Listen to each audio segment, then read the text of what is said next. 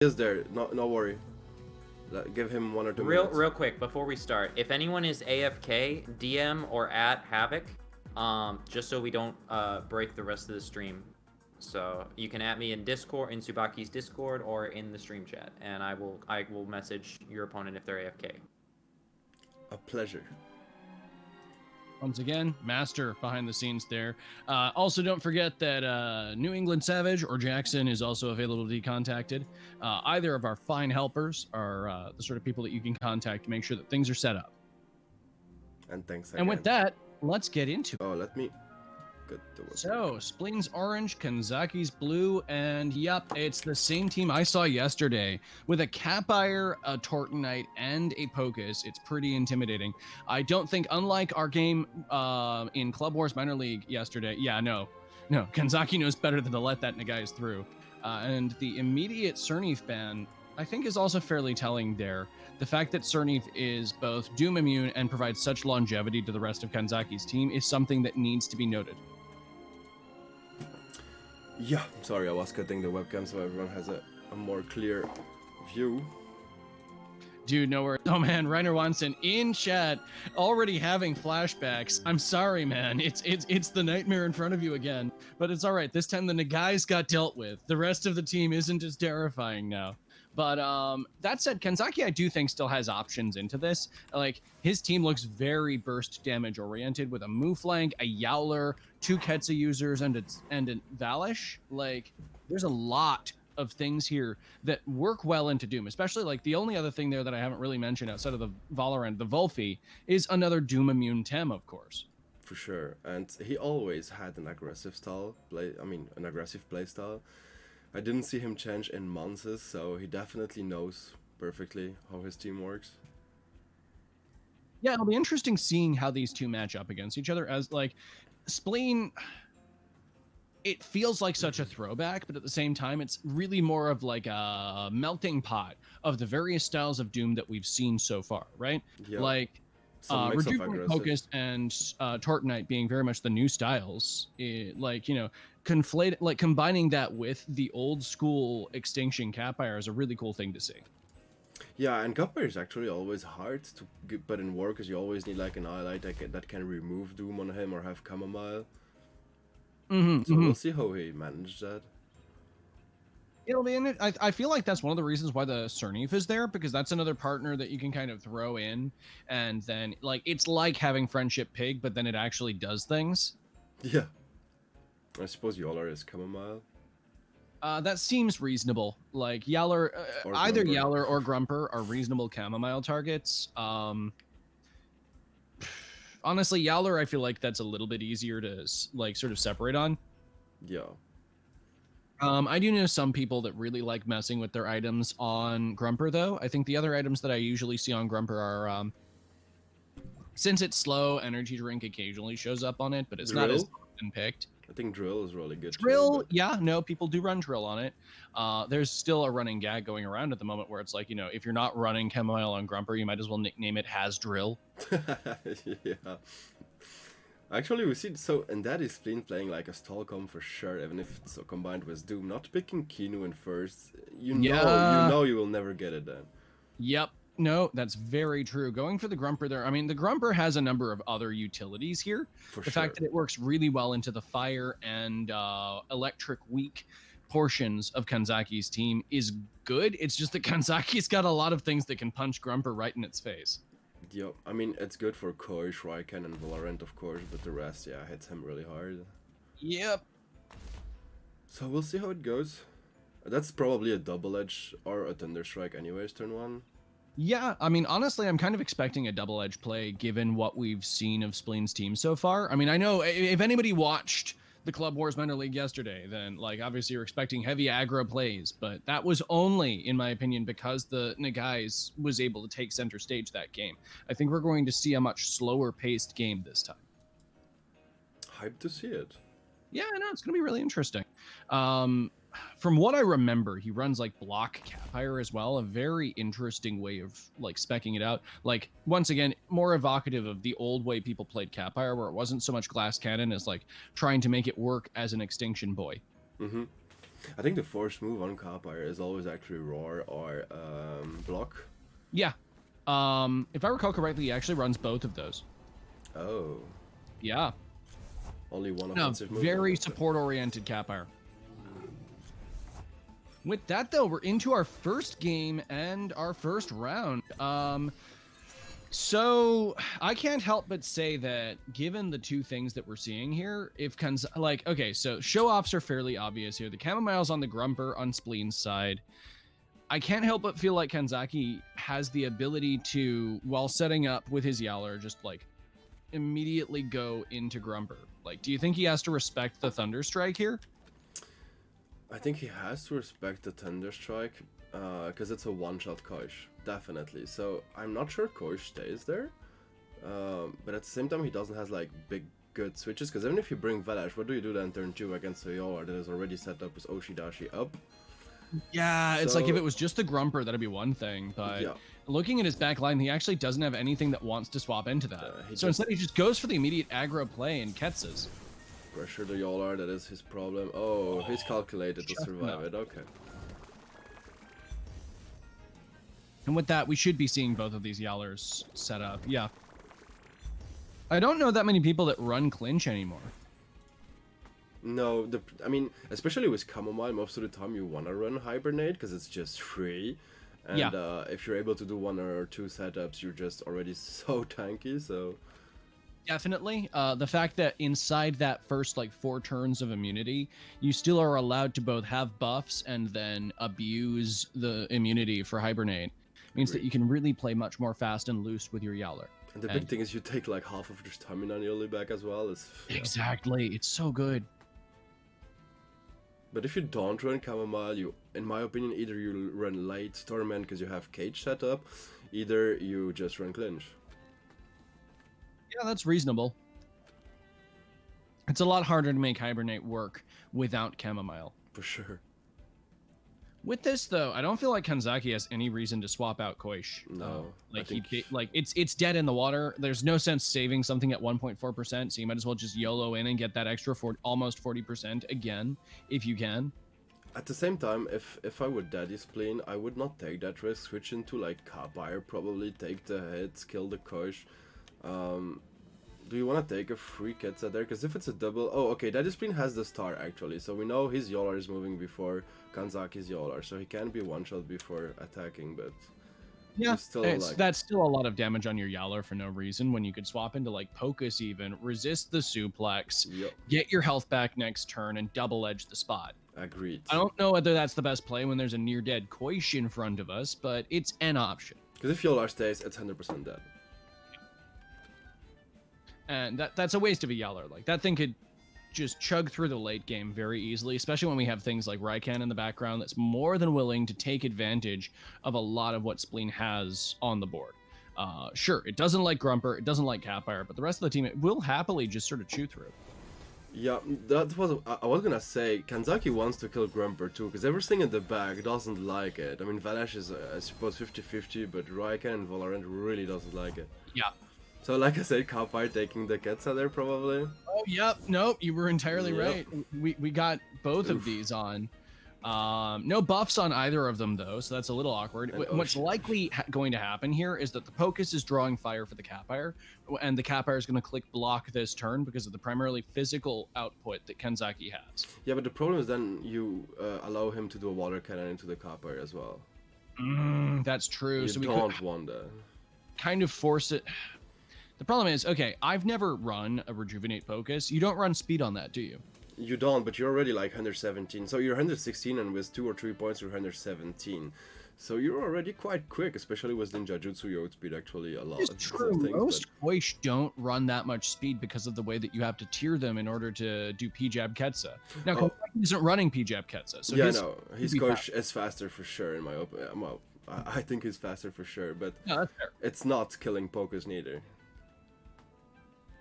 No, it's not. It's going to get it down to 18% and die a hero, but this also means that you don't have that frustrate there. And yes, the fire was drawn and the block does happen, and trap means that Pocus probably isn't dying today. We'll have to see how much damage. Comebacker is depends on what he attacks. Okay. Yeah, no, okay. So since it hit the Catfire, it actually works out really well for Spleen. Yeah. That putting in massive value there. But the block put in massive value too. Well, I mean, I'm assuming that would have done what, 40% otherwise? Yeah, because it's double defense, so yeah. Yeah. Now, block Catfire is something the last time I saw block Catfire was actually not on an extinction set. It was like an ancient set that a clubmate did, who was experimenting with like a heat up block Catfire, and it was incredibly frustrating to take down. Became a last rush threat. Now that doesn't scale very effectively, but I do think block works well on an extinction set, as we're seeing here, especially in a physically dominated meta like this one. I completely agreed. Just lets you time to survive, and then with your healers, heal him back if needed. Just like with Cerny, if it's perfect, because you can extinction, he just needs to bush, and Kappa has Exactly. talisman probably. So It's a very good combination. The Pocus is kind of in a rough spot here, but no, there's only one sort of buffer is the problem I have here. I don't feel like Pocus is Spleen's win condition. no, but the thing is, like, he can bring. Oh wow, I was gonna say if he brings Valash, it's hard because Kappa is on the board, and Valash is the only thing that kills easily Pocus now. And that's true, but that's definitely drawing fire. In this case, literally. Now, obviously, Capire does have extinction ready. There's no reason to click it in this board because Yowler still has a tick of immunity and isn't going anywhere. But that threat is still there, and the moment that immunity is away, then Spleen can start playing this game. I mean, Madness buff would be so ballsy here that I really don't believe it. I don't see how you stay on this field and Spleen doesn't Ketsa you, or if he doesn't run Ketsa, then still Embers. I don't know why you wouldn't run Ketsa on this set, though. Agreed.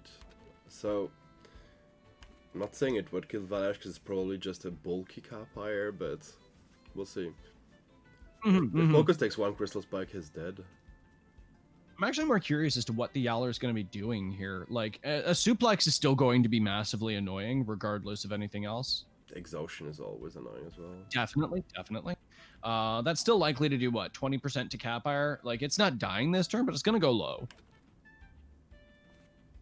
Or do we think he's just going to focus whatever goes into the Pocus slot? Because I don't think Pocus stays there. What I think is that turns into, like, Grumper again, maybe?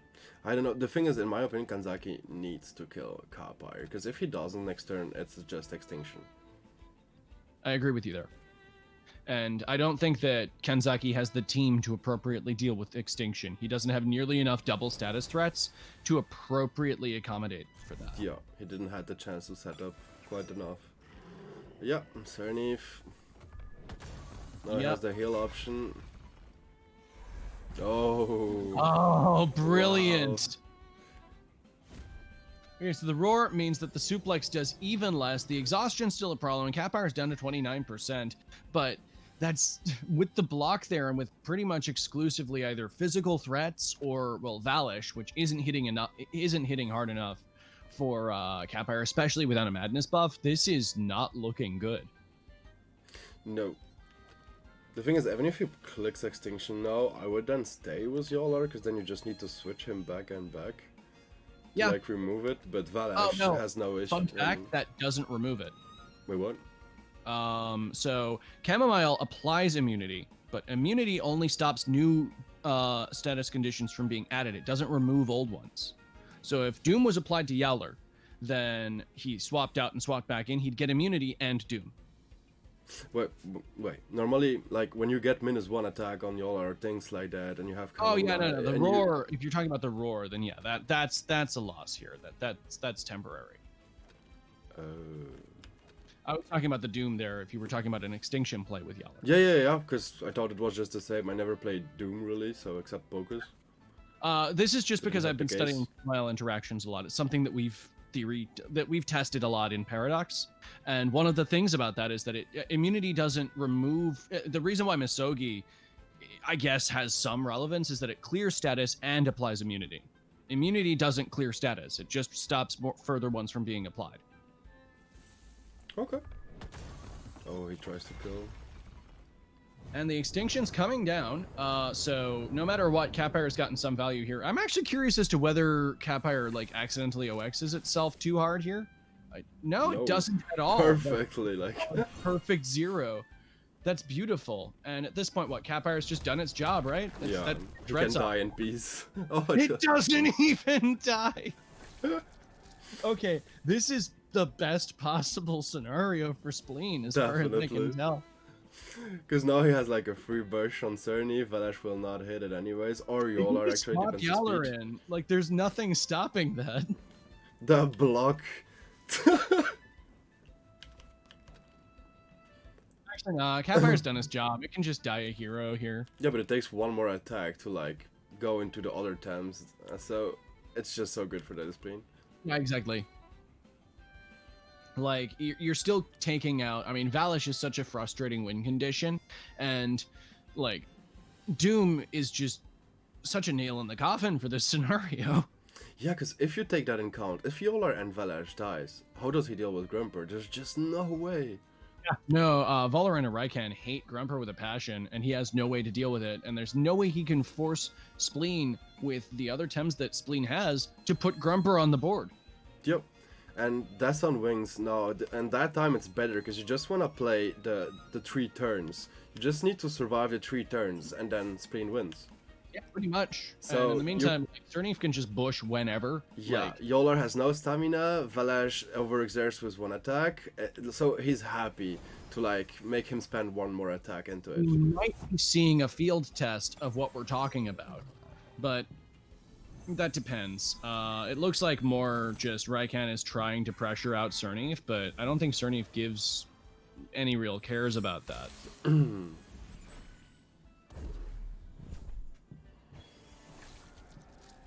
Although this looks like almost bait from Kanzaki to try to lure the Grumper out onto the board. Yeah, and he does it. That's actually, I don't know. Oh dear. Now, I think that he's still in a good position regardless, because he has the buffed Yowler in the back. I mean, I say buffed. It's got a show off. That's something. But no, Grumper conservation is important here, and Valish can still overexert for the glory of the Empire here. It's not like you're too it's not like Kanzaki cares about the health of this Valish when it's guaranteed to die in 2 turns. Yeah, anyways. I think Cerny needs to revitalize himself. Ketsa's gonna come first before revitalize because of the synergy with Velash. So if he, I mean, you never expect it on Grumper because it's just not good. So you can just revitalize yourself and win time, and then mature it. I think there's merit to Spleen, like, sort of doing his own ruse here and swapping Pocus in on the Grumper spot. I think you're still taking a Crystal Spikes into that, so that's probably a bad idea. Yeah, and especially because you're Kalasichi. You're not gonna die. Oh, wait. What I was expecting Kanzaki to do here. This was a ruse to create a board state in which this could happen. This also shows us whether or not I'm right about Doom and immunity interactions. Whoa. So we see both of these boys swap out, and there we are. See, Doom and immunity. He's not free with his Yowler as much as he wishes he was. And we see the Grumper just sitting for the long haul here. That is a bold sentiment. He's going to be taking an Oshi to the face before all this is said and done. He needs to switch. That's the only sad thing about his Stonewall is like now his... Okay, I need to switch and remove like a my waste buffs. Of Stonewall. Yeah. But yeah, no. You can't afford to lose Grumper there. You really can't. But this also... This is delicious bait. Because, I mean, if he just puts the Cerny back in, that's a Callosity proc for what's effectively free. I mean, okay, it's not really free because you're still taking a Crystal Spikes and an Oshi to the face. Like, that's a lot of damage, but it's I think, the best transition that Spleen has.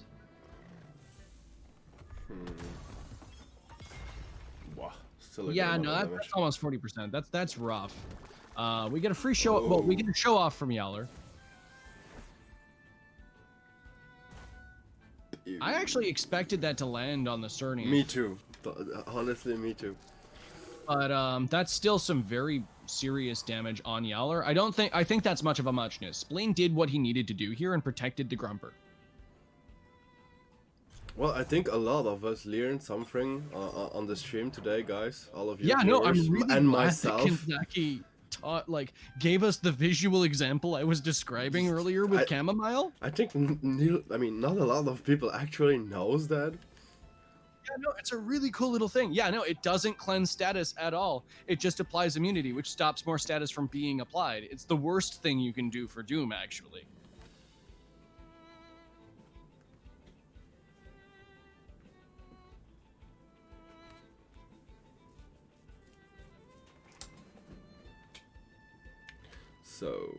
So with this, is I think that right. What we can say is that Grumper basically comes in for free on one. Well, basically, Spleen can allow one spot here to die. What's likely to die is the Yowler, except we're going to see Revitalize onto there. We'll see if the Raiken can power through it anyways. No, that's not killing Yowler.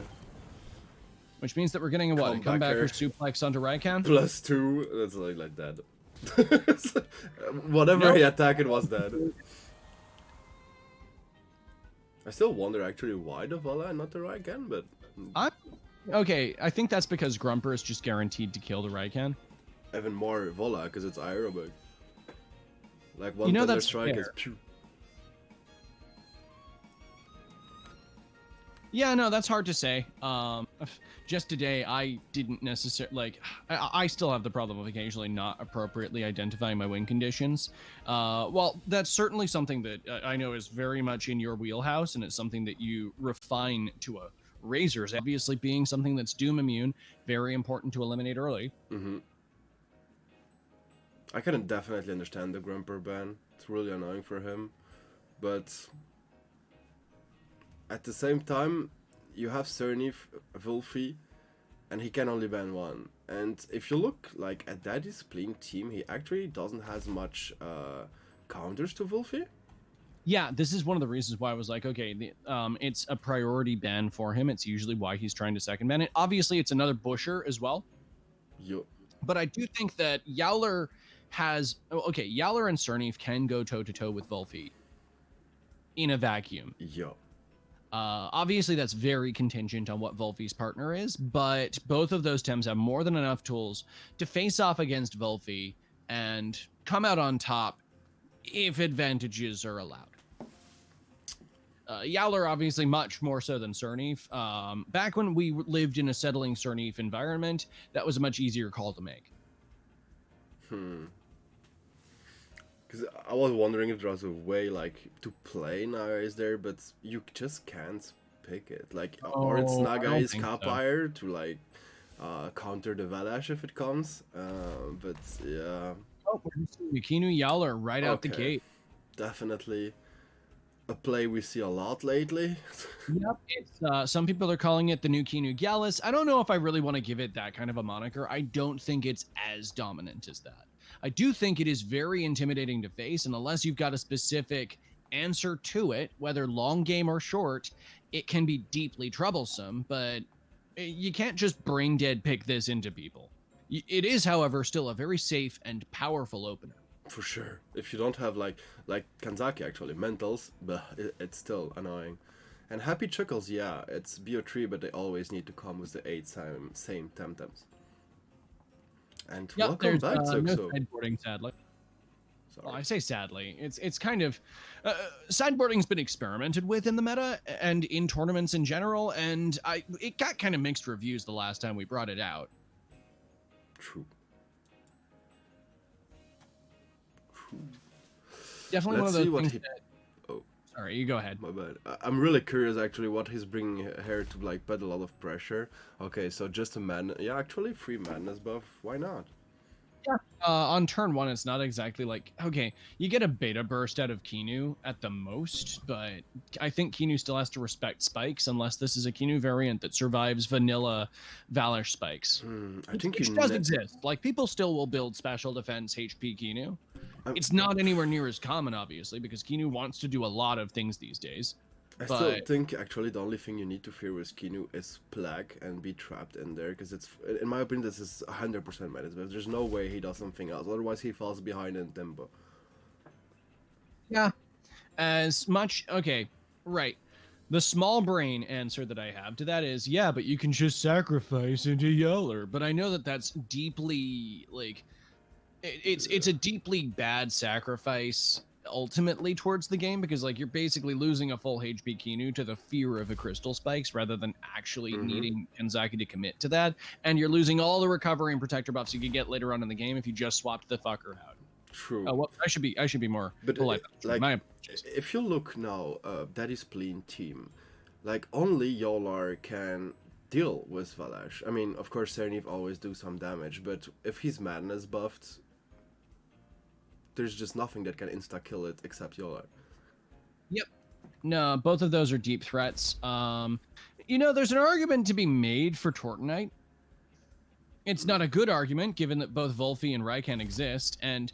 Oh, no. Okay, right. With the Valorant as the final pick here, I can't, in good conscience, say that Tortonite feels very good into this at all. Basically, constantly frightened. Spleen disagrees, but oh boy, he's going to really need to lean on that confined in order to be able to live through all of this. This second game feels a lot more in Kanzaki's favor. Yeah, the draft we were saying was... in that little inter-game period, Kanzaki is adapting to Spleen right now. Yeah, his draft was just really brilliant. For me, it's like 70-30 on this one.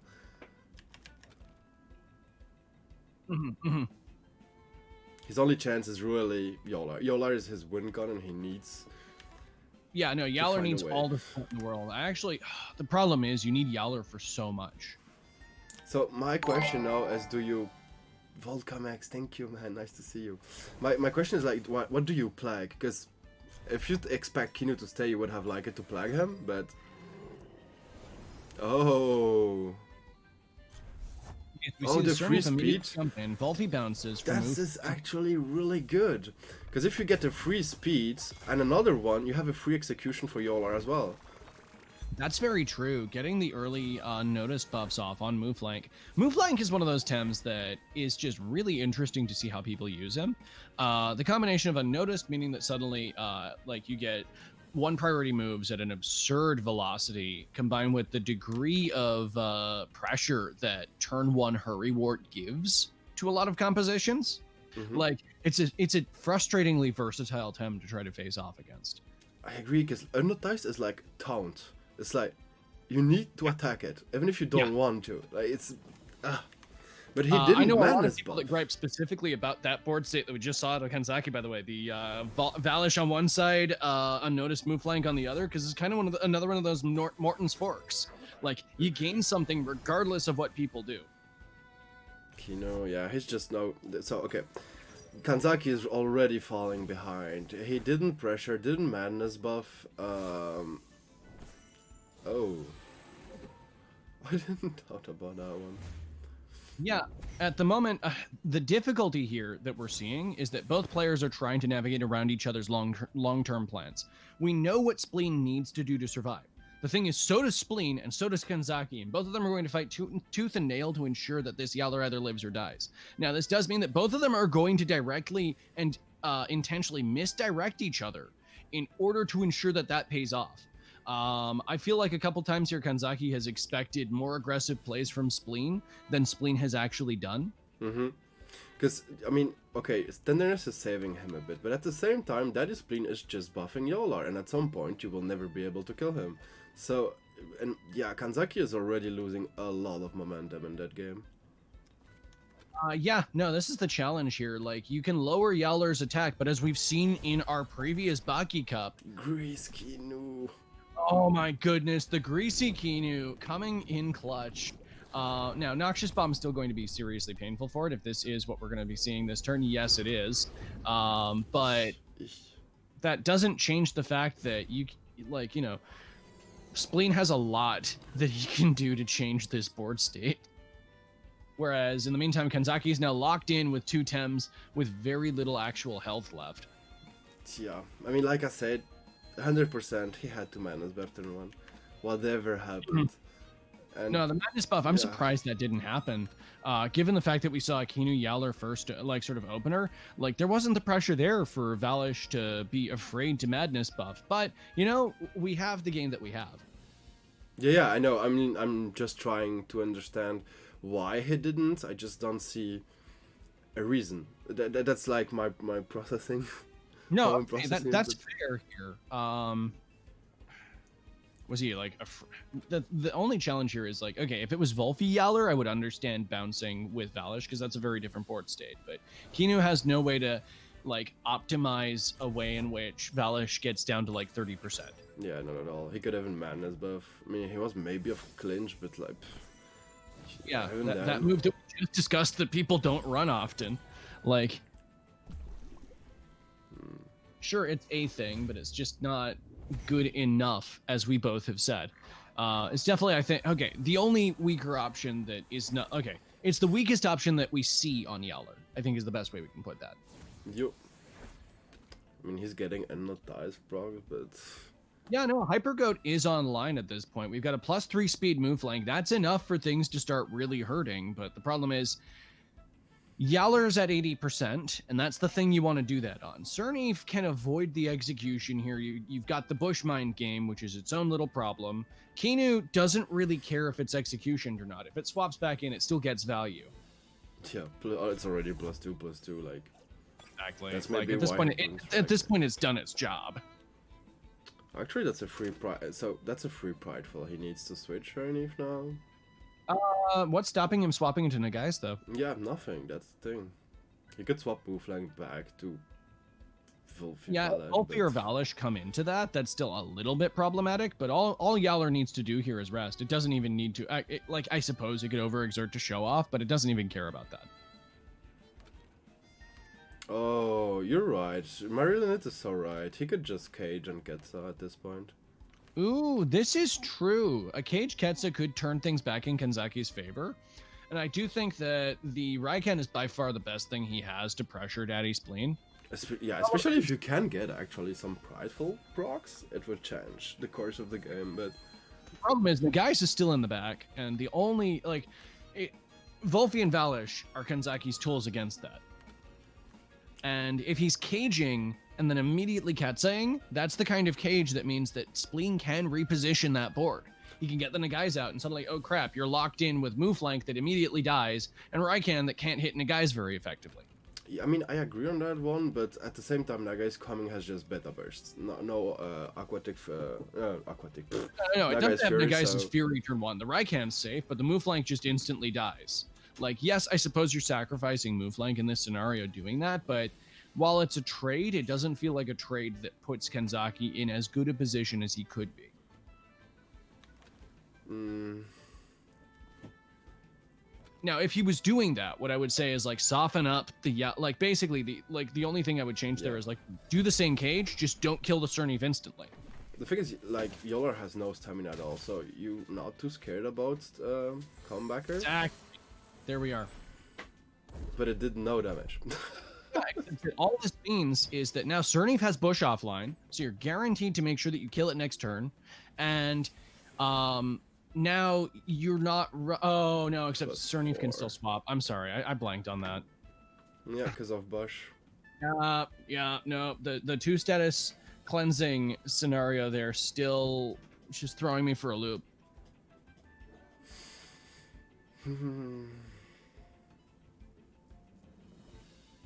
Yeah, that's a whole thing. This is harsh. So we can still see the guys. Man, okay, right. Sorry, I blanked on that. I suppose thanks to that, it's even harder for that to be a thing. Kanzaki is definitely going ham on the tenderness. And I do think that is another thing that he needs to do to keep things going here. Yeah, and he loses a turn just for taking to -1 again. Yeah, and Mooflank has +5 speed. Yeah, no, Hypergoat is doing really well here. This is the opposite of the field that Hypergoat wants to be in. True. But, like, he can just put that in the back at this point. Valish or Volfi can come in. Probably Volfi. And no, Ketsa plus execution never kills Yolar at this point. If you see the damage that did Ketsa, there's no way. Oh yeah, Yowler's at +2. Ketsa's not taking it out from there. But yeah, I agree. It was an obvious Nagai swap there, but do you know what Kanzaki is like thinking? Because you need to put Yolar close to the 40% to be able to just kill it with move flying. Challenge is, like, at that point, it seems like that was still one of the most optimal plays that Kanzaki could make to try to gain momentum. And as we kind of explored there intellectually, if we lose track of Bush, that's still the easiest thing to try to keep in mind there, in terms of like killing the Nagai, killing the Cernif turn 2. Now that said, the Volfi immediately losing over half its health to the Oshi is not what you want to see as Kanzaki, and Yowler is certainly doing his best to protect his good friend there. Now, I'm pretty sure it overexerted that turn,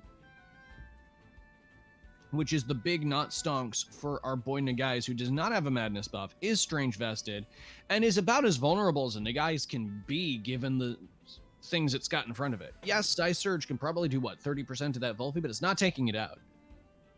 Yep. Just to answer G-Dragon, yeah, but Exec is not half damage of Ketsan either. Yeah, I don't see how... Oh, okay.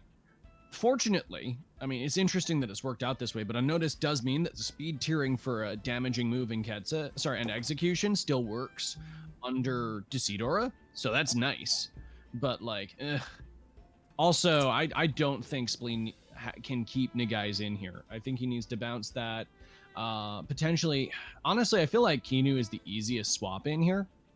Just get another buff on Yowler. It probably dies, but that means that nothing else of value is taking the damage from Volfi and Valish doing things. Now, this does mean that Valish is able to get a madness buff off, and that's not what you want here. There is an argument for sacrificing Nagais into that, but Nagais is just so valuable against everything else that Kanzaki has. I agree. I don't think you can take that. I mean, Daddy Spleen has to see, of course, the terror like of Plague plus Crystal Spike, because Yolar, if he attacks, overexerts massively and put himself at an easy range for Exec. If you bring Kino, I don't think that's great neither, because then Wolfie will probably just trap Yolar. Cernif could work. Yeah, he switches, okay. Okay, so we see Tortonite on the Yowler spot, which admittedly I didn't expect. Like, Tortonite still doesn't really appreciate this board, but I suppose it does something to, you know, draw fire. Oh! If he does Vortex. Okay, so he read it really well, the switch there. Doing a Madness buff. Plague still lands on Kinu. Yeah, but Grease, Kinu. This is actually a really nice turn for Daddy Spleen in what he can do in the like. Okay, the reason why I say this, like, obviously the threat is there. The madness buff went down, and Volfi has its hold up, so Daddy Spleen is very threatened. But we have the opportunity for a sacrifice cage here that would put Tortonite up to like what, +4/+4? Yeah. At the same time, Valash takes a scavenger buff, because if Cernif or Nagais comes, it's 100% death. If Yolar comes, you put him like at a good range, and it's a free death vortex for Tortonite as well. Yep.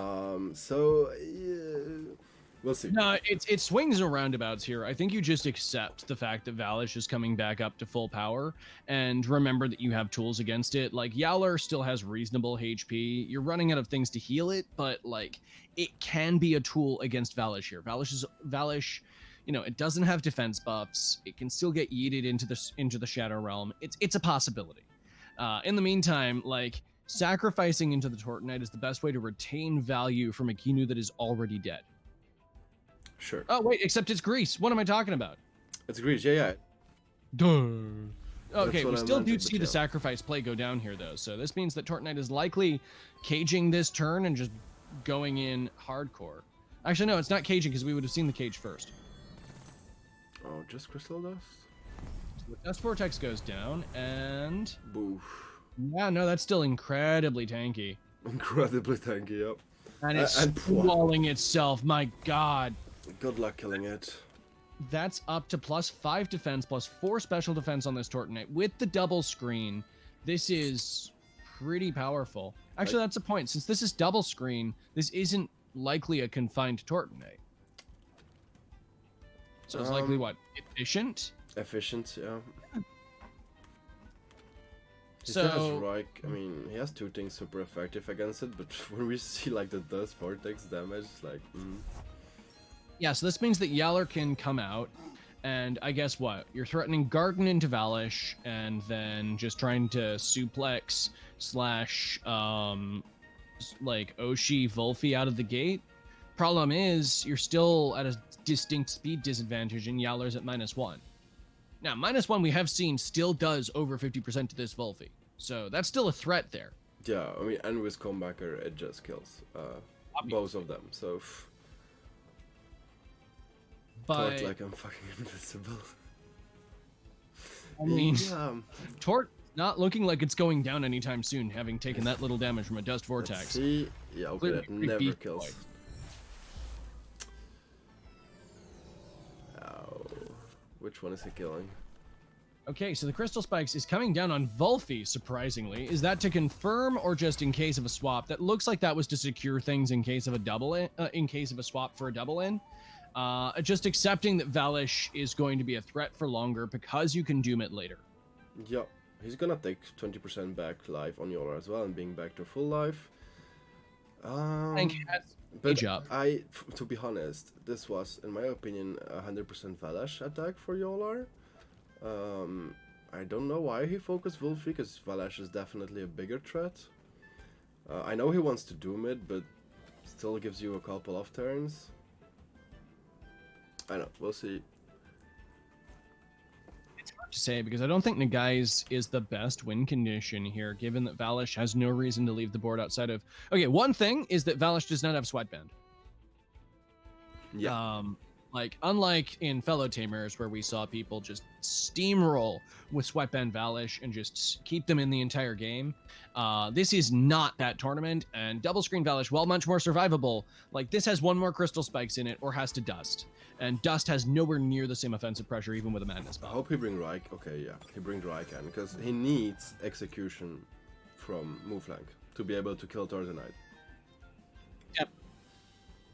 So a good thing, I mean, Ketsa did 16%, so would just kill the Yolard, take the Prideful buff, and switch into move flank. That would take, I suppose, then just the Doom, but it's harsh, because then he can just bring Nagais, and Exec will still be the fastest thing on the field. Yeah, as much as Kanzaki's been doing his best to like try to shape the board state into something that he can sort of carry through with, Spleen has been very good at maintaining a position which is, you know, less assailable here. Like, he's kept the Nagais in the bag, knowing that move flank is the way in which Raid Boss Tortonite dies. Like, Yaller is still, you know, a short breeze away from dying as well, which, you know, that's still deeply concerning, but like... Actually, okay. The part where I come up short here is Spleen doesn't have anything to swap in for this Raikan's attacks. If Nagais comes in, it dies to Crystal Spikes, and there's no way he can stop that. Yaller also dies to a Ketsa. Yeah. Prideful proc. Yep, and that Prideful is starting to look really spooky. So we're going to see the Garden, which does get some extra heals onto Tortonite as well. Alola, no, please wait. Yeah, that's what I thought about switching to move flank, but at the same time you want to preserve him too, so I don't know. The thing is, now he needs to bring Cernive, that's another kill, and then you will still need to bring Nagais to kill it. I think that at this point, I was so ready to say this was a very even game, but I'm looking at all of the things here that died to Madness buff Valish, and, well, as expected, Tsubaki, a lot of them died to Madness buff Valish or Raikan. Yeah, that's why, like, why not first turn? But anyways, I mean, he's coming back to that, because now, like, Spleen has no choice. So he will bring probably just Cernive. It's a death, and then still 2 turns of Doom. He has enough time to kill Nagais, and then it's like move flank Raikan against Tortonite. At this point, does it matter? Yeah, he chooses the Nagais. I think he's going to try to, engineer a position in which he can try to, like, scare away this Raikan. But he did Fury before leaving as well, so Fury is not even up. He could be trying to stonewall the Nagais to try to keep it alive in the face of this Valish. It's Trend Rest, I mean... Yeah, no, that's why I'm saying stonewall. Well, yeah, okay, with Stonewall, actually. Just cancels the Madness buff. We saw this out of Asylum in the minor league. It's something they've done before, so this could be a thing that he's trying to double back on here. The problem is this Nagais does not have a madness buff as well, so how's it slapping back? He could have Lullaby. If you don't run Psysurge, you just run Lullaby most of the time, so... Or no madness buff at all, and then just Psysurge, Lullaby, Fury, and Beta Burst, but... I mean, that's definitely different. I don't know... Madness buff feels so weird to not see on a Nagais, but you're right. A Lullaby would do a lot to change momentum here. Instead, nope, it's a Rope-a-Dope just to keep the Decidora up and just keep that on this turn as we see the Raikan bounce inexplicably. Oh, why? For the move flank. So Stonewall goes down on the Surnif. Yeah, It's I wouldn't have benched. I'm curious as to how that turn went. Like, I feel like the intention here was for a stall turn from Spleen, which kind of low-key half happened. But it would have been a Ketsa into Tortonite and make things good for the exec after that. Because no move flank is in a hard spot too. I mean, of course, he's gonna one-shot Naga is there, but... Yeah, but the guys can still get a Psysurge off and kill move flank now, unless Raikan comes back in again. Yeah. Just to get hold up on move flank? Move flank, like, has the hold it needs. Ren's Cage, easy Doom clear. At the same point, if he one-shots Naga and Raikan doesn't die, it's win as well. Oh, also, Khaled, I'm pretty sure you cannot rend yourself. So, that's a slight shortcoming in the thing there. Yeah, you cannot self-target rend. So, Spleen only win con there as Lullaby. If he doesn't run it, it's lost in my opinion. Man, I wish Rend could self-target. Otherwise, I'd be doing it. Either way, though. Yeah. Okay, so No, we see the Lullaby. Beta Burst go down on move flank. I'm surprised. I kind of expected that to just turn back into a Raikan, if I'm honest. Why? Oh. Crystal keeping the Nagais alive? Is this the throw that was needed here? This is a throw, a big throw. So now seeing Psysurge onto Raikan. Raikan cannot take down this Tortonite on its own. What the hell? Psysurge is still available on this Nagais as well, if I'm not mistaken. Yeah, because he didn't. He's not running Lullaby, so. Okay, yeah. I mean, we could still see a Lullaby this turn. I mean, he would have done it last turn then, 100%. Because it was then just GGVP. You're right. You're right. I suppose I'm accounting for people doing silly things, but no, we see a Fury instead, which just slaps the living daylights out of this Raikan. And while Meteor Swarm will do damage and will take out the Nagais, man. I mean... I'm expecting a Tort's Garden this turn onto the Raikan, healing up our boy. No, we see a Spikes. It doesn't. Spike the Tortonite. No, his only hope is that Ketsa kills, but there's no... I mean... I don't see how Ketsa kills from here on a +5 Tortonite. And, like, all we need to see here is dust, I think, right? Yeah, but Raikan is supposed to speed. There's no way, like, he's outspeeding, but... No, exactly. All I'm saying, like, what I'm saying here is, Oh, it does actually KO! Okay, we all doubted him. +5, yeah, because of +2, okay. That's impressive. Wow. Clearly this didn't, like... I'd chalk that up to Spleen's spread. I would have expected that to be the bulkiest tort imaginable, but I guess we're all just underestimating what a +2 Ketsa does. Well played to Kanzaki, taking that back at the last possible moment. Whoa, but Kanzaki... I mean, that crystal dust was still harsh. Really harsh. No, the crystal dust felt so unnecessary there. Like, Valish died that turn. You just, nut up and do the spikes. Because it's not like you care about how hard an overexertion that is when the Tem's dying. But either way, we're going straight into our final round between these two, and we will see who goes into the next part of Group 4. And classics now. Wait for round 2. Would be cool. Yep. Sorry, everybody who has to wait here, but we are trying to make sure that everything stays together inside this as we move forward.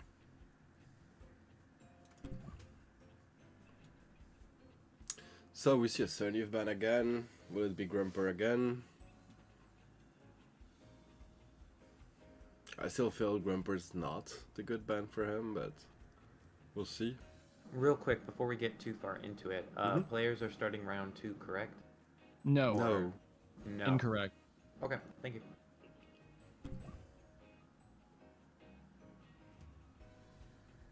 So, looking at this, Spleen, like, yeah, okay, so we see the Nagai's ban again. Like, Grumper still provides a lot of value into Kanzaki's team, but I think you are correct in that, like, the Grumper is not the top priority here. He still has ways to deal with it, especially with Wolfie. Yep. Especially since, like, it's now very apparent to Kanzaki that he needs to first pick Wolfie every game against Spleen. Yeah.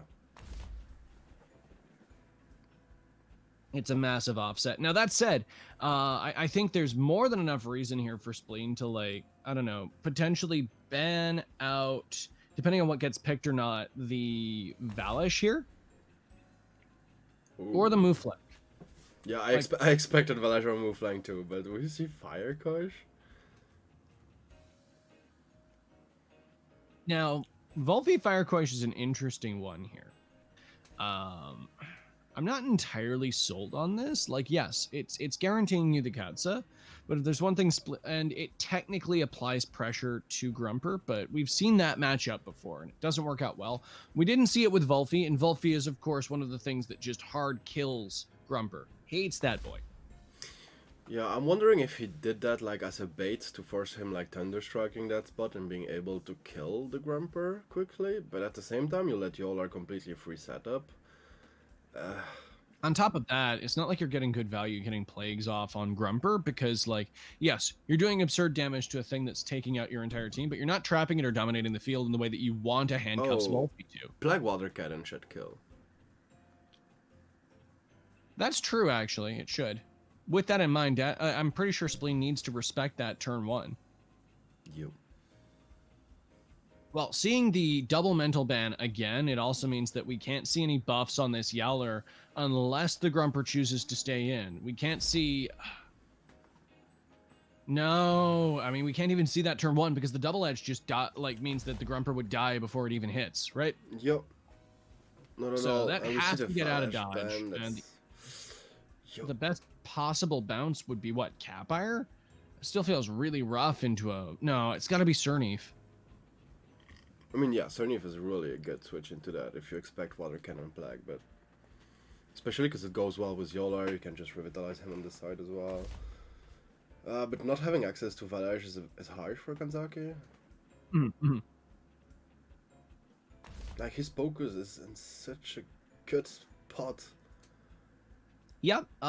It definitely seems like if Spleen can do what he did game 1 and just provide too many threats for Kanzaki to deal with, and then put him in a position where he just can't apply the appropriate pressure to one of the Doomers, then Spleen may very well have this next game. Ensure it, like, the Valish exerting the pressure that it did last game was very important. Definitely. Just to respond to some people here, like, I don't feel like the entirety of Spleen's draft is bad. I just feel like his lead is obviously a bit rough. Now, Grumper's still very valuable here. It's just that Kanzaki has made it a poison pill to take turn 1. I mean, turn 1 is more of a mind game now. Does Grumper stay or not? That's the only thing Kanzaki needs to read. If he expects him not to stay, then he just double the Yolar. And that's gonna be enough. Turn 2 to I feel like you have to respect it and pressure the Grumper anyways, though, right? Like, sure, Yowler gets the 1 show off for free, but, like, exerting the, like, okay, trapping in Cernif, the most obvious swap in for that, feels incredibly good for Spleen, regardless of what the Yowler does. Agreed, Optimus Lamb. Also, yeah, no, tournaments are very important at the moment, and it's just a nice way for us all to interact with the Tems that we still have, right? Yeah, it's just events that let the community still live. Definitely. It's certainly been a lifeline for a lot of people. I also do still, like, if we're talking about this for a moment, I know we should be talking about the leads. We've examined that a fair bit, I do feel, though. Yeah. One of the concerns that I've had seeing a lot of separate tournaments go down at the moment is that unless we see a lot of good intercommunication between a lot of organizers, it can be very rough for people trying to play to choose what tournaments they're going for. Now, that's a really nice problem to have, but it still needs to be recognized as a problem. Otherwise, we're going to see more tournaments where we don't have as many people as we could potentially have. Agreed, because people are just burning out because too many tournaments are organized. At least the only thing that I'm happy about is like my format is unique at the moment. So really happy about that. On top of that, while we're in this little period as well, I should say that if you are looking for more tournaments to wet your whistle on, there is of course the what's it called again? Let me sum it up. Joust. The Joust is something that is happening, but there's also the Archipelago Arena All-Stars next Wednesday. It is a real money prize pool, all sorts of fun things involved in that. And Legacy Cup Tuesday, if I remember well. Yes, indeed. Being hosted by myself. Oh, fantastic. I needed to talk with you about that. That's on Tuesday, you say? Yeah. Interesting. So he made the play to kill the Grumper, but like I said, yeah. Now it's harsh, because Cerny didn't really care about it. Y'all are free setup. For all the people asking in chat, incidentally, to wet your whistle is a turn of phrase that is to slake your thirst, or assuage your hunger, if you will. Either way, though, yeah, as we expected, the Cerny does swap in, and it has been plagued. And Yaller basically was unpunished inside that. Yup. So no Savage Suplex or Oshidashi just into Wolfie incoming. The thing is, like, he has no... So that's another thing with the aggro. Like, he has no switch in that can say, I can take that easily. None at all. Because Serif is banned, so he has no physical tank anymore. Correct me if I'm wrong here, but, I mean, what's stopping Spleen from just double targeting either of these spots with like a Wuckle or a Frondo and then a suplex? There are none. In my opinion, Daddy should focus Wolfie because it's the main threat for Grumper. If like his dad Grumper isn't okay, there's still Yolar, but yeah, no, Wolfie is definitely a very important thing to deal with. I think he's got a lot more answers to Koish, especially since once again, like he can just swap Capire into a Ketsa. Yo, and Grumper deals with Koish really well as also, Evan. Mm-hmm. If I understand Thunderstrike, Water Cannon is a pain for him. I mean, yeah, it's not nice, but we all know Grumper is still going to live one of those a lot more comfortably than Koish is going to live a Thunderstrike. The main thing that needs to happen is that Grumper can't swap in on a predicted Water Cannon. Yeah, I think Kanzaki has to save the Wolfie too. Yeah, he did. Okay, oof. Yep. Well, has good defense. So he seems to come in, which definitely does not want to take this double. Synergy does take out the Cerny before it's even able to react. No keeping the Koish alive, even at 23%, that's... really good trade for Kanzaki. Plus unnotized, yeah. Yep.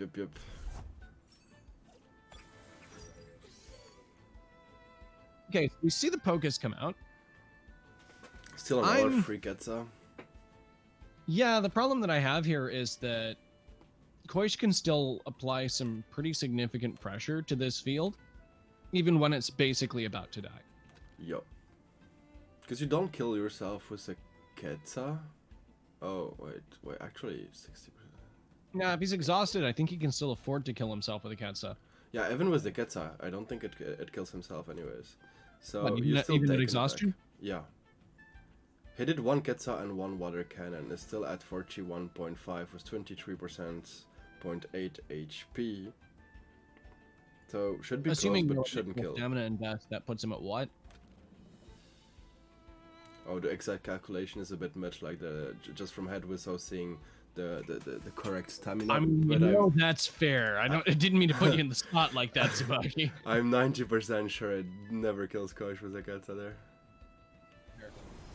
I'll take your word for that. It still looks like that would be kind of a rough overexertion, but that's also something you're totally willing to take. Oh, sure. We'll be close. We see the Capire. Let's see. It kills. My bad. was gonna say that exhaustion really puts it into a hard position there. So we see our tenderness come down onto the Capire, which doesn't give two hoots about that. This Capire isn't here to attack.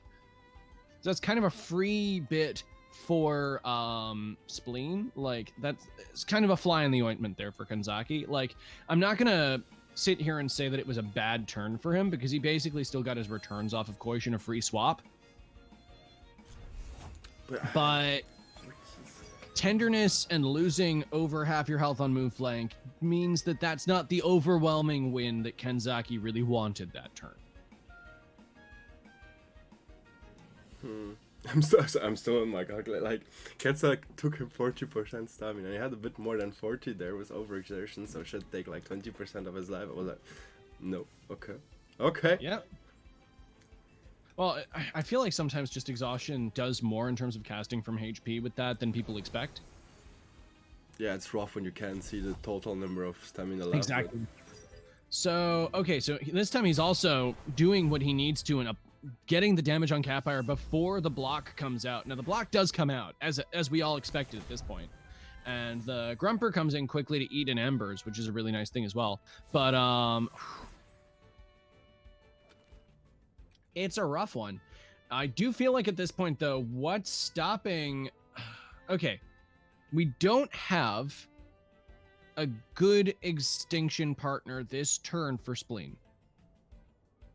Yeah, as we both know, there's not much you can do to do that. Oh, no. Right, okay, I did think of one thing that Spleen could do. It requires him to run Ember as opposed to Katsalania, though. Oh, that could be a possibility. We didn't see him attack at the moment. Yeah, if he runs Ember, then what he could do is Thunder Strike on Grumper, and then Embers it. Embers it, yeah. Yeah, and that clears Doom. However, judging by the fact that he swapped, I don't think that's what happens.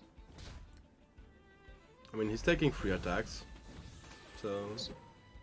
So what we're looking at here is the pause that we have seen previously, in which Spleen's repositioning in order to get that good boy extinction. Now, Volphy exists and is going to be the thing that stops extinction from really firing here, because I don't think that Spleen is going to risk trying to deal with that. In this instance, I think he's just going to try to double target the Volphy and deal with that. Now, at -1 attack, I don't think Capire's doing enough there alongside Yowler, but maybe +1 Yowler can just destroy this Volphy.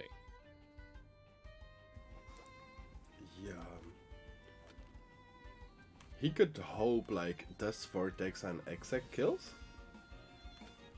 Actually, now that I look at this, I think Capire needs to leave, because Capire's got, +2 defense, not special defense. Yeah, Dust Vortex... But, the Vortex is still kind of terrifying, but we see a Tenderness go down onto Yowler, putting it back on neutral. The Quetzalania is going to go right down onto the Volphy, doing very little. And the Bush is coming out, meaning that Yowler... I'm pretty sure this isn't a Drill Yowler. Yeah, no, it's not Drill Yowler. Who runs that? But what I was really wondering is, like, you could Dust Vortex Yowler and X... Oh, actually, no, Move Flank was too quick for that, my bad. Yeah, no, at this point, Move Flank's up at 4, like, what? 4 speed now. It was 3 speed last turn. That didn't feel realistic. Like, you can Dust Vortex. There's no good switch for it anyways. Yeah, I agree with you there. Nothing wants to eat that on Capire's side. I think you just sack the Pocus to this, honestly. Because I feel like Capire is better here. And yeah, that's exactly what Spleen does. This has successfully chased Volphy off the board, but that can come right back in. Like, the problem is it's still around and it can still be very troublesome, and Kanzaki's doing what he needs to do, and it's just, killing the bear with kindness. Tenderness regularly being the best thing people can do against Yowler. Yeah, just exclamation tournament if you want to see the brackets, guys. So, Baton Pass Pocus. That's an interesting thing to see, actually. I don't think we commented on that previously. No. Most of the time you run into his Kino and he doesn't. We saw it, so... And Pocus, actually... I always run at him with double screen, but Baton Pass is definitely not a bad idea, especially when, like, you play around, a lot around it. Yeah, I mean, it's a critical mass of healing that's very hard to deal with. It's kind of like another unnoticed scenario where you just have to apply a significant amount of pressure immediately to Pocus. Otherwise, it's just going to kind of sit there. Agreed. Can you imagine if Temtem had leftovers as item? That's something I'm really glad we don't have alongside the other items. Like, Baton Pass is so much easier to deal with in comparison. Yeah. Because it forces you to switch. Exactly.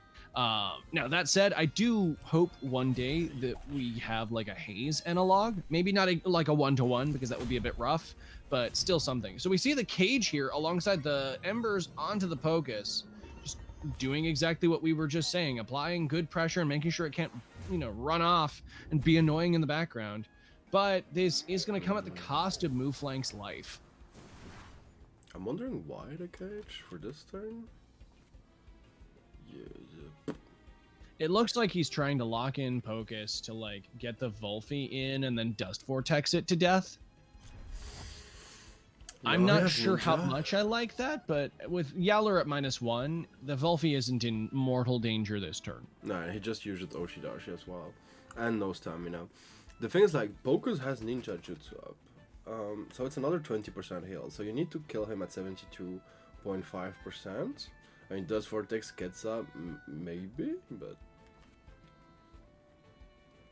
That could be what we're seeing here. Maybe a Plague Ketsa to ensure that Raikan gets the buff. Yeah, I was gonna say, it depends on Vilfi's speed, because he needs to be quicker than Raikan. We saw his Raikan is not too slow, because it did outspeed Cerny. Jutsu comes down, does once again not very much at all. Like, it's 66%'s a bit low, but that's not dying to Yowler at -1.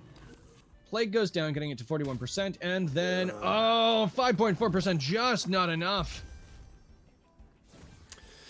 Yeah, oof. Yeah, at this point, Pocus can just reposition. Actually, does it even want to reposition here? I don't know if it does. I'm not sure at all either. I think you want to plug Yola for sure, especially if he attacked, and the overexertion is just... Yeah, then that's the best way to kill Yola. And if Grumper Kapire comes, well, still okay. Okay, the downside if I'm Spleen here, though, is I want to Psychosis, but I know I can't Psychosis. No, you're too slow, yeah. Exactly. It would be wonderful getting that off, but it's just an impossibility here. Telekinetic Shrapnel is reasonable, but I don't think that does enough to keep you alive this turn. But the problem is, what comes in here? Dust Vortex kills most of the either of the things that come in here. He doesn't have... It's still full. So I understand him wanting to kill Pocus, because then his Yolar is like really in a good spot, but that at the same time, Pocus has no good switch-ins, neither now, so do you want to take so much damage? Actually, no, not even. You just Dust Vortex, and whatever comes there. That's what I'm saying, like, you can't swap Pocus out. Absolutely everything. I agree with Yoshiro, but at the same time, if you do that, you sacrifice something and you just get one turn. And if you give a Prideful to Raikan, he will never outspeed to heal again, so... I am surprised by this turn of events. Instead, we see the Yowler come in on the Volphy spot. I can't say that I expected this. I definitely didn't expect this. So we see a Fierce Claw come down on that, expecting the Capire swap. Except that if you were expecting a Capire swap, wouldn't you have just, I don't know. I mean, I can understand him trying to save Volphy. Because it just wins against the two most lively Temps in his field.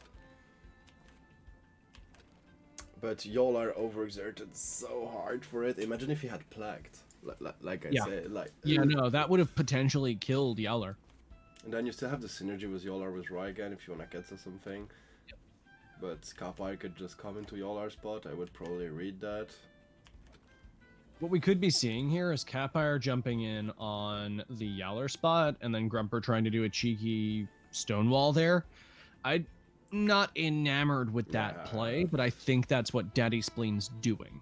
I think you have two choices. Either you double there, either you just Oshidashi and rest with Raigan to get some stamina back, but you could very, very well just switch into Volphy as well, the Raigan. Yeah, I think Volfi could easily swap into the right hand spot here, but at this point, what's stopping Kanzaki from just heating up with his Yowler? Because it's not like anything here scaring Yowler. He could, but he has Oshidashi off. Sorry, showing off. That's what I meant. Yeah. Was wondering if you don't want to Oshidashi first, then show off, but yeah. He has no pressure at all at the moment that he's playing on the field. I still would switch Raiken into Wolfie. Yeah, no, Volfi seems like an easy swap there, and that's definitely what's happening. Sorry, I scared a couple people in chat there. Yeah, no, sad. We don't live in that world, folks. So we do see the Catfire swap on that side, but this is the opposite of a field that he wants to extinction into. Immunity Yowler and Team Elusive Volfi means that Catfire, while it's great, still, and it's got potential, like this Catfire does not have what it takes to deal with this field. I still feel that's Vortex kills, but I don't know his TVs. We'll see. Because that's only a +1 special defense. Oh. My bad. Yeah. No, this is a very good point. Dust Vortex could very well still kill here. I think that, honestly, Spleen is Spleen's living by the seat of his pants here just by ensuring that he's not getting hit by the things that would kill him. But the problem is, that's the death spiral of a game, right? Yep. Like, at this point, what we're seeing here is consistently Spleen has had to prioritize making sure his things don't die over actually gaining position over Kanzaki. And that generally means that you're dancing around the end of the game with you losing. Because, I mean, I'm someone that dances a lot around the field, but with a lot of healers at the same time, where you're at the spot where you can't heal yourself and play really the long run, you need to pressure, and yeah, that's what he's I agree with you there. If he had a revitalizer, if Cernif existed and hadn't died early, that would be great. Definitely. Sadly, that's not the case here. Yeah, killed. And Yowler's down, so that's one less thing he has to hide behind. I think Kanzaki's gonna crawl away with this one. Yep.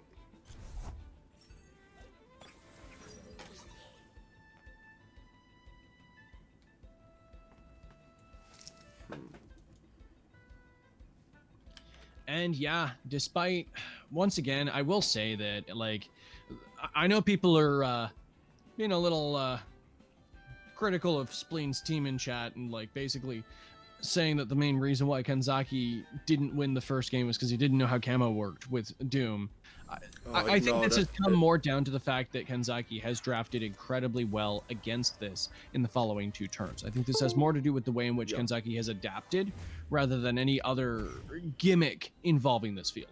Agreed. And Spleen actually in the first game pressured really well at the same time. That just played really well. So it's not only because he didn't know the mechanic of Doom. I think that's undervaluing the degree to which Spleen has honed this in the past month. Like, we have to give credit here to Spleen in the way that he has made Doom work for him. Oh man, this is a sad extinction, I still say. Like, that's only hitting on Yowler, and the game's gonna end before that Doom happens.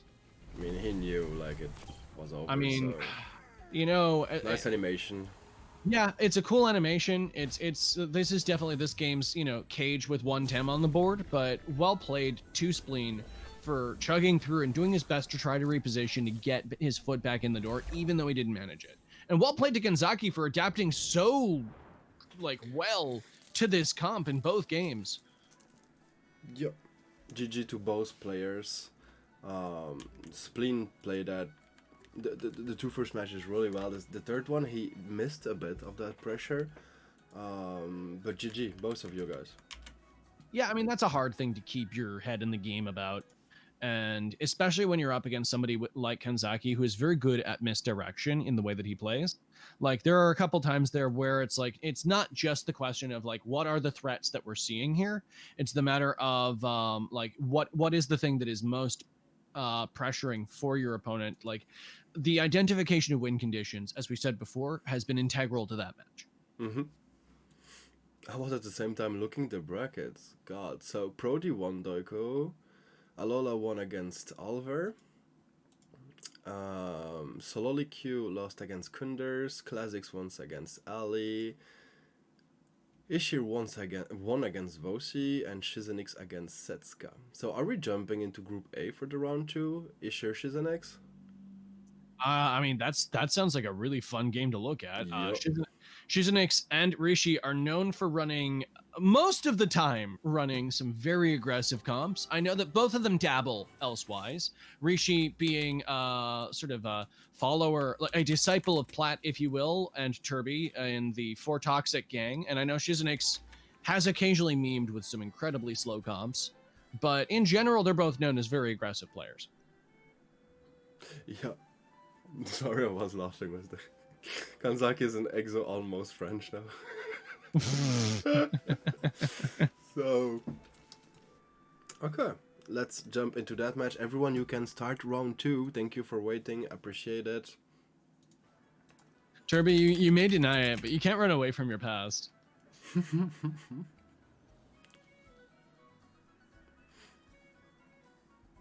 But so more French and Turby, yeah. Oof. Yeah, if I recall correctly, Turby's in Twilight Tataruus now. Yeah, his simping.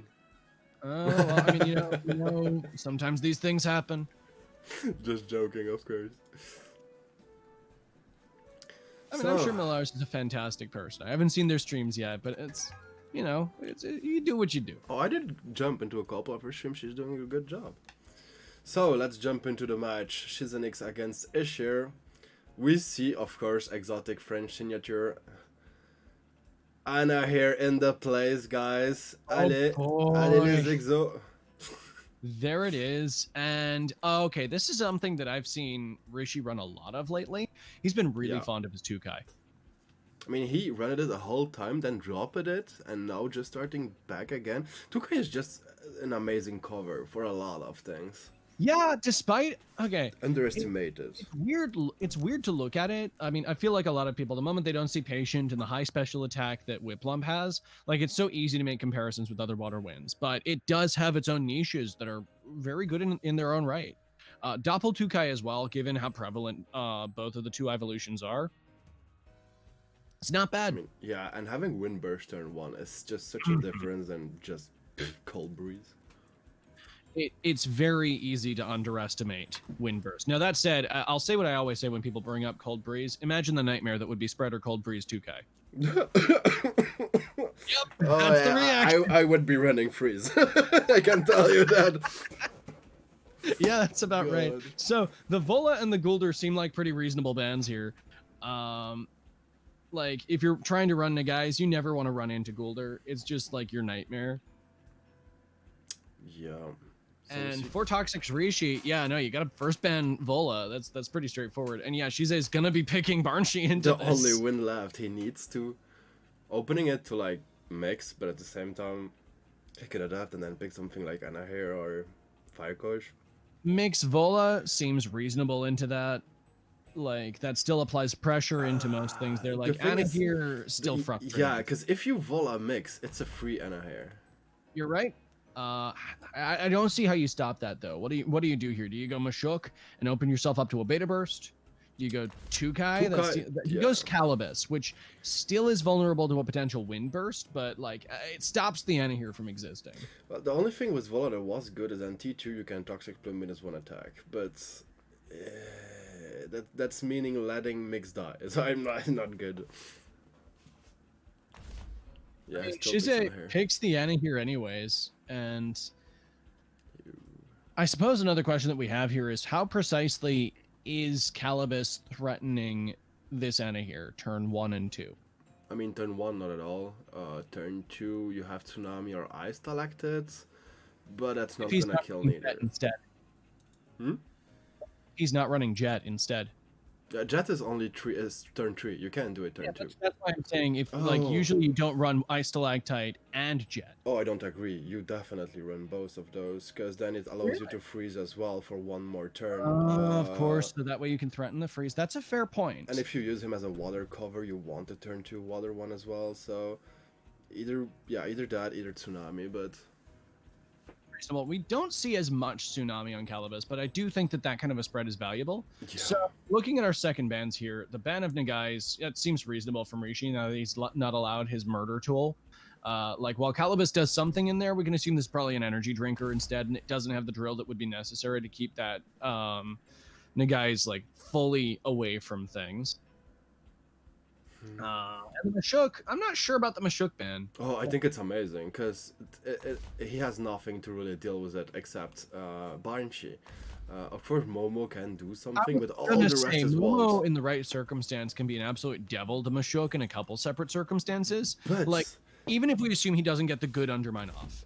I agree, but he has Mix and Naga is possibly in there. This is true. This is true. I mean, he goes for it anyway.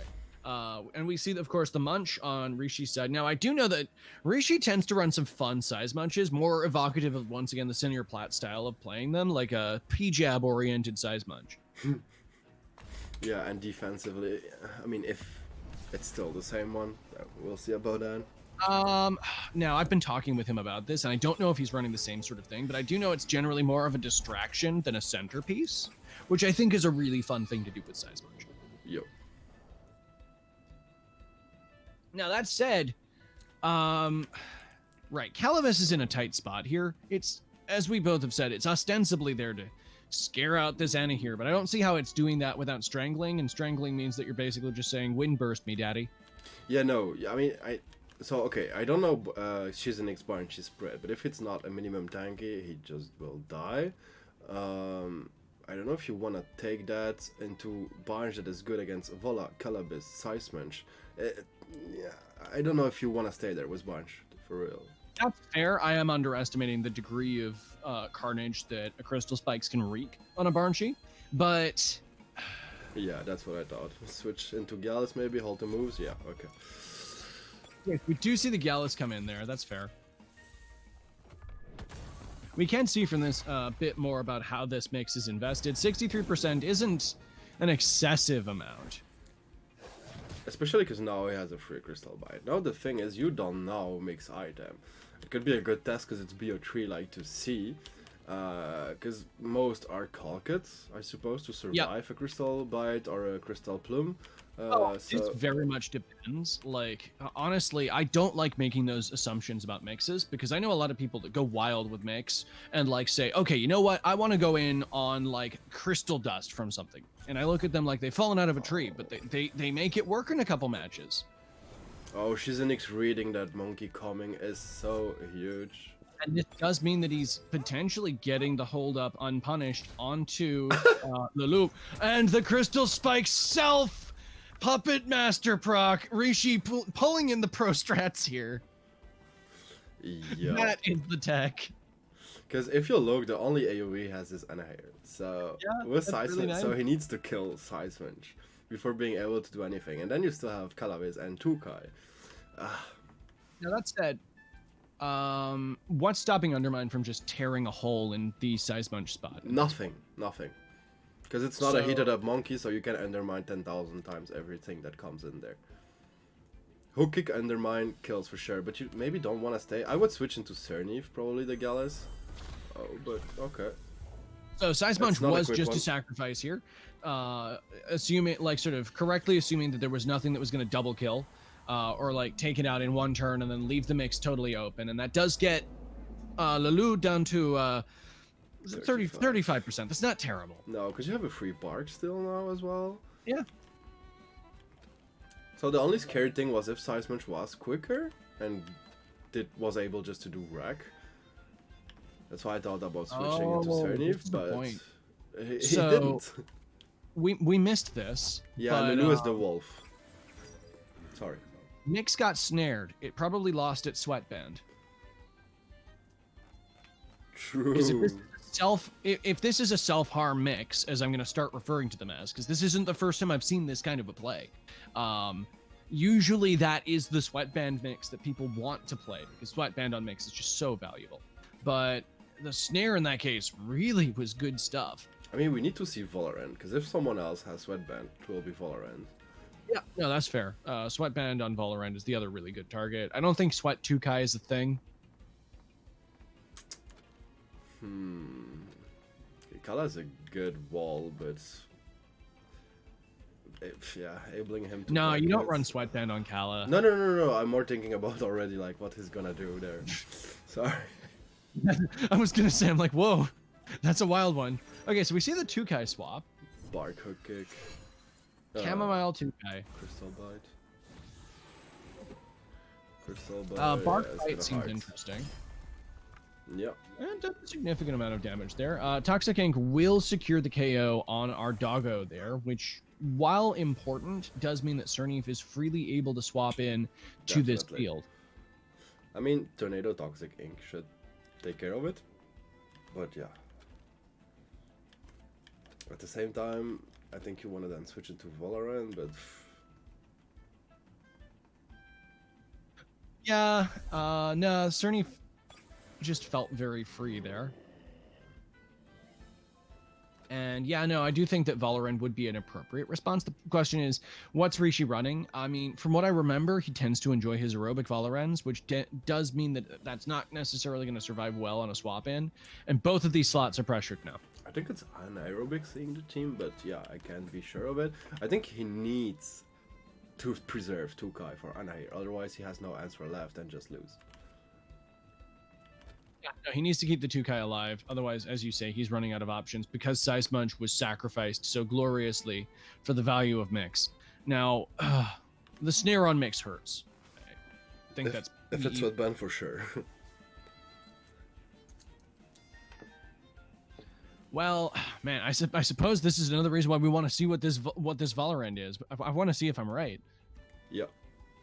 But no, Shiznix is in a powerful position here on game one, having just maintained advantage on a lot of the rest of his Tems. Like Anahir's like flawless at this point. Mix, while it's terrifying for Barnshee and for a couple other things on the field, can't stay on the field for long and doesn't want to come in on the wrong spot. Yeah, that's a good switch actually, forcing him to focus Calabis, taking Toxic Ticks on Cernif and Gallus. Oh, it's Mucus. What? Okay, so if it's Mucus, that's an interesting choice. But it does mean that it's lost a lot of value here against Gallus and other, like Cernif here. Like, imagine if we'd had more Toxic Skin procs here. True, yeah, because the turn before he didn't take the Toxic Ticks neither. I just didn't pay attention, but Here, she has brought the aggro settling Cernif. Works well. I still do think that settling does, in general, if you're trying to use, the argument always comes down to, are you using Cernif as a centerpiece? If Cernif is supporting your team, Callosity's better. If you're trying to make sure that Cernif is able to kill things real good and stay on the field forever as a murder lead or as like something you swap into later, settling is unparalleled. I feel like people oftentimes get head up in the fact that both of them do different things and try to claim one is better than the other. Both have merit. In this instance, though, settling is definitely what Shize wants and will tear holes in the rest of Rishi's comp. Valorant's about the only thing he has left that resists it. It's the only thing he has left to resist it. Yeah, just rev it, Gallus. Make tempo.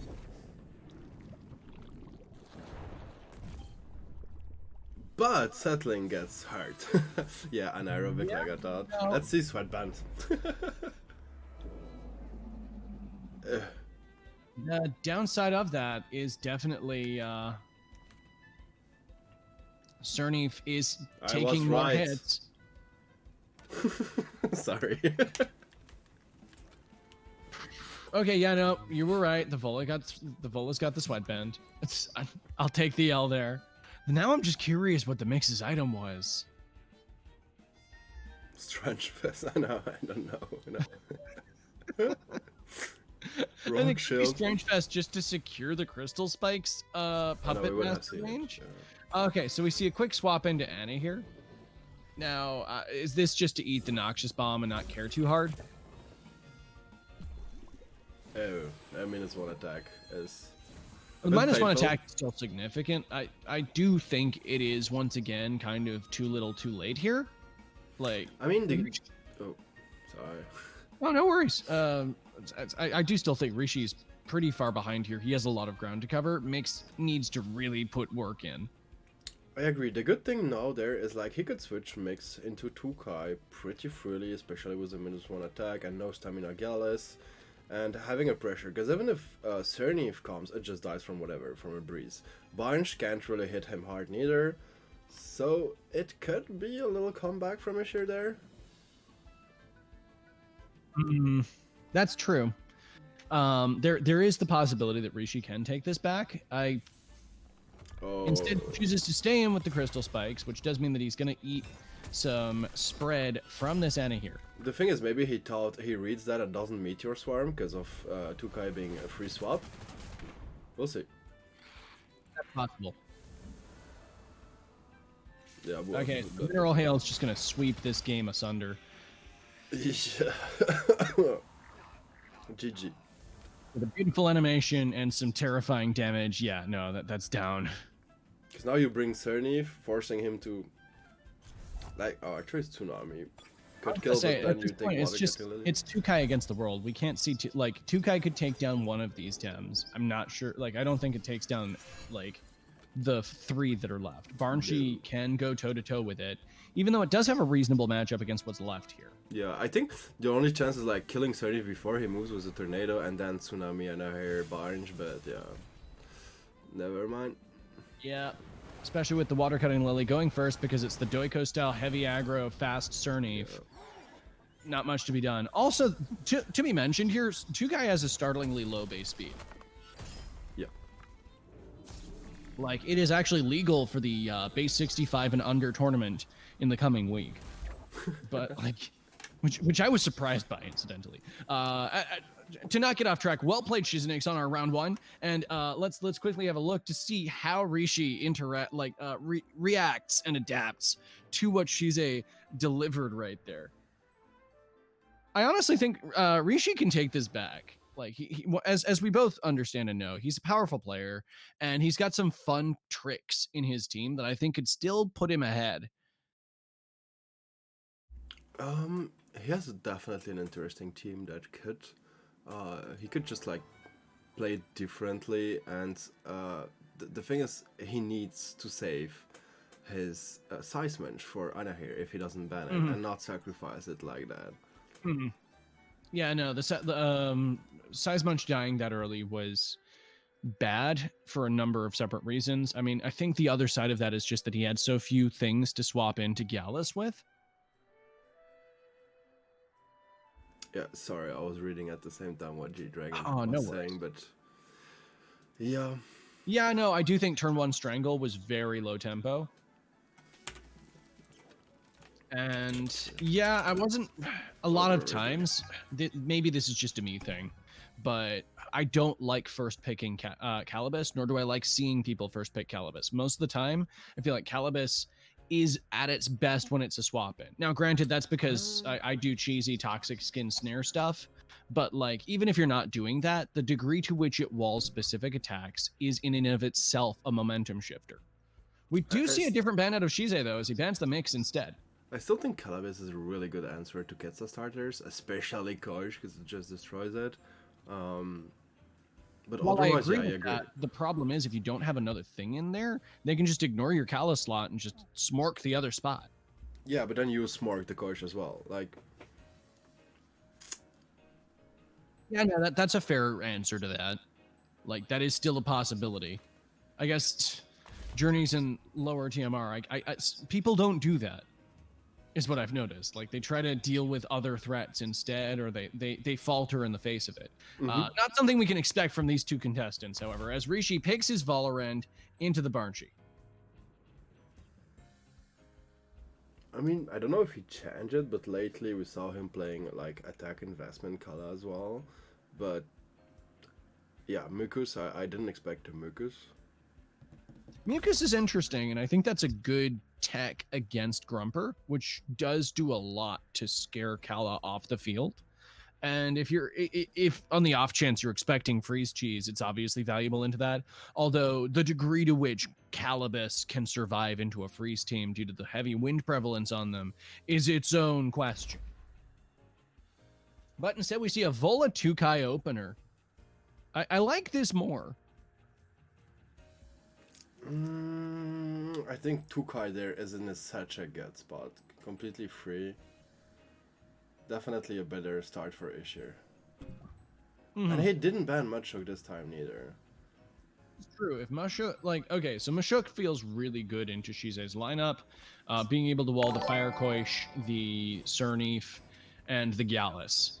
Like, it seems pretty valuable for that. Depending on what set Rishi's running, if that's got turbo on it, that's going to be so handy for him. He always run a turbo on it, so I don't see him not running it anymore. Thanks a lot, all of you, for the follow. Really appreciate it. Thank you, thank you. Much obliged indeed. So we see the Momo pick for sure, like one of the only answer was bind for the Machuk. Yeah, if nothing else, it deals with that extraordinarily well. Actually, it's the only thing that deals with it well that isn't named Barnshi, thanks to the fact that Nagai's got banned as well, which makes sense. Like, you don't let Nagai's through here. Momo's like the Tem that deals with everything. It's like... Oh yeah, no, it's great spot removal. I do feel like the only reason why I say it's not the horrible threat that some people make it out to be is the fact that it is still frail enough that you can usually take it down before it deals with more than one thing. The sign of a good Momo play is when it gets more value than one removal. And Gengares, thanks a lot for the support, man. I really appreciate it. Thank you, thank you. So with this, we get into our game 2 between Rishi and Shiznix. And yeah, with a camo Tukai start and some pretty heavy wind pressure out of the bat, Rishi doesn't feel like he's in a terrible position here. Barnshi is a bit more free in the opener, but if this is anaerobic, as we have been... I actually did not check the last time we looked. Pretty sure it's anaerobic? Yeah, it is anaerobic. Okay, fantastic. And yeah, that's great. Like, this is a fine opener for him.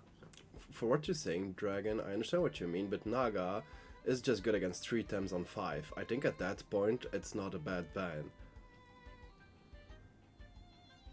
The other thing is how much it switches on Anahir. Anahir is already kind of rough into some of what Rishi has. If that's powered up by Nagai's and gets to be the turbo horror that it can be under that, then it's harder for Rishi to respond to it effectively. Now, granted, he's drafted absurdly well into Anahir. Valorant is the only thing that really feels very threatened by it. I mean, if he kills Bunch, his Machok deals with the game nearly.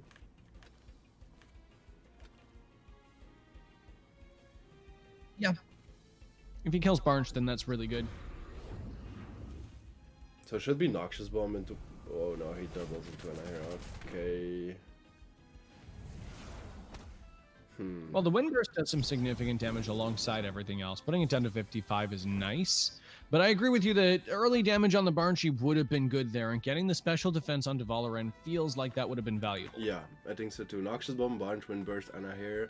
Now he can Tsunami, but we know Tsunami doesn't kill at that point. So he needs to double in again, the Anahir. Well, I mean, this does leave him the cheesy option of, like, the double spread play. He could be like, I'm gonna Tsunami Plume, and just everything's gonna take a bit of damage. It doesn't feel like a very good option, but it's one that's available to him. I mean, he needs to double the Anahir to be sure it dies. Oh, so JD's saying that you've missed out on the buffed base power of Tsunami with synergy. True, but it didn't. Wait. So okay, I don't remember the exact number. If I remember well, it was like 46%. Yeah, I'm not sure that's gonna do a full 50. The synergy doesn't. Yeah, the synergy doesn't kill it. He needs to double in. But yeah, I agree, Shiro. And the tornado's coming down on Valorant. This is the best possible time to it. Hasn't gotten its defense buffs up yet. That's still only 64% from that. Now, I don't know how thick this Barnshi is, but that still feels a little underwhelming. So we see the Noxious Bomb onto Gallus, which doesn't do enough there. Like, it's under 15%, but we'll see how much this Tsunami does, especially since this is a Strange Vest Barnshi. Oh, boy. Yeah, the thing is, if he reads the switch, then just Noxious Bomb Barnsh and it would be dead. Oh, and Sweatbands snares, actually. That's so true. Yep. Snaring this once again, Shiznix has been on point with his swaps for Snare. Snare Gallus is just like... This is an easy thing to quickly gloss over, but like Gallus is just so versatile in his item choices. And especially because you bring him mostly on the switch, because Double Gash is, I mean... oh, yeah. Not great. So that was a good raid, because initial spot, like Shiro said, there was nearly no way that Anahir stays there. So, still, again, I would not just bomb the Banshee. You need to kill that Banshee. Yeah, I feel like Rishi is undervaluing how much Banshee does into his team. Agreed. Now, that said, I don't see how threatened Tukai is. And, like, Sharp Rain is now online for Tukai, and that's a lot of damage, given Hydro Tukai is still a pretty significant threat. So, for Ishir, my opinion, the play now is just Tornado and Hyper the Gallus to kill him before he doesn't move, except Sharp Steps. But, because Bunch, if he moves one more time, he overexerts, except Wind Burst, or E-Manip, but that doesn't really damage, so... So instead, we see the Momo... Oh, no, it's the Cernif jump in on the Banshee spot. I low-key expected the Momo just because this felt like a good board for it, but... So we see a Noxious Bomb instead of the Crystal Spikes that we were looking for there. He finally targets that spot with a Noxious Bomb, and it's a good hit for it. But the Sharp Rain is probably not going to do nearly enough. Oh, nope. Going into the Gallus is actually pretty significant. It's not enough to kill, but 12.8% is not a healthy Gallus. So, okay, his Valorant was really important. So in my opinion, like I said before, he had to Hyper Tornado. Would have killed Gallus, and just take no Crystal Bite, and that would be huge. Valorant would still be in the green life, and just good against Cernif, Lulu, Barnes, yeah. I do think that Rishi, if he can deal with the Banshee, the rest of this team crumples to the rest of Rishi's team. Oh, of course. Yeah, I agree. I'm just talking about the most optimized play in my opinion. Oh yeah, no. In that circumstance, I agree that a Tornado Hyper into Gallus would have just executed it, just apropos nothing. Just not much that Shize would have been able to respond with. Still though, with this sort of combination play that we saw, like that's some significant damage on Cernif with it swapping in. That's never what you want to see when you're playing like a frail aggro Cernif. Still though, we've got the Momo onto the board now. My question is precisely how is that going to take advantage of things here? Merci pour le follow, l'ami. Machuk, yeah, that's a good one.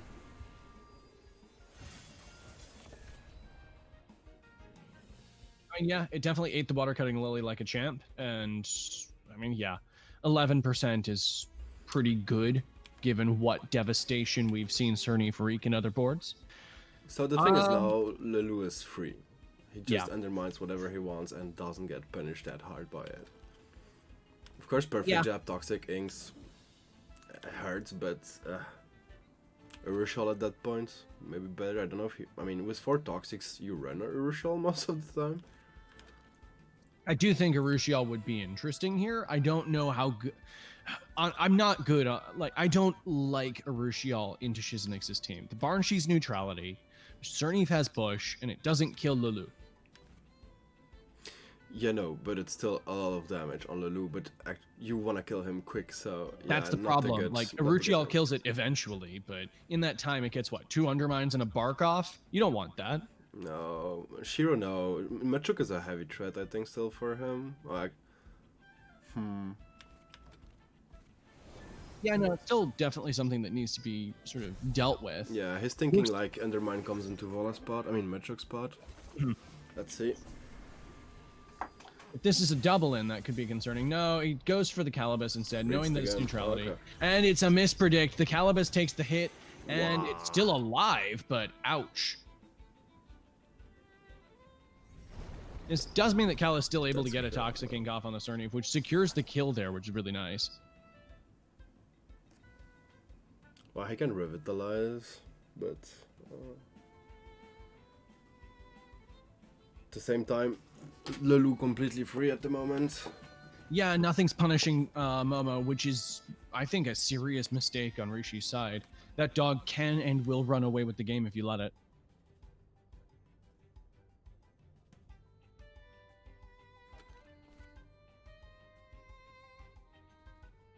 Guys, there will be no game volume for 1 minute, 2 seconds. All right, so I'm just trying to look at what's going to be going on. Okay, so as people have mentioned, Bush is still distinctly an option for Cerneve, and that keeps it alive more reasonably than I think a Revitalize would. Yeah. I just what does Rishi do into Momo at this Bush point? is the only option.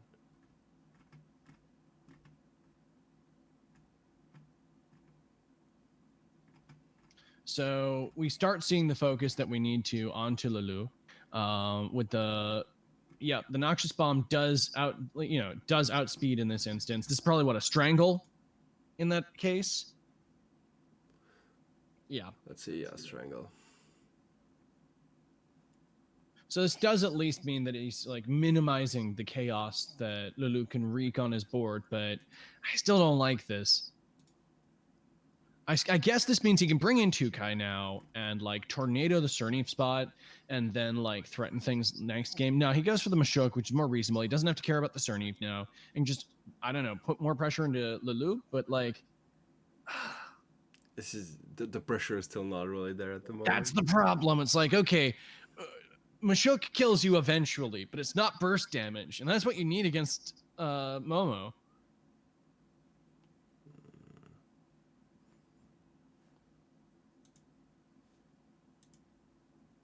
Okay, I deleted the stream command always popping up in the chat, sorry.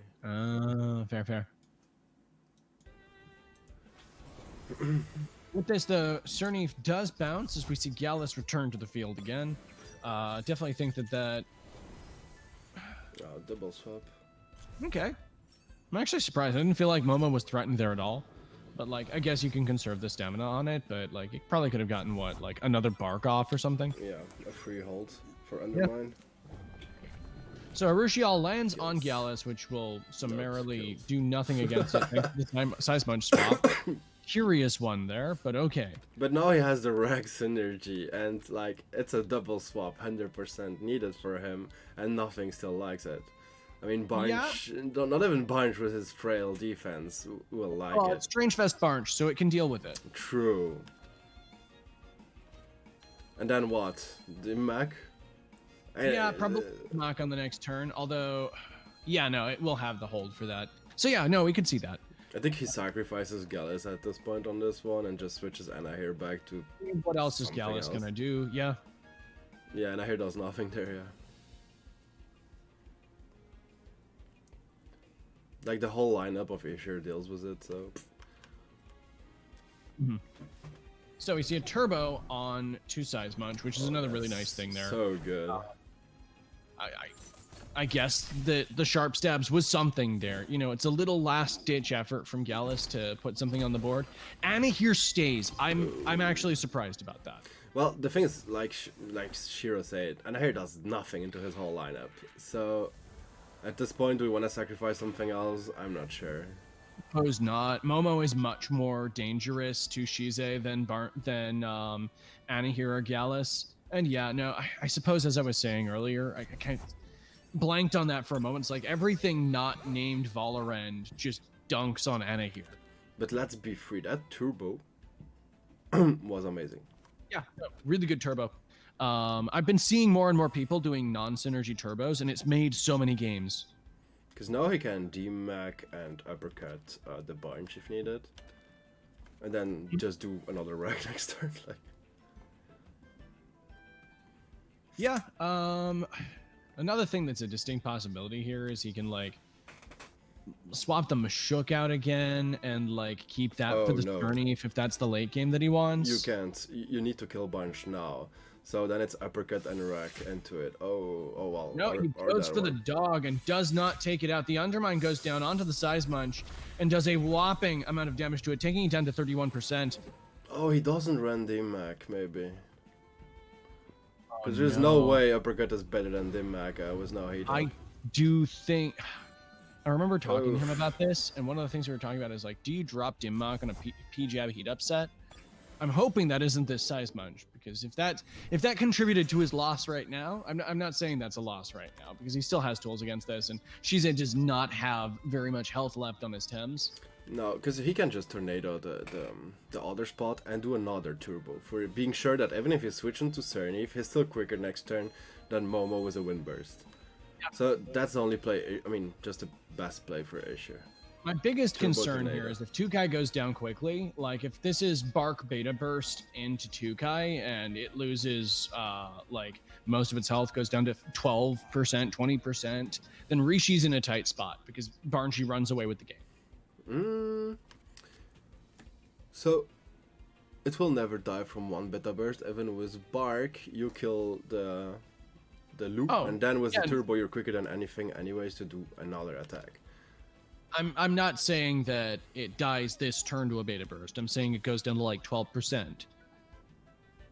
Yeah. What I meant is like if he turbo, then he just kills Barnge before Barnge moves next turn. Oh, you're right. No, turbo is available again, and he that's just a needs to synergy one. yeah. Turbo, tornado, Momo spot, and you win. Yep. No, that's fair. Sorry, I keep forgetting. It's been so long since people have frequently clicked turbo. I keep forgetting it's a good option. Yeah, and he understood it. Yep.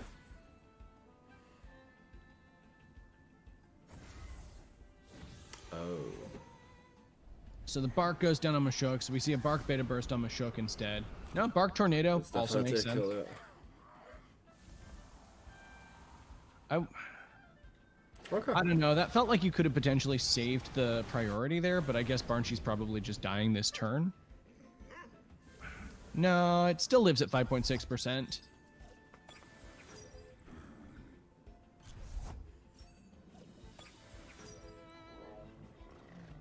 With this, though, I mean, this is still very, very close. We've seen before that this Cerny outspeeds Tukai. Well, not with +2. Oh, yeah, of course, sorry. He just kills Cerny there. You're seeing how much I'm oblivious to Turbo after the past few metas. I apologize, folks. Right, so the Tornado will just clap Cerny, yeah.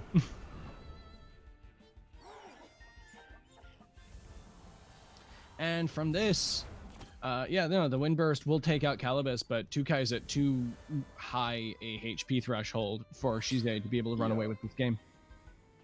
Tsubaki doing the Brute Sound compilation when? What does that mean? That's you. Whatever you do. Oh.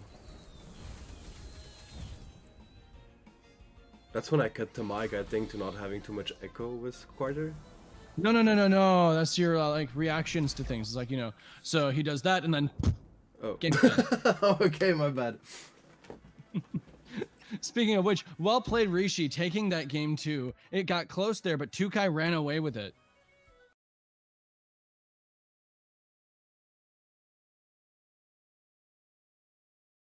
And from this, we move on to our third game in between these two fine contestants. Definitely a good game. Yeah, honestly, there's not much else to comment in terms of how they've been playing against each other. It's been very even. Like, they're very different compositions, but I feel like they know each other pretty reasonably. They know, like, it's not the first time Rishi and Shizei have played against each other. Like, they have a reasonable understanding about the compositions that they're up against and how to try to deal with them. Like, it's just good stuff. It's a habit, Brody, so I don't even pay attention to it anymore. All right, so Rishi's back on orange. We'll see if this affects gameplay here. I do still argue that like the last word pick can be just as valuable as the counter pick, but leads can be so important to this. Let's see if the bans goes in the same way. Yeah, I'm curious about that. Nope, we see the Gulder ban again, and then Vola, I mean, Rishi will never not ban Vola. I agreed. Just too good. Yep. It's just Cernif insta first pick. So this does mean that we get to see the self-harm mix again. I think some people were calling it Berserker mix in chat. And he does go for the mix Vola, meaning that he gets the turn 2 plumes that you were talking about. I mean, it's definitely a good combo for him. Yep. Self-harm mix, new trade. One thing, okay, so... I mean, Koish is actually really decent there. Get synergy. Well, actually, the thing Is is it like, though? if you water cutting Lily, you're putting him probably into Puppet with Synergy Master full attack. Yeah. I think it very much depends on the speed of the mix. If the mix is able to, you know, Puppet Master itself before either of the others, then you're you're Ketsaing and Wuckling Volarend that doesn't really care too much. Oh, gets a Vola. I mean, Vola doesn't like it. He doesn't like it, but it's not dying that turn to a Wuckle Ketsa. Yo. But he picks the bunch because otherwise he knows it will be a ban. Yeah, that's fair. And Barnshee is still really frightening into a lot of Rishi's lineup, as we saw in that first game. Rishi's eyeballing. Oh, sorry. Nope. This is Shizunix looking for some bans here. And yeah, no, I think the Nagais is still a reasonable option there, but he's eyeballing the 2Kai now. I mean, I don't know. The 2Kai's done a lot of work there, but I don't know if it's like the star player of Rishi's side. He banned to Momo this time instead of Naga, so yeah, banning the counter to Nagas may be better. That's both Naga counters, well, conventional Naga counters off the board. Anavola can still serve at it as it, but it's a lot less comfortable filling that niche. And as with so many of Mix's matchups, it's, well, a mixed bag, if you'll pardon the pun. Yeah, I agree. Like, Rishi's opener is good there. Yeah, I'd agree with that. Because you never want to stay with Bunch. Now, that said, it should be noted that Cernif Barnshee in the right circumstances is just a terrifying opener. I don't think this is that circumstance, but it is. Like, if for some reason Rishi had the need to swap here or didn't have this particularly good lead, then I feel like Shizunix's lead would win this. Yeah. Because he's gonna lose momentum switching as well here. Yeah, this is the thing. Like, there's nothing, like, there's no reason for Rishi to want to swap here. I do agree, however, with what some people are saying, and that the Barnshee does look like bait. That could just become an Ana here, and then you've wasted a Crystal Spikes. I mean, Isher probably gonna read the Bunch switch and just double into Cernif that actually put him close to death. There's no reason not to do that unless you're just immediately self-harming Mix.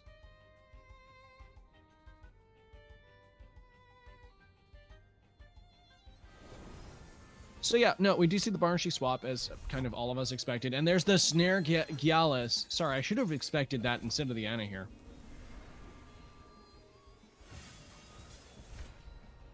So, we still don't know what item this is. But putting him at the range for kill with a lot of things here.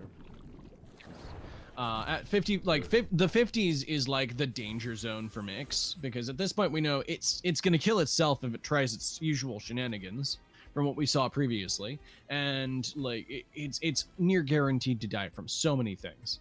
Even for a water cutting Lily Synergy Master, oh yeah, he doesn't have Kosh. Only No, he doesn't have guys. Yeah, that wouldn't make enough.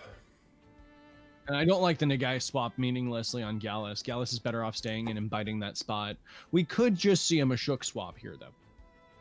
I mean, Toxic Plume feels good too, but at the same time, Gallus It's is quicker, not gonna so hit before the Mix dies.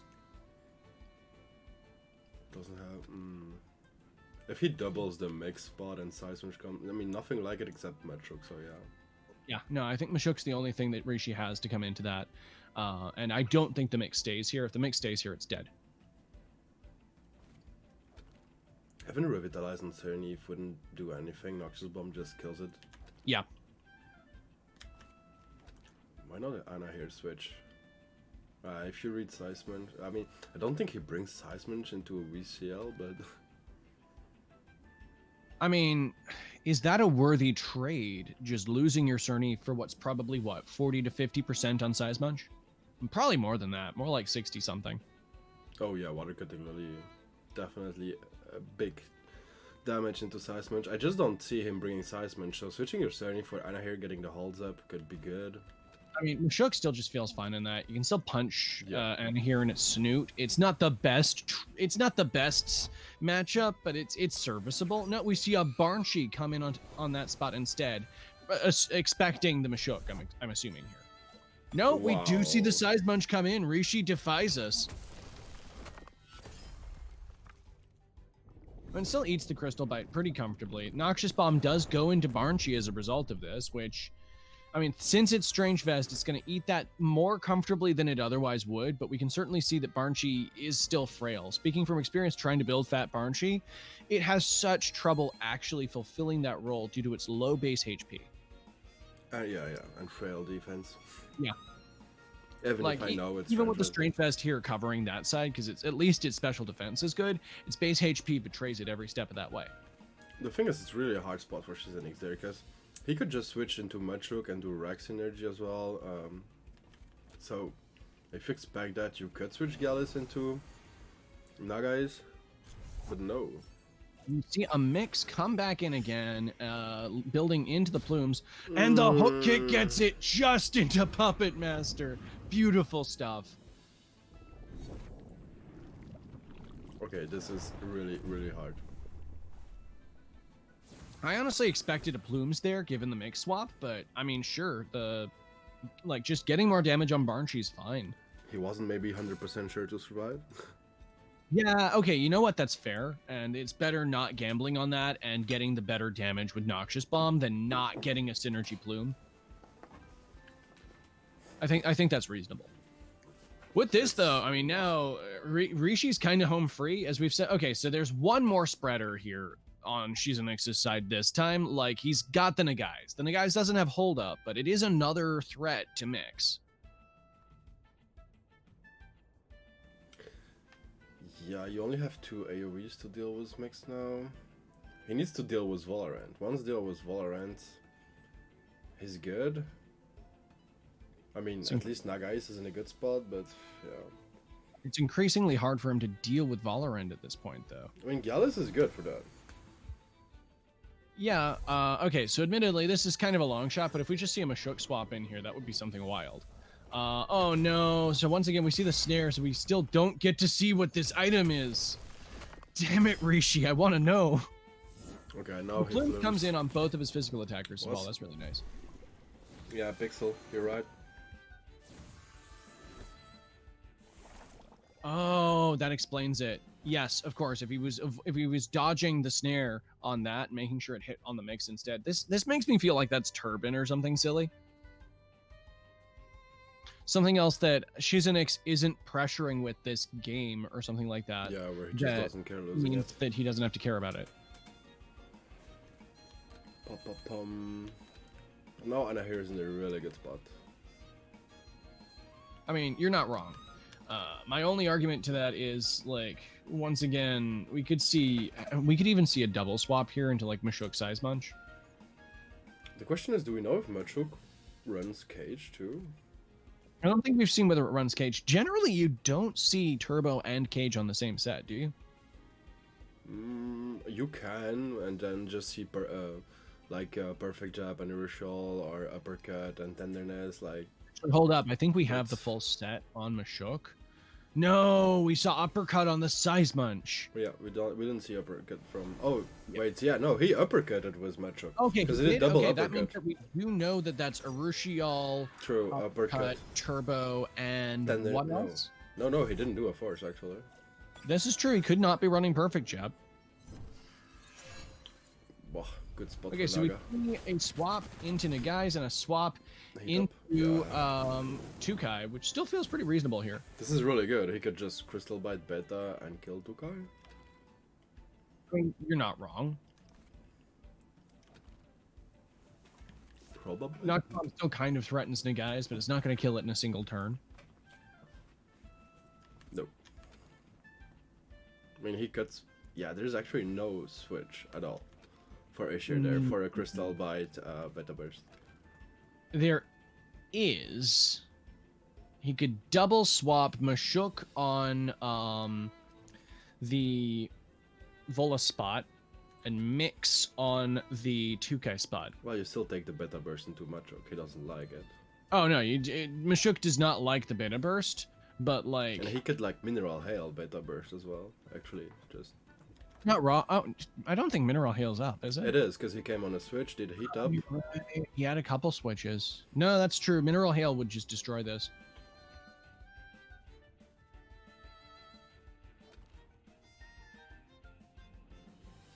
And yeah, Yeah, with Naga this- with Anna here is just really strong. That's why I understand. Oh yeah, no, we've seen Naga here before just be an absolute mighty force. This was how Fellow Tamers ended, if we recall.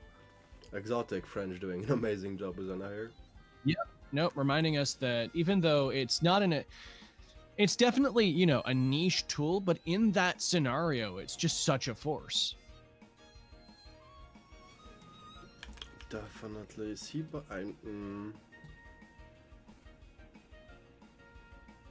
let's see. Yeah, Mineral Hail. Yeah, no, the Mineral Hail felt a lot better. Because it kills Vola just so good. I mean, and I hear doesn't die from a tsunami, and we know it. And Guy doesn't have the hold to do Sharp Rain either. Phew. Now he can even overexert to death with Anna here if he wanted. But Or you could just bite with it. Yeah, the Madness is really good there. At this point, I'm concerned for Rishi. Like, what does he have to deal with this Nagais that isn't just named Mix? Nothing. Like, And Mix can't, like, there's still Nagai's Fury, so... and everything that Mix can hide behind just dies to Nagais. I mean, that was really well played from Shiznix. At the same time, Mix Yeah. is probably a bait there, switching to Machuk, then Nagai's Fury does nothing. I don't know. Could be. Yeah. At the same time, just to be sure, I would kill my own Anahir there. Just like Meteor Swarm, Beta Burst. So if Machuk comes, doesn't like it, and if Mix stays, I think that's still a reasonable play. Everything in the back still doesn't mind the Meteor Swarm, though. I still feel like maybe a Crystal Bite could be better. No, they kind of... You need to do one AoE just in case Mix stays. No, he saves the Anahir instead. Goes for a Cernif. Because in my opinion, like G-Dragon said, it's a bait. It's definitely a bait. So you Beta and Swarm. Yeah. So he didn't Swarm. Let's see. Oh, and he didn't Beta. Fury doesn't do enough to Mashok. Yeah, they both take it like champions. Nagai's, this is not Strange Vest Nagai, so it's not going to be taking excessive amounts from this tornado. And It's down to double 42%. That's still reasonable. So actually, if it's a base speed Cernif, it can heal. This is not a base speed Cernif, though. We've seen this outspeed... Actually, no. If this is a... The problem is I don't know how fast this 2Kai is. A lot of what I'm saying about this Cernif is assuming that this 2Kai is speed infested, because I can't imagine you wouldn't invest speed into a 2Kai. Okay, we just had the answer from Tiki Book, Cheater Spire. Ah, okay, so foreign influences here telling us what we need to know about Shiznix's Cernif, Magic Kindred, refining that to like potentially 135, I think. Because you probably would just want to kill 2Kai, because Machuk is not a pressure there, not for Nagais at least. A lot of people do run Frondo on settling Cernifs these days, though. Yeah, Front Whip as well, true. But not on settling most of the time. But... No, you see them settling more often these days. Oh, really? People are less invested in their like full game threat settling Cernif and just have it there to do extra damage for a bit and then die. Then you have no way to settle. I mean, let's see. Just hope he did Beta Burst or Psy Surge. I don't know which one he runs. Yeah, okay. Yes, we see a Psy Surge. So there, That's one you shot get thing. your question answered. Pew. And now he kills the Mix as well if he attacked. Yep. Yeah. And there we are. I told you. Yeah, I mean, sure, it's an option. I still prefer Tri-Shield, but it's an option. The reason why I see more people run that is because they aren't using it as a late game threat. Or they aren't like securing it as a fully late game threat. It's more just there to be a massive problem for the opponent to solve rather than like everything you're putting your eggs into. Mm-hmm. Because the problem now is he doesn't have Front Whip. So he can't really just kill easily. I mean, at this point, You win. Yeah, you just kill Seismic like, with a Beta we're Burst. 2 into 5 here. Even though we have Thames at a very low HP threshold, like, Shize can afford to play sloppy here and just steamroll over Rishi. Seismunch crumples to pretty much anything this Nagais does. 2Kai doesn't enjoy this board at all. And I hear Sacrifice. beta the size Naga's Fury works as well. Actually, Naga's Fury even kills 2 guys. It does! In a crushing blow, we see another 5-0 from a Nagai's band that probably should have happened. Well played, Tarishi. Well played. Doing your best to salvage that game. And well played, Shizenix, making it into our next round. On a le droit à quelques anaïrs dans le chat, là?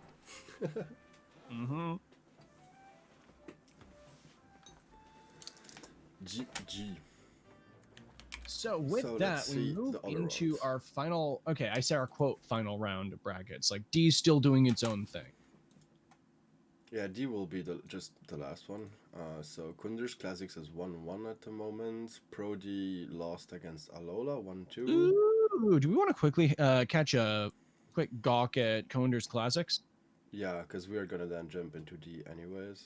Oh, 1-1 Turbi Kanzaki. Okay. Yeah, let's do it. Okay, so I'm interested in seeing whether Coenders is running his Sparks team again. he always runs it lately, so... Yeah, no, it does appear like... I don't... This doesn't look like his full Sparks team. Like, it's a variant of it, because obviously Kazuma is still here and there are special attack targets, but the Nagul... Actually, no, this is just the same team as before. It had Nagulder on it as well. He ran it while I faced him like lately as well. It's just an option. It's not a full Spark team. It's... Which I think is the better way of running it. I feel like people get very caught up in going all in on that. Yeah, because then they just having the Ketsa as an option here, having Goulder there as another physical threat, like it's good having that kind of stuff because that means you're not just hardwalled by Anabola. Maybe it's Toxic Gas Goulder, Kappa. Oh yeah, no, the big fart. That's the way to win.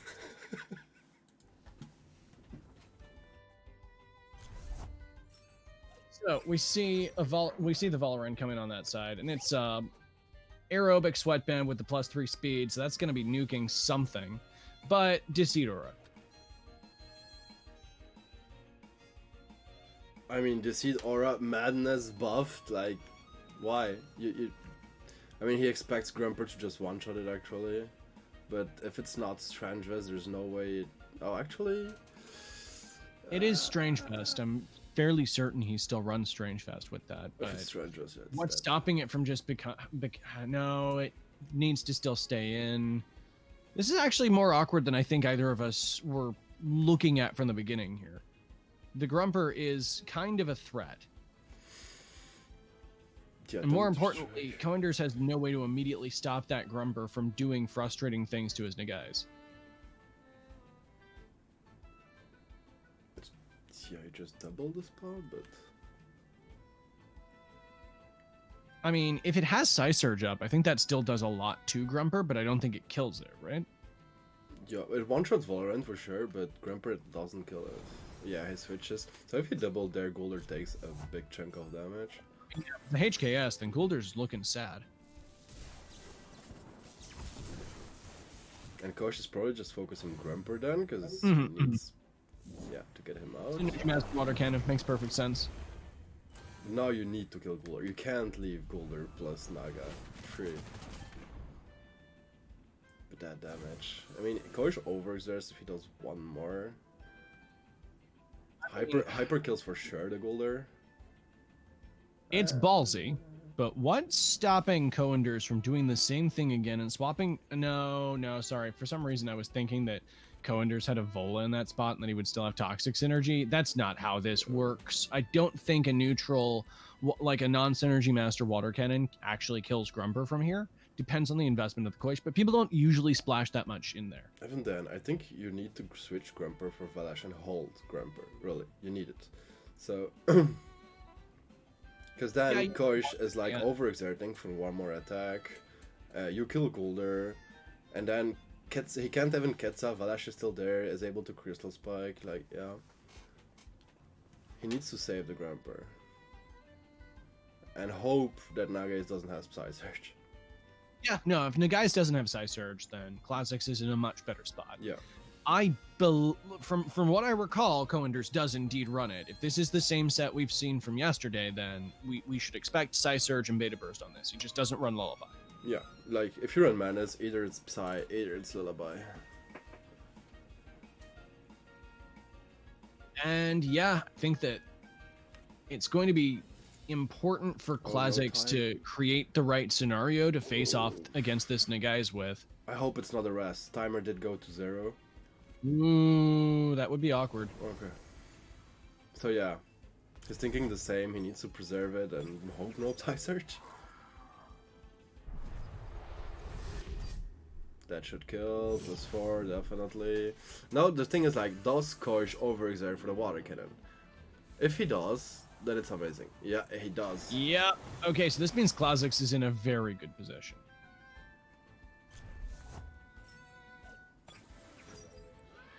Now, with this in mind, I don't think Valish is entirely free here either. He's not, but... Like, anything in the Valish spot here is taking a very large amount of damage from this Nagais. Like, yeah, Crystal Spike and Noxious Bomb are your only options, but we'll see. I think the Crystal Spike is still something that's deeply concerning for Coenders. Once again, if this is still Strange Fest. Sea Bite Valash. If it's a physical Valash, yeah, of course, but... Yeah, if it's physical Valash, then boy. First off, man, I didn't realize Rat Dog sets were making it in here too.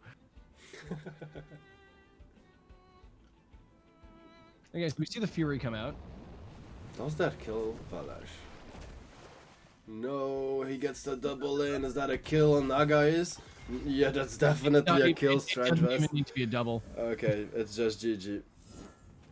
Oh, and then -1 attack. Just to put the claw a bit deeper. Yeah, that's twisting the knife in there a little bit. Yeah, at this point, Coenders has no way to get back into this game. Thank you for the English version of it. GG. Yeah, and well played to Classics, taking away that victory. Congratulations once again, Coenders, for playing as well as you have inside both this and, like, you know, the previous rounds. Good stuff. And with that, who else do we have in this particular round left, or are we into our final? I think we are into, no, just Group D needs to play one more game. I suppose that's sort of what I meant by that. So, Turbi and Kanzaki still seems to not be done. Oh, well. Okay, I guess we're getting a lot of Group D. In hindsight, I should have started with another group. I apologize for that, folks. Something I've yet to learn about, like the group stage and how this winds up working. But yeah, I suppose let's have a look at both Turbi and Kanzaki then. See how Turbi's running his comp this time. The coach was overexerted, Optimus Live, that's why. Okay, so as we pop into here, there is plenty of life in this game. There's a dead Mooflank, and that's it. We see a very interesting Karin out of Turbi running something that, I mean, I've said this time and time again. Dynasty ran this for a while, specifically 5-Man ran this for a while. This is the Salad Karin variant where you've got a Karin attempting to keep the Cerny safe. He's playing heavy. God, Cerny, Wolfie, Karin. Yep. Like Cerny for the Wolf. Yeah, okay. Everything's beef. Still, though, Kanzaki's got the tools to tear this apart, as we're seeing, as the suplex coming down and Doiko goes down. Ouch. Okay, we see Coach overexerted, so no more move.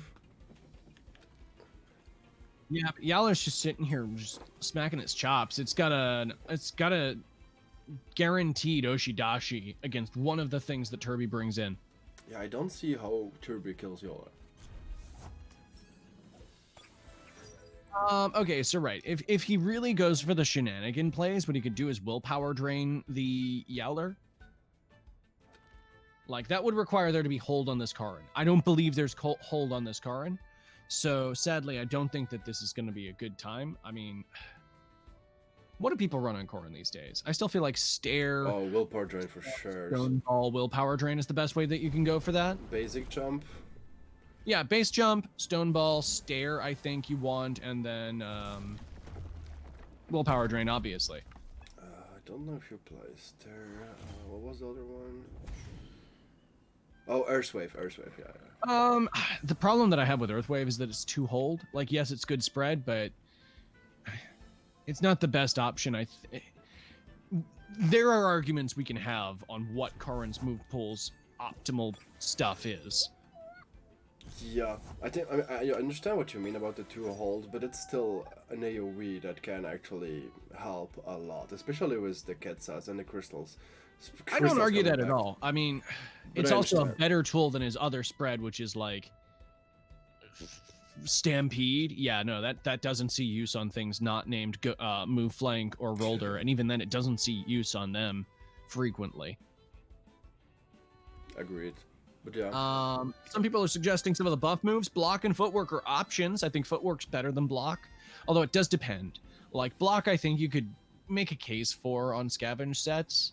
Not a strong case, but a case. Yeah, I think In the it's meantime, better, though, because you stone Sorry. ball a lot, so you're still gonna be slower. I agree with that. I feel like right. I'm sorry here, folks, if we're not paying close attention to this match, but that's partially because there's not much we need to comment on in this instance, right? Like, Kanzaki tears apart Kitsune here, and then it's basically Calibus against the world. Volfi and Yowler can slap down a Calibus pretty effectively. Yeah, and because of Kamama, you can't even poison ticket anyways. Even if he doubles into Yolar, it doesn't kill now. We could see a hibernate quickly and cheesily out of Kanzaki this turn. True. Footwork is fine for chats. Wild. Burrow for real, men. Yeah, there's the wild one there. I actually played yesterday in rank against someone playing quadruple fire in his team and played Drakash with Burrow, and I was like, what the hell? I do think Burrow can be very fun on some targets. The thing that I want to experiment with, but I haven't spec'd my move flank yet, is Burrow move flank. But a lot of people tell me that's worse than I'm making it out to be. So we do see the plague go down.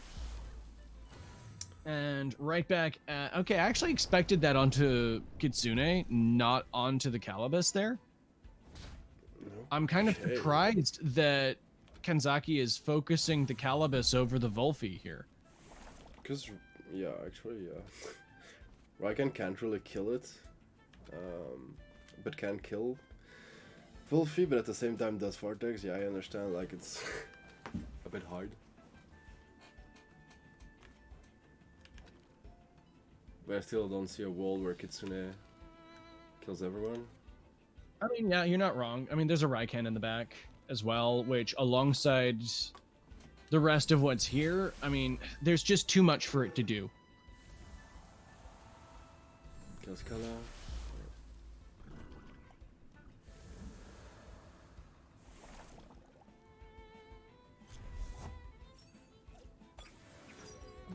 Burrow with Naga sounds fun. Actually, with move flank, it's not bad neither, especially with Hypnotized. If you get some procs, you're bamboozling quicker than everything. I think Unnoticed Burrow just makes it that much more of a concern. Now, granted, you're sacrificing an entire move for that, and Move Flank already has 4 move slot syndrome. Like, there are so many things you want on Move Flank. Agreed. Can it take a dust? Raiken? Let's see. No. Oh yeah, it can. Okay, 0.5. Just... Wow, that was close. That's calculated for sure. Definitely. And yeah, no, once again, I don't want this to look like we aren't giving this game its fair credit. It's just that a lot of this, at this point, this is kind of the wrap up part of the game, right? Like, we're too late, like, to really make, yeah. This is the thing. It's like most of this is just, okay, cool. So we're seeing Kanzaki press the advantage here. He can play a little sloppy in places and not necessarily focus the quote right thing as importantly as he would have to, because he's already at such a good point. Agreed. And Prodi, because I forgot to put it back. I had it. And yeah, my bad. Oh man, well there we go. Okay, so the score for that was the last game, I believe, versus Turby and Kanzaki, right? They were both 1-1. Yep. So there we are. Kanzaki will win this. This means we have Kanzaki versus Fulak. And Prodi, it's back in. I just put it back in. So if you refresh the stream, you will be able to kick W. If that was a better TTV thing, isn't that like, doesn't it take a little bit for it to update? Oh, I did it on Franker phase because it was easier to just put it quickly. Fair. I still have a lot to learn in that field. So, let me jump there. Okay, the little problem is that Group A, B, and C will have a little break. I mean, the winner of those, at least. So, we have Shizenix, Classics, and Alola being in the semi-finals. And now we will play the last game to see who will be the first one in the semi-finals. It will be either Fulak, either Kanzaki, both exotic French. They like to play each other. I mean, hey, Exotic French has been making fantastic gains in the scene recently. Definitely. Regularly top cut sort of participants in tournaments, like keeping the dream alive. Being really active players and definitely a nice community as well. So yeah, well, I need to stay neutral as caster. Hey, you know, it is what it is, right? It is what it is. So let's jump into those. Well, We're just waiting for Kanzaki and Fulak to enter their match, of course. Yup. Let me refresh it, see if they... Oh, they still didn't split the scores. Oh, let me do it myself. Are we sure Fulek is around? I hope so. Did he just go take a break after he realized how long of a break he had? I mean, that's a possibility. I don't know that. I don't think so. In Exotic, they're always all on the same Discord anyways. Hope I did put the score to Kanzaki. Lazy duck.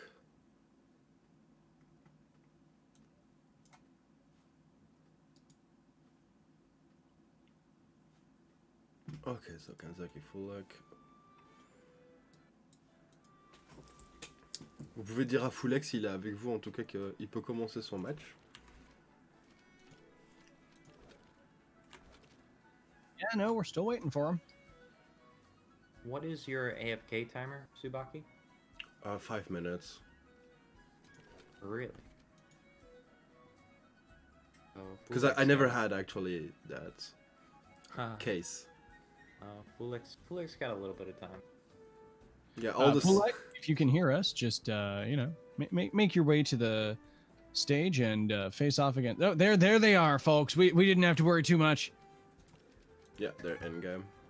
So, game one of our last little bit of our group stage here, folks. And this is actually the first glimpse we've had of Fulek's team. We see this is another variation of a lot of the sort of mid-range, like sort of more aggro-oriented comps that we've seen as of late. Yaller in there as part of the Ketsa sort of elements there that sort of, as I say, less hyper offense, but still like keeping the heavy aggression plays there. And a size bunch, which has been pretty endemic of a lot of compositions that don't fall into either stall or just immediately kill you from turn one. I'd say Fulak is more of a mid-range comp than Kanzaki. Kanzaki a bit more just full all-around aggro. Yeah. He has just the Kinu option. Know that he only has one synergy with Seisman, so if it's bad, it's not gonna be a quick wreck. Yeah, I'm kind of curious as to what Fulak's Size Munch is going to wind up doing inside this. Like, it can be very valuable into both the Valish, the Volphi, and the Raikan, but I'm not sure what other value it will necessarily have against Kanzaki's lineup. Especially because it has two things that really deals well with it. Oh yeah, no, if this is a Firekoish Cerneve lead, then that monkey cannot exist until the late game.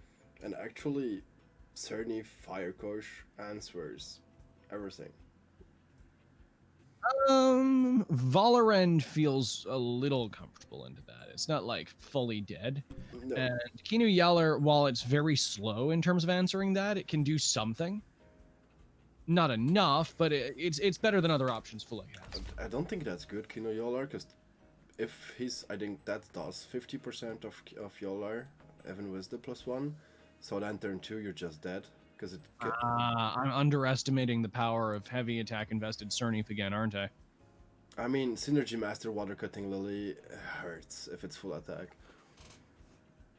No, that's fair. The thing is, like, if it's a full speedy Kinu, he could revitalize before the Koish attacking, but yeah, okay, he doesn't go for it anyways. So, are we going to see an immediate Plumes play here? I don't think that he picks a Crystal here. No. But what can he okay, Vola Barnshi is something. I don't know if that's enough either, but that could be enough immediate pressure. No, he goes for Vola Yowler. Thinks he really needs the Yolar against Kanzaki that has no mental. Yeah, this is true. He can't afford to not pick it because that's obviously next on the chopping block. I also don't mind this into... Okay, it would be nice if we knew that Fulek had like a turn 1 option on Yowler, just to get that early damage off against Cernif. But no, Kanzaki instead goes for Koish Yowler as well to try to face off against it.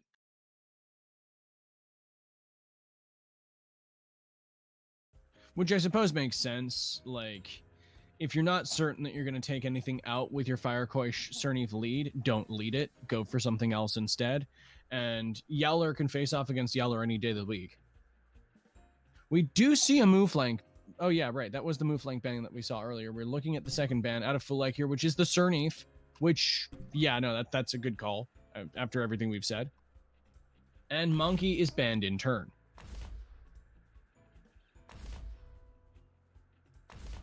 So we're looking at the double mentals into the rest of this. Given the Yowler that's here, that seems pretty reasonable, but the Kinu is looking very vulnerable. Obviously, it gets a lot of value right into this, but I'm intimidated by how much Kanzaki has to just sort of style on an inopportune switch with it. Yeah. Still not sure that's a good ban, but we'll see how the game goes. Yeah, no, I'm looking at Fulek's lineup here, and it's like, I'm not 100% sure on it, because the Valish answers a lot here, and the 2 fires answer the other things a lot. Yeah, I was gonna say, banning a fire is definitely not bad. Now he has double synergy Ketsa. And one of them, like, so he's got a choice between Synergy Master and Prideful, which is rock and hard place. But yeah, let's see how it goes. Yeah, I'm curious about. I understand Kanzaki having crystals to cover the mentals, but yeah, when I have double mental not banned, I don't ban neutrals.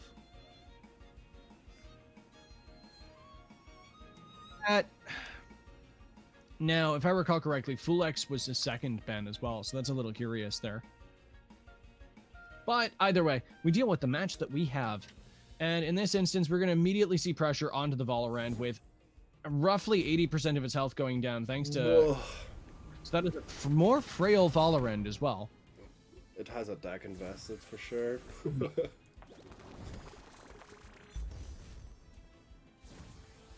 And then we see the obligatory show off on what? Both of these? Yeah. Yup. So it has a hyper. Yeah, we have a single hyper, which is probably going into what? Koi? I hate that shortcut. I need to change it.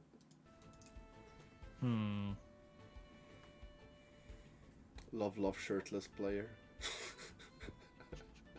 Tiki Book making his alliances known here in chat. But in the meantime, yeah, I mean, I think Fulek, more than anything, like, I don't think you let your Valorant die here, but what comes in and eats this? The combination of the Synergy Master Ketsa of that degree and what Yowler will do afterwards just feels really rough for Fulek at this point. He doesn't want to swap. Okay, the only thing you could do actually is put the Kinu, get one buff into Yola and sacrifice it. Because anyways, it's like everything can kill it except Yola. But I still like that. And I still think Kinu's better off going in here than something else that could do damage later. Like, it's either that, either Hyper, I feel. Yeah, okay, Kinu. I don't like the Hyper into Koish, and you don't Hyper into the Yowler here. Maybe I'm underestimating what chip damage on the Yowler does, but when you have to refer to Hyperkinetic as chip damage, you know you're not in the best situation in the world. Yep. does just immediately eviscerate the Kinu, but at least it got, you know, its protector off, which is all it really needed to do. And this does mean that the Koish was able to go down to a suplex without making even more collateral damage happen. True, another thing is like the star is gonna reverse. So if he attacks Yolar, he gets comebacker. So at this point, he really didn't want, Fulek didn't want to attack Yolar with his, because then he procs comebacker and gets just way too much damage. But now the speed tie gonna reverse. Want to buy Tiki Book for 1 Luma Pig. Worth it. I think people constantly undervalue Tiki Book. I'd pay a Luma Pig for Tiki Book. I don't know, I remember when we played Ronin and Tiki Book like reversed the whole Club Wars and luckily I was able to stop him. Oh god. Look, nobody said I was gonna let him play in Club Wars. He saved Ronin there. Oh god. So, Fulek's obviously still not in the best spot in the world. Yeah, no, the Valish is coming in now, and that's pretty frightening. I suppose he can just, like, now he can threaten the HKS and the Oshi into Valish, which does feel nice. It doesn't give him much gains into the Yowler, but he's got Kappa in the back for that. That's something. Definitely. Bunch deal with the other thing I'm nervous in here is the fact that it definitely looks like Kanzaki's trying to hedge the Raiken in the back for the Gallus that Fulek in turn is saving. And that's rough. Yeah, especially with still Gallus in the back. So Gallus deal really well with Valish as well, but Raiken is the hard one. No, this is the thing. If Raiken's just in the back, then Fulek has to be very careful what he sacrifices. Agreed. But isn't Valish a bait? It could be, but what's it bait for? Into just getting more damage from his Yolar into the other Yolar? That's a possibility. It doesn't look like Fulek's taking it as he instead goes for the Toxic Plume, which lowers the Yowler's attack and doesn't do much to this Valish, which means that, what, that's just a Madness buff now? No, I don't think he affords the Madness buff there. Yeah. Yeah, okay, in fairness, you would have to have Nuts of Steel to Madness. I guess the Yolar with Oshidashi up. All I'm saying is if you made that read, wouldn't you feel like a god right now? Yeah, you will feel like a god, man. Such a ballsy god. Yeah, no, that's fair. So from here, like, that definitely wound up, I argue, mostly in Kanzaki's favor. Yes, losing attack on your Yowler sucks, but I don't know whether that Plumes was worth it in comparison to just getting damage on the Valish. Yeah, I don't. It's definitely not worth a hyper in my opinion. I get it was tempting, but Yowler can just show off again, and then suddenly we're back into this scenario, and we lost our poor boy Valorant for nothing. Still though, it's not like Fulek is out of options here. He's got a hook kick and an Oshi to threaten that spot with, which even the Raiken that's potentially coming in here, or the Valorant, as is landing in here. I hope it is Savage instead of Oshi, because was no meaning to just like Oshi there because of hook kick. No, you're right. Given the fact that there's already melee coverage, we do still see the Oshi instead. But no, it could have just been a Savage. The thing is, speed reverses again here, so that's not bad. He has at least a Savage suplex. Yep. Yeah, so he wanna kill that Raiken for sure. Except at this point, right. The thing is, on who do you wanna... Yeah, you need to save Gallus at this point, so switch Gallus into Barnge. Back in a scenario where Barnshi's trying to eat physical attacks, that feels horrible. I know, but if you lose Gallus there, and like, Yolar is at the range of one Crystal Spike, he loses.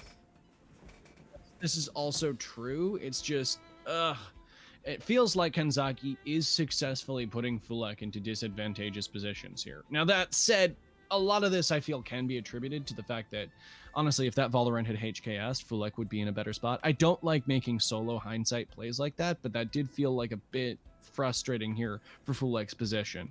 Yeah, because Hyper would still have done a lot of damage, even only was +1. Exactly. Yeah, like I thought. Gets up. Yeah, that is well over 50% onto this Banshee, which is not what you want to see. Yes, we're threatening everything on Kanzaki's side, but like, oh god, with the clinch into that as well, how alive is this Banshee even going to be? 10%! A stiff breeze will knock over this bird. Okay, the good thing is normally you get the tornado off. I mean, yeah. And kill Raikkonen, but... What's stopping him just swapping in Valish again here and taking away the game? Yolar is low. I mean, both Yolar are just low. He can do another clinch, but that's pretty much all without overexerting. I mean, you could just overexert like a champ on the Yowler spot, and then it doesn't seem like there's much that is reasonable to punish that.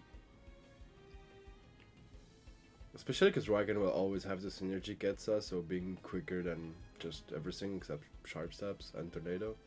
Yep.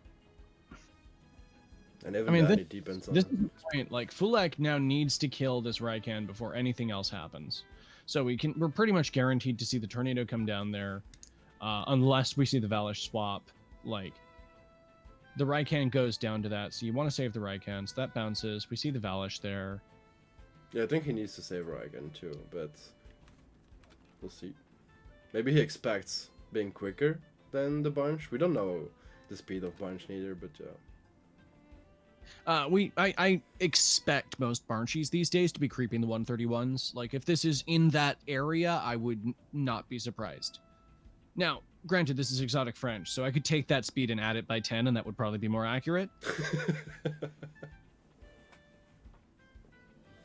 But I generally assume that Fulak especially errs on the side of speed over bulk. But I don't know. This is a much more mid-range comp than I'm used to seeing him run. Like, for a while, I know he was right in there with some of the most fast, savage comps that we saw, especially that one Fellow Tamers where he was up against Fossey, and they were kind of just at a Mexican standoff. Yeah. I don't know how Fulak can actually answer this. I feel like if Kanzaki saves Raikkonen, he wins. Yeah, I don't see how swapping Valish here is disadvantageous for him. Like, the only pressure that Fulak would be able to apply to that is hitting with Fat Joe this turn, which, well, I mean, say goodbye to what's left of Fat Joe's health if that's the case.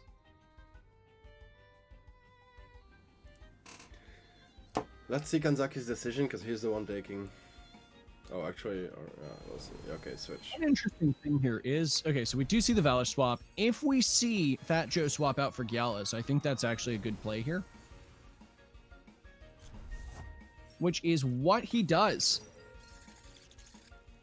Right, so we do see the tornado go down on Valish because that pressure needed to be applied. Like, you couldn't let the Raikkonen just get that Ketsa for free. However, I'm pretty sure Yowler just overexerts and... No, it doesn't! The Banshee is unpunished! Okay, this is such a good turn now for Fulak. Fulak could just take this back now if he keeps the offensives up. Okay, the thing is... Okay, again, if you, like you say, Banshee is in the 140, you could energy manipulation, sharp stabs, and kill Valash before he moves.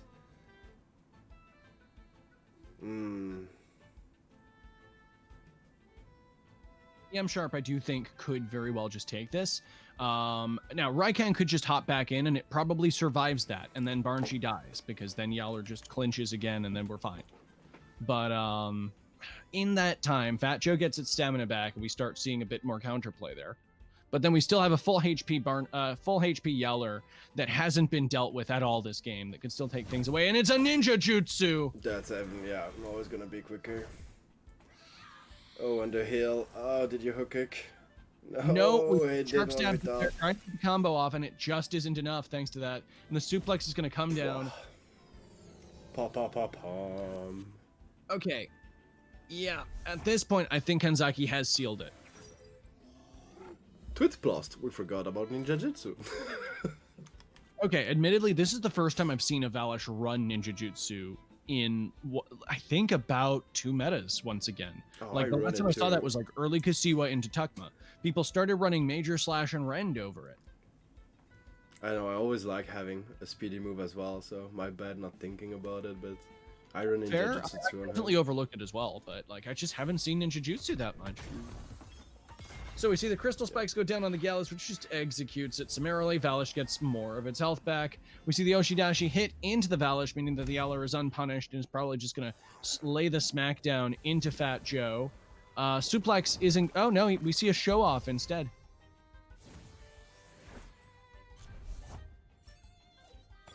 I mean, he Just can to still kill just him now, Kensei yeah. here, take this away. And yeah, Fulek knows it. He drops down. He drops the GGs as our first game here goes to Kanzaki. Congratulations and well played to you. Let's see how Fulek adapts to this. GG both players. Kanzaki still set it up. Really nice baits. No, Kanzaki's been playing very intelligently this tournament.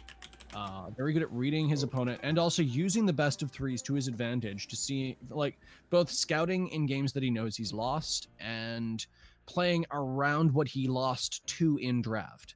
Agreed, and that actually BO3 is where you see the difference in experience of players.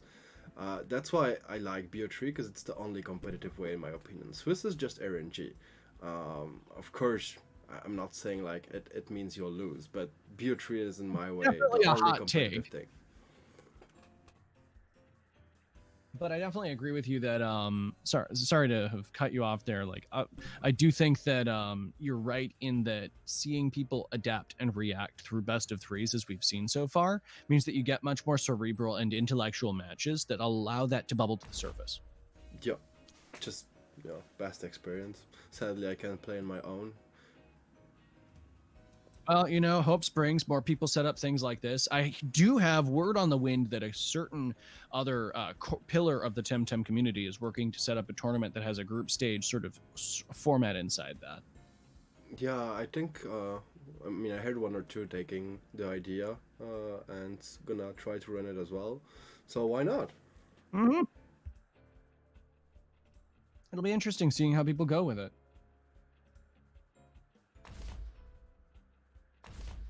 So with this, we see Kanzaki go for the Volfivola, which is a very safe lead, as we've said before. Yeah. And yeah, Right. classics for your message. The next tourney will be a double elimination, just with loser bracket BO1 and winner bracket BO3. Ooh, that'll be interesting. Because it doesn't make lose time, and everyone has a second chance. And it's actually still the same time as just a single elimination BO3.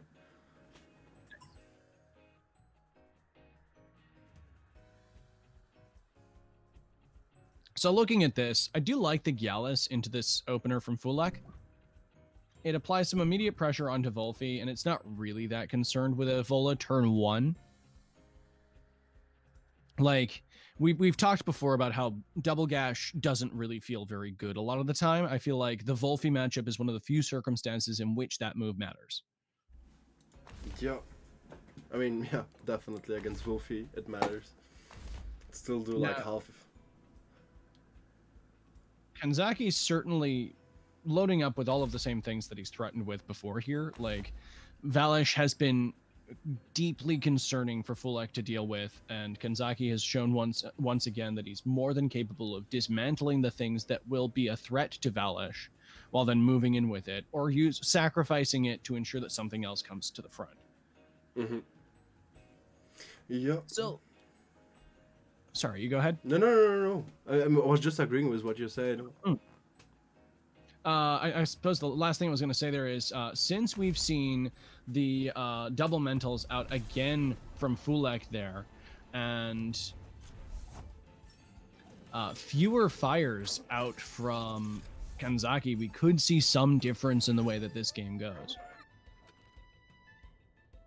Like, yeah, Fulek's draft is better for him this time. I agree. I more than that, I don't think Kanzaki's draft is as strong as it was last time. I still think it's not bad. Like, the only thing I really would discredit here is while the Vola Volfi lead is safe, I don't think it is as bombastically strong into Fulek as his previous game was. Well, no, because he just needs to double Gash Feather Gatling the Wolfie and then just whatever kills him next turn. But at the same time, it's letting Vola run free and set up aerobic. So, need to see how he's gonna deal with that. I mean, he's got his Barnshee in the back, which is more than capable of both taking a hyperkinetic strike and tornadoing back. Yo. Okay, so the thing is like, if Galley stayed, it was trapped as well. Hmm. Wait, is it? Resistant means that it's not taking the exhaust. It's true, so the trap doesn't active. Yeah. My bad. Gallus is one of the few things that just doesn't give two hoots about the Volfi lead. Oof. I'm actually surprised that Fulek swapped there. Well, this explains it. He was focusing on the Valorant instead, and that was a lot of damage from his own Doppelvola. Relatively equivalent, just a bit more damage out of Fulek than out of Kanzaki there. But no, I'm just surprised that he didn't focus the Volfi that turn. Me too. The thing is like now the the speed tie switches. So for Valorant's Kanzaki is gonna go first.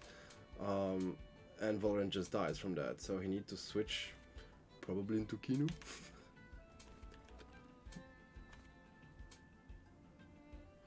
Kanzaki has the arrow now, so yeah, he can't stay with Vola. Just a dead Vola otherwise. I certainly don't think that Vola can stay under any circumstance here. Like, the combination of the fact that it's at -1 special defense and it took this much from a Feathergat already, like, this is definitely in HKS range. Yeah, so in my opinion, it's just a switch into Kinu and you kill with a bunch, because whatever comes there doesn't like a wind move anyways. I mean, it's neutral against everything and kills Vola. Yeah, I think Kinu's the easiest swap in there, and Barnshee definitely appreciates defensive buffs, and I think that's actually a good thing to have them this game. And no, Fulek certainly agrees.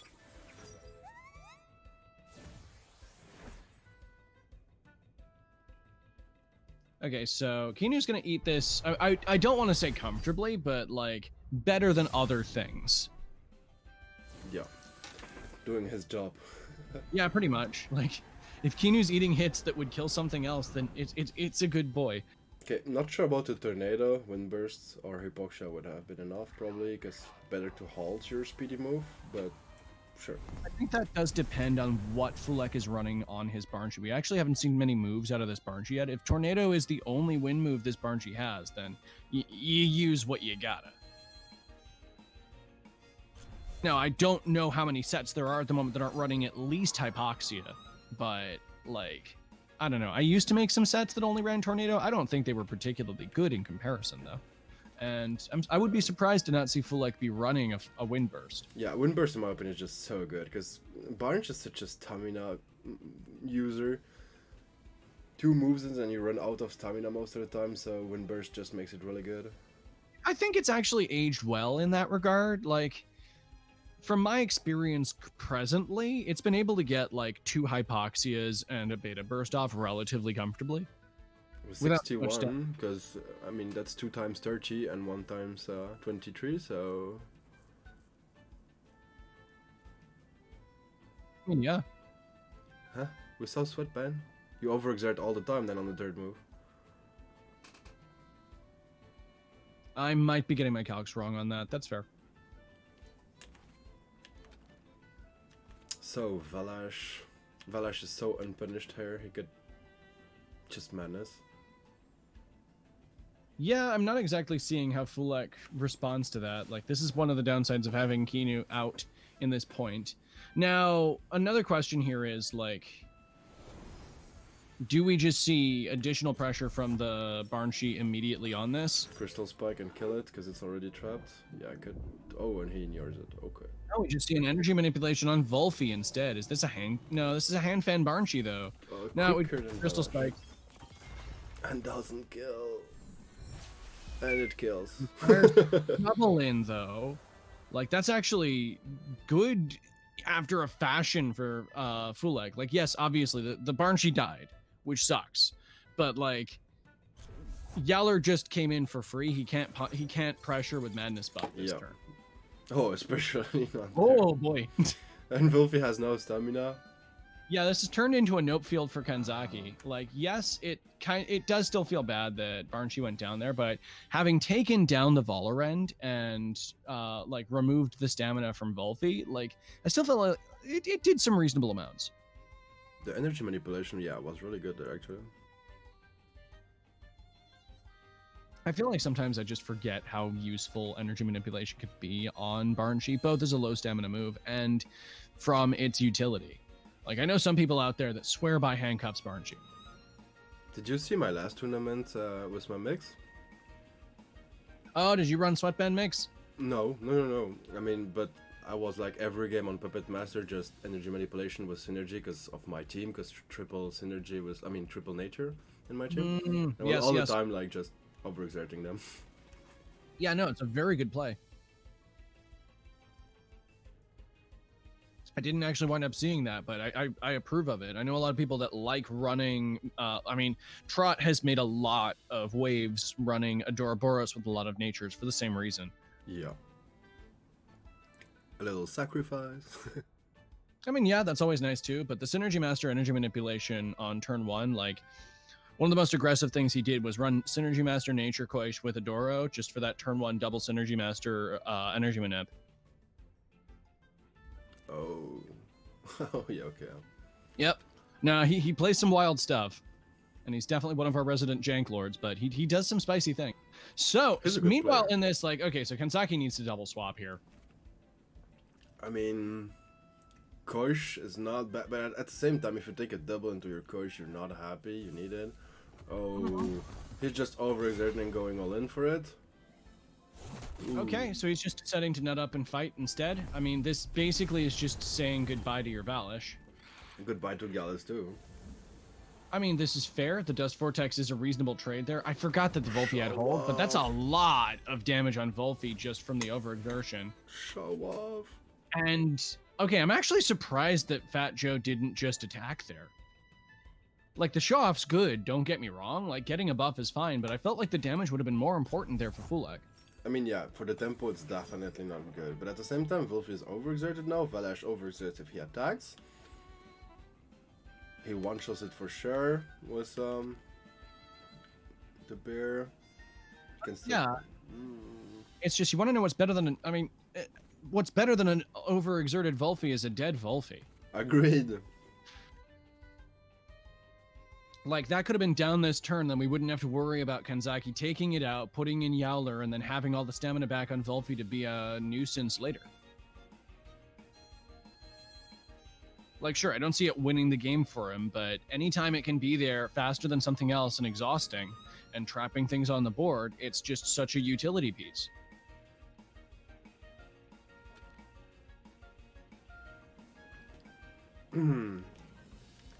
He can't even switch Vola. He can't even make a bait with Vola. Switch into Kino. If it's Crystal Spike, it's still dead. This is true. I think you hyper all the time the Wolfie spot and just kill Valash with Yolar. Does hyper kill at at 2 speed, because that's what the hyper will be into the Volfi? Probably. I'm not sure at all that Wolfie stays anyway, because he can't do anything with it at the moment, but... It would just be sitting there as a dead rest, and we don't... Like, that's not a good move. Yowler is the easiest swap in for Kanzaki there. You don't want damage on Koish, as you say. Koish is frail enough that you want to, like, just bring that boy in fresh, but Yowler could come in pretty easily. It's either that or sacrifice Wolfie, yeah. Why still go Koish? I mean, Koish doesn't die, but... Oh, the read. Unless it's red, yeah. Oh. Never mind, he read at the wrong spot. This is actually really bad for Fulak now.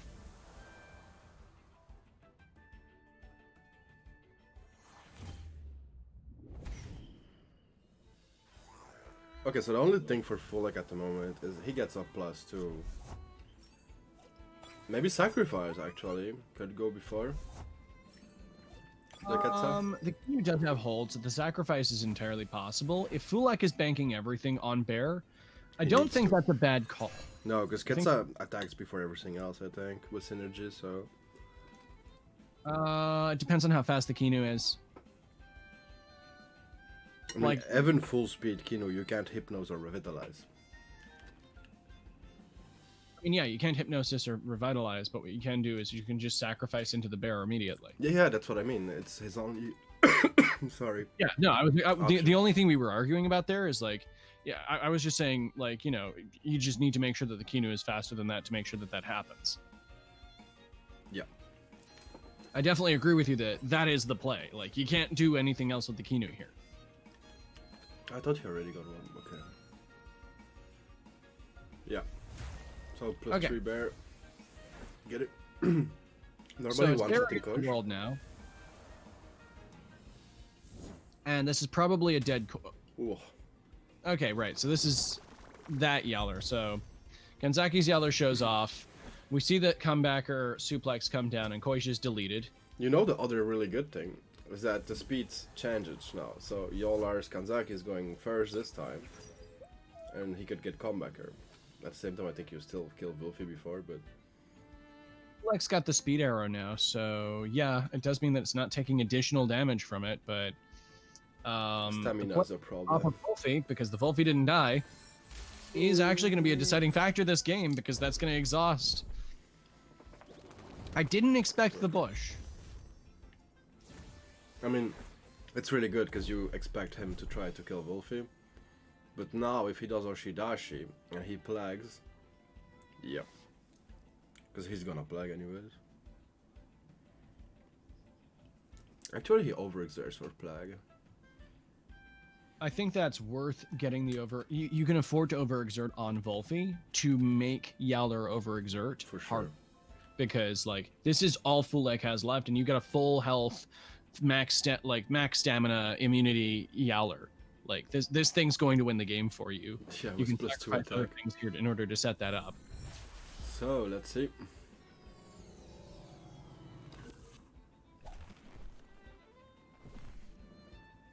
With this, What?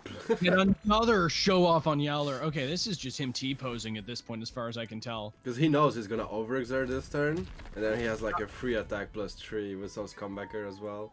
Yeah, Wow. pretty much. Yeah. He still tries to conserve stamina with the clinch, which is a good play, but he can't avoid the overexert.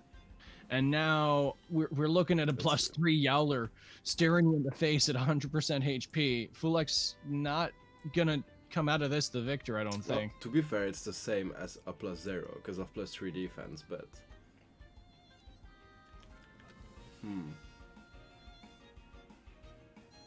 I did actually forget about the defensive buffs on Fat Joe. That's a good point. The HP being where it is and the stamina Yeah. where it is also kind of a problem, though. Kanzaki is definitely in the lead there. The really good thing is like using clinch doesn't switch to the arrow. Okay, right. Well, this is familiar. Remember when we saw this before? Yeah, the plus 5 one. Exodia. It was Exodia. Yeah, no, it was the Exodia play, and we're seeing it again. Okay.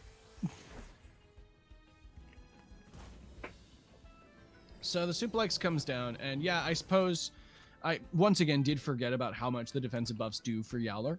And it definitely did look like Kanzaki needed to raid boss as hard as he has to hit back against this Yowler. Yeah, I was gonna say if he's smart, he just doesn't attack Kanzaki, yeah. Because he has the arrow.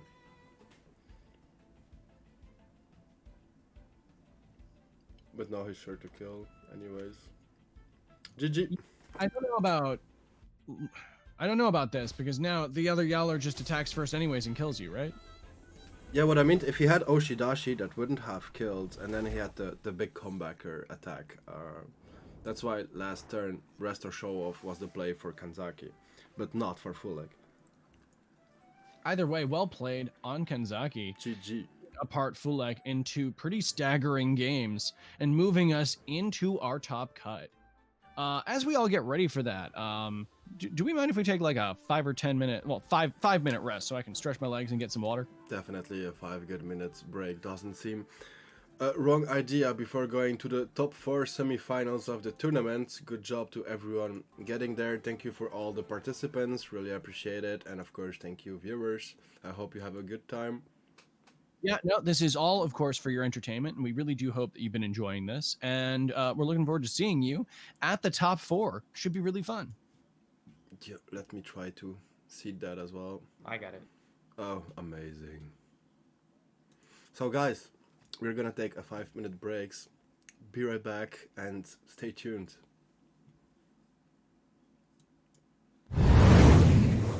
Are we muted? Yes. Oh, I'm not.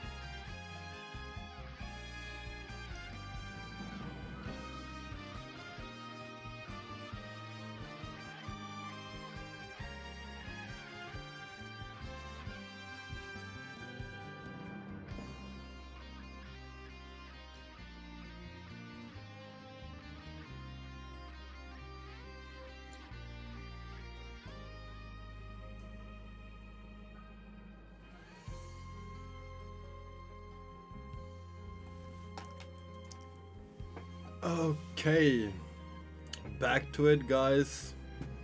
Welcome back to this, our second Tsubaki Cup. I mean, we're about to get into our top 4, and I'm pretty excited about it. Once again, a lot of exotic French in the showing here, but of course, Alola is repping Ronin and showing us that there's a lot that can be underestimated here. I mean, Alola regularly runs some really unorthodox builds. I mean, he single-handedly brought back max speed Nid. Yep. We are gonna see semifinals Shizenix against Kazaki and Classics against Alola. By the way, 3 exotic French. Yeah, no, as I said, like that's a lot of exotic French right there. So, because it's just short, I mean, it did go pretty quick. I suppose we are just, like always, streaming both semifinals and the finals. Third place will not be streamed. It's like a reason to do it. Another way that we could do this moving forward, like obviously we'll do these things your way for now, but if we run into this kind of a scenario again, where it's like a top 4, there is an argument to be made here for like doing one of the semis, and then the third place match followed by the grand final.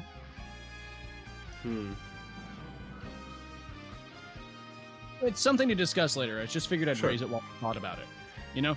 Yeah, we could.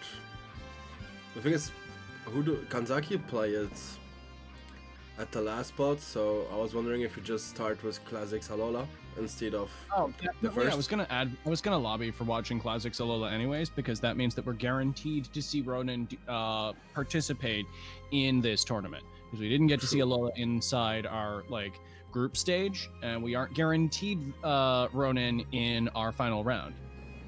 Both in the same time for the win. I mean, Classics will always do it like that. I know it's a bit annoying for the players to wait, but for the viewers it's just cool to be able to show them both semifinals. Especially semifinals like those will be just good matches. A better way to look at it is that we're giving our other contestants in our top 4 here some more time to relax and get their heads in the game, you know? Or even eat something, because it's time for AU time. Exactly, yeah. I mean, especially since Shizenix and Kanzaki are both EU, it's around, what, 7:36 CET? Definitely time to get some food in you, as you say. I'm like on a diet, because I will eat after the stream. But yeah. Yeah, I get that. No, this is always how I do it too. I always try to make sure that I get my food in either before or after a stream. So with this, we get in, and Alola is rocking a pretty brazen composition right here. We have a Volpy that was immediately banned. We have a Nagais on Classic's side that was immediately banned. We have a Capire, rarely seen but generally interesting. And some aggressive mental presence. 3 mentals. First one we see was triple mental today. Yep. And actually, I think that's pretty nice into Classics. Now, another thing here is I think Alola needs to set up in such a way that Anna here isn't kind of just a god pick. Yeah, I was gonna say, he has no Earth stem at all, except Wolfie, that is of course the ban. So Plank and Gallus are reasonable tools against Anna here, but like, they're not what you want. Yeah, definitely. It's like more about 50-50, and even then, not talking about double gash. Well, I mean, I still think double gash turn 1 is, look, when you can do that super effective into something, it's something. Like, obviously against tankier threats like Grumper and Anna here, it doesn't feel anywhere near as good as Volphy, but it's still something turn 1. Like, I know people try to make Drill Impact a thing. I have no confidence or faith that Drill Impact will ever be a thing. I mean, the one thing that I'm really, like, surprised is that Water Custodian Nagais. Otherwise, I just don't understand. That is a distinct possibility. I mean, it's Water Custodian Nagais has gained a lot of popularity recently. Definitely. It's a mind game as well, because you can read with the composition of the team if it's an aggressive one with too much speed to be running it, but sometimes it's just mind blowing and they actually just jump bait you. It's really funny. I've had this conversation about iridescent Koish as well. I and a couple other people do advocate that there are a lot of tells on a team that will inform you as to whether it's Synergy Master or not. Yeah. But at the same time, they could just be rusing you. Yeah. Down the line. Like, ultimately, it's still a mind game, even if you get information on it. So, Grumper Vola here, I think, is pretty strong into this. Like, that's pressuring the Nagais basically from the get-go. And the thing is, like, if you see, the only switch he would have is Galley. So now if he, yeah, if no classics banned Galley, he has no switch at all for Thunderstrike Noxious Bomb. I mean, of course, Mouflank loves it, and Capire, but they don't like it. Okay, so this has to be a Water Custodian to guys if we're not seeing the Anahir ban here. Maybe I'm being a little bit too forward about this, but I just feel like Anahir does a lot into this matchup. Agreed. He has nothing anymore. I don't know why he doesn't ban it, especially if Nagais dies. He has definitely just nothing. Well, that suggests to me that it is in fact Water Custodian. Yeah, I agree. I totally agree with you. I would say it. But, like, for example, okay, we're going a bit out of it, guys. 2 seconds. I faced it yesterday, Trotter, with a heavy, slow team like Tortonite and things like that, and had Nagais. So, of course, I was like, okay, that's the Seed Aura. And no, Japetus killed me the game because it was Water Custodian. And okay, so right, while we're keeping on this tangent, I talk with Trud a lot, and I really do enjoy theory crafting with him. He hates Decidora. He absolutely despises it. maybe Like, that's he answer. tries never to play it if possible. And one of the reasons why is because of the mind game like this. Fuck this Still, shit. moving back into the match, I mean, I keep carrying forward from the Water Custodian conversation. If that is indeed the case here, then we could actually see a double into Grumper this turn. It depends on the Grumper's spread if that lives. Otherwise, that's like, you know, once again, in the Brass Balls play, I would say that Alola is one of those Brass Balls players. Like, he has done some brazen plays in the past. Yeah, still a hard spot there, I think. Because for me, it's always like Noxious Bomb, Thunderstrike into Naga. But we'll see. And if it is Water Custodian, then it's not going to have the same bulk that a Decidueye or a Naga would have, so that Noxious Bomb would still clap. Yeah. What's more likely is we see the Mouflank swap, as you're suggesting, or potentially the Capire. No, we do see him blank, and we see the Mouflank. Yeah. Because Grumper don't die from a double up, even if it's not bulky invested. So, yeah. Okay, so we see the attack on the mix because it's correctly assuming that this is an aerobic Valorant, which we have been seeing a lot more of lately. Oh, it's aerobic into a... Okay. Strike comes down, does roughly 49%. Really good. And yeah, especially since this is spread, it feels pretty reasonable for Alola here. Like, I don't know. The chip damage on mix feels good but bad here. I mean, the good thing is, like, now it's at the range for Valash or Raiken to just kill it, but... Yeah. I mean, I don't expect Classics to, like, try to Mud Shower it this turn. Well, actually, you know, another thing that could be, like, is Hyper into Thunderstorm, but, yeah. I don't know how much I like that. Okay, setting it up for the Raiken, however, I really do like. So the Crystal Spikes goes in on the Raiken, pretty easy predict. And then the Goring covers that spot, bringing it down to a more manageable 39. And the Mouflank is not going to live another one of these, taking it out. The thing is, ignoring Grumper, Grumper is good against his whole team.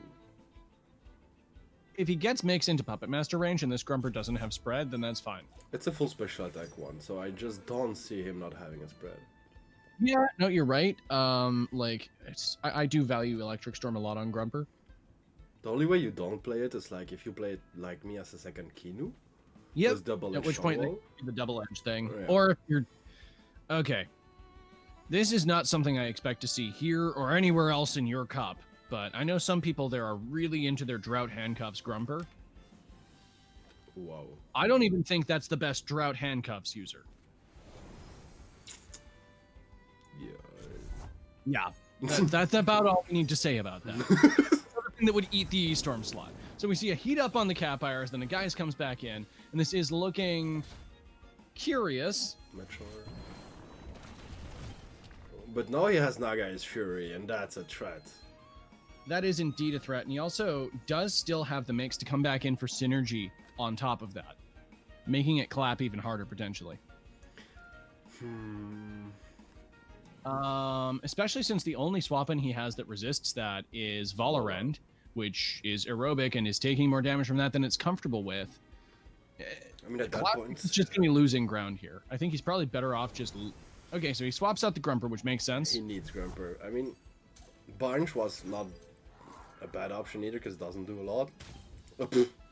Well, so we definitely have confirmed that this is a water custodian to guys.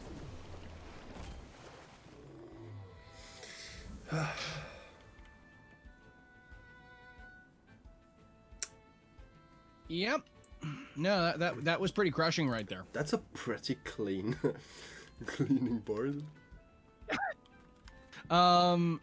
Okay. While Grumper gets to come in pretty fine, what on Classic, like neither of the other times that Classics has, wants to take another of those +2 Quetzalenios off a Catfire. Yeah, no. I mean, Valorant Grumper's the only choice, because if you Thunder Strike into Naga and he puts Mix in there, it's just Puppet Master. So I need something else to attack it at the same time. Yeah, that makes sense. But you don't want to have the option of Toxic Plumes or H Chaos. Yeah, but you don't want to let Cowpire free neither, so I feel he needs to hyper Cowpire all the time. One upside here is that Move Flank is already dead, so we do not have priority on Quetzaleno. True. That's like the one good thing I can say about Classic's position right now. Like this Catfire, I'm pretty sure it's taking one more head or is eating the hyperkinetic. So how are you doing? That's another thing about Mix Power and the bench. It's you always need to read where he could come to not bring him into Puppet. But one thing I really enjoy about Mix is that everything about it is a mind game. From the fact that every single spread must be considered bespoke and different, to the degree to which Puppet Master threatens you, to how much spread you put on your team. There we go. Yeah, I agree. I mean, I love Mix because of that. I love mind games. Oh, yeah, no, I love it too. The only reason why I don't run it is because the moment my spread is mega scuffed and has way too much stamina invest due to a bad decision. Okay, so that was good. Yeah, no, just straight up deleting the Nagais is a good call. I'm kind of surprised that Alola kept the Nagais in, but you know, it is what it is. Now you have like to pray that your barn just big enough to outspeed Crystal Spike. Yeah, I would not expect this. I mean, once again, if there's... Okay, normally, you know, the EXO meme happens here, but the problem is Classics is one of the slowest exotic French players that I know. He generally runs more mid-range conventional compositions and does other interesting things instead. And Alola is one of the fastest Ronin players I know. Like, always marking. Yeah, no, exactly. No, the Crystal Spikes goes first, the Barnshee goes down. So I finished a Cowpire there. Flaming Meatball is going to do some damage to Grumper. Let's heat up for sure. Yeah, no, it does 40%, which given the fact that it's, you know, Chonky Boy, that's still very impressive. Oh, he rested. I'm curious about that. I mean, that does ensure that he has Thunderstrike available for this turn. Or Mud Shower, I suppose, but Catfire gets more moves off now. And I think losing that Barnshee's lost Classics this game. I mean, I don't think Cowpire has the full health Valorant in the back, and yeah, while Grumper is a threat, we've got Crystal Spikes right here. Like, I don't know what happens at this point. It's Classic head. Another question: HK... Mud Shower kills? Don't think Mud Shower kills. Ooh, it didn't kill Vola. That's so good for him. That is something. Yeah, Toxic Plume is now ready up, and there's no way Valorant kills Grumper. So that's really good for Classics. He can just now Toxic Plume. So the E-Storm, I think, is the more reliable thing here. I would actually think that it's better for him to Feather Gatling the Valorant and E-Storm.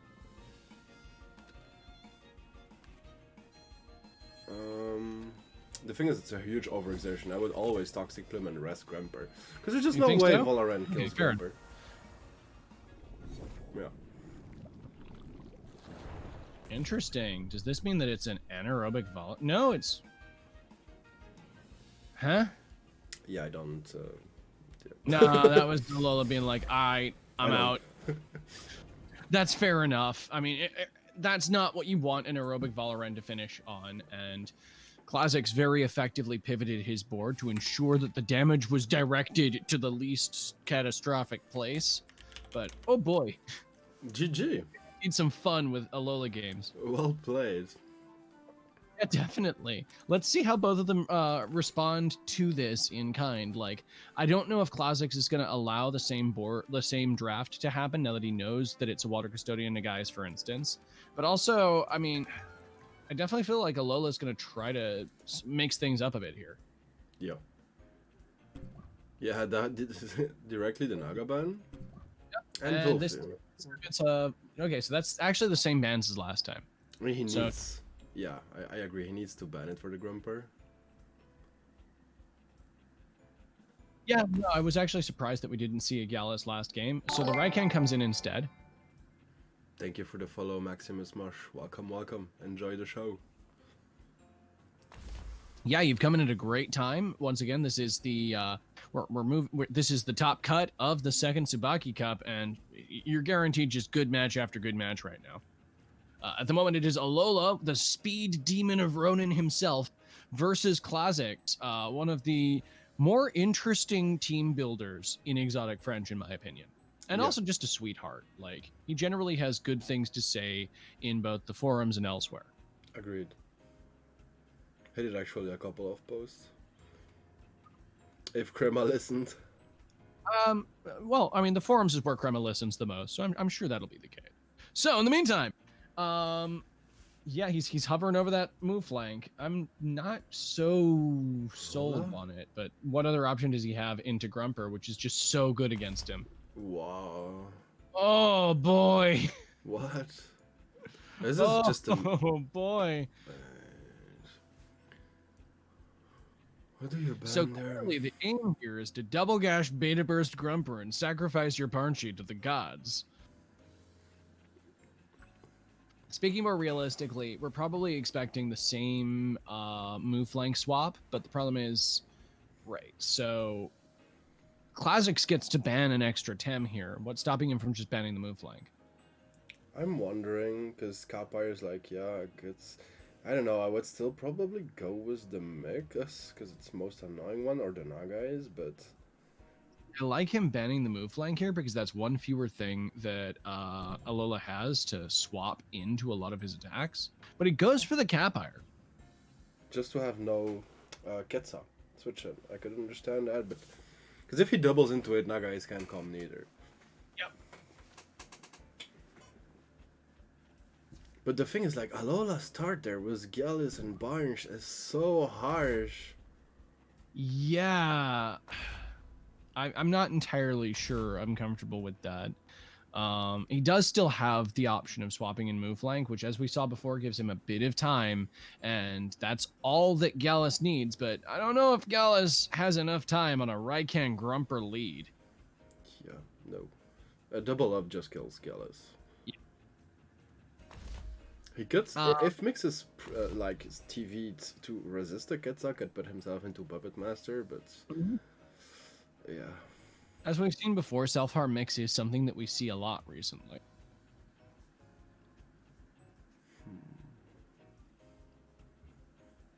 Do you really go bunch against Double Crystal? Yeah. Yeah, I'm concerned with Alola's draft. That did not feel comfortable. We'll see if he can make the most out of it, but I don't have good hopes for him in this match. We'll see if he can buck the odds, though. I mean, it's as we've seen before, people have overturned disadvantageous drafts through interesting plays, and we'll see if Alola can do the same thing here. I mean, smart game is powerful. We know he's a really good player as well, so he could. But that's for sure. In the draft, he's like in a disadvantage. And yeah, I mean, agreed, Ricky Tan.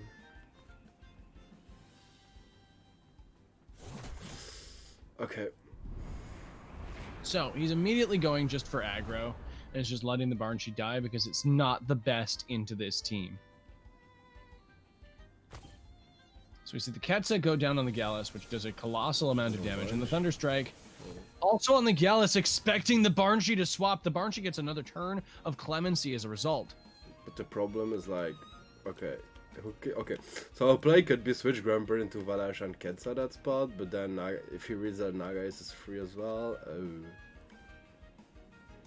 this point, because Alola, once again, just like total alpha play, just like keeps the Banshee in, because like you know, nothing else was taking that comfortably. Mix even isn't taking that particularly nicely, because then you're adding another fire threat into this. Like, he had to play greedy Alola to get back there, and he did it and worked it actually, because if he Thunderstrike the Bind spot, Alola would be in a terrible spot. But no, Bind can just Tornado Raiken, even with Synergy actually it just kills it, so before he gets a Synergy, that's what I mean. Yep. That was really strong. As people are saying, a free Tornado Kick is definitely something that's kind of just here now. We could just see, oh man, if that was targeted on the Grumper, I feel like that would just change this game so significantly. That said, Grumper even at 4% is so big. I mean, when you're in an advantage spot, I think you can take that risk. Especially when nothing can take the Thunderstrike on Barn Swap. Yep. But yeah, we see a trade. I mean, I feel like that was still a reasonable trade, all things considered. Like, this is almost an even trade. And ultimately, I feel like Alola has still gained a lot of ground here. Like, yeah, I still agree with Marinalit. He played even more greedy doing another hitbox chance instead of Tornado. He has such balls, Alola. This is what I'm saying, man. You know what we were saying earlier with Kenzaki and the Brass Balls plays? This is a player doing those right now. Master cojones. Yeah, seriously. Like, yeah, I'm just gonna keep my Banshee in 2 turns against a Grumper. It's fine. Easy peasy. Exactly. I mean, it dealt with the Raiken. This is a much easier board for him to deal with now. He can just kill the Grumper, which he does. He just Crystal Spikes it and it's down. That's great. Is it Madness? Depending on what this Valish does and what he's done with his Valorant, like if this is a Madness buff into Valish, that's still very grim. It's not unbeatable, because if this is a self-harm mix, it can get itself into Puppet Master range and survive into this Valish and like energy manip it down or something like that. It's still awkward, but it's manageable. It's manageable, but no, yeah, he brings just Anahir, has a free heat up, even if he Toxic Plumes, I mean, he needs to double into the Valish to kill it. Yep. And a Hyperkinetic Strike at 2+ is not going to be able to deal with that here. No. It does need a proper Crystal Spikes and that to deal with, and then you're just giving Anahir time to set up. Yeah. I mean, I know he has Nagais, but still then. The Nagais being Water Custodian, I think, is actually still going to be really valuable here, because this is not giving Robin Fenty here the speed that it wants. Meaning that, you know, you can mind game a little bit with that and try to work with that. As we see, the Double In does still take out Valish. The heavy aggro plays paying off for Alola here. Still, though, we've seen Clausix just in the previous game with his back against the wall turn things on its head, and +2 Anahir is precisely the sort of thing that Clausix is comfortable using to his advantage. And with only Valorant not immediately dying to crystal moves, it does. Like, he just needs to Feather Gatling and Mineral Hail. Oh, -1 hurt, but the Toxic Plume is still pretty good here. And then he goes for energy manipulation onto the Anahir. Oh boy. Playing on the biggest weakness of Anahir is it's unbelievably low stamina stat. A Crystal Bite just basically removes the entire stamina pool of Anahir. Okay, that was possibly the best turn Alola could have had out of that. Yeah. Like, I don't know how well the mix would have survived that. Mix would have died, for sure.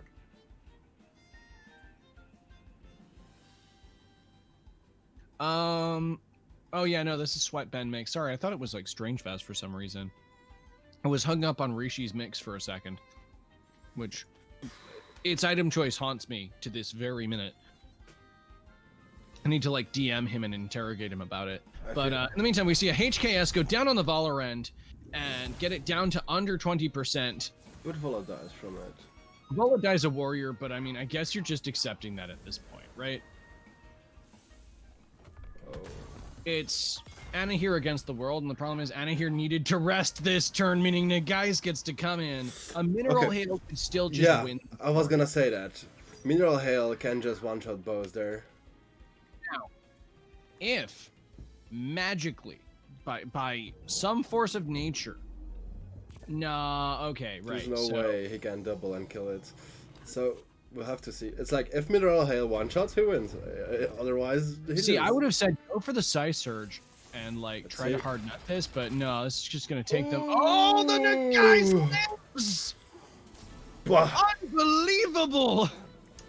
And it dies to its own overexertion. Alola, in the most unbelievable fashion, takes the second game. That Toxic Bloom saving him so hardly. Oh my god, it really did, though. Because otherwise, the rest was just a play. He needed to do that to be able to No, the Toxic try. Bloom was so important there. I completely agree with you. With that, we get into our game 3, and wow, can Alola turn the tables like this a second time, or will Clausix try to enclose the pressure and like he did game 1 again? Definitely close games, good games, and quick games. See, this is the other reason why I wanted to spectate Alola. You're guaranteed a spectacle. Just show how Anahir is bad. He got the combo out, still lost. I wouldn't say that. Anahir got a lot of value in that game. Okay, I would like to quickly thank Jackson for DMing me and letting me know that Rishi's item was Rock Shield. A small doubt has vanished in my mind. I appreciate this. As we go into the next one, and once again, same bands. Volphy into Classic's team is a genuine concern, and we can't afford a Decidora into this kind of a team. Yeah, I mean, would never change the Wolfie ban. I love the amount of praise people are giving Anna here in chat. It's one thing I would like to advise people on when they examine Anna here is that you need to give Anna here the space to exist, and we are seeing very favorable matchups for Anna here. The moment you see an Earth, and a Melee, get that boy off of your draft table. It's a bad time, unless you know you can play around it. Classix has been playing Anna here for roughly, 4 months now, I want to say? First time I saw him play it was like Roadhouse Rumble, which actually has been a bit of time ago. Definitely a bit of time ago, yeah. I mean, he did one, like, I can't agree with someone saying it's bad when it, like, nearly killed Valorant and nearly one-shotted 2 times. I mean, one-shotted 1 and nearly the other one, too. It's like... that I think many people will make. There are scenarios, yeah.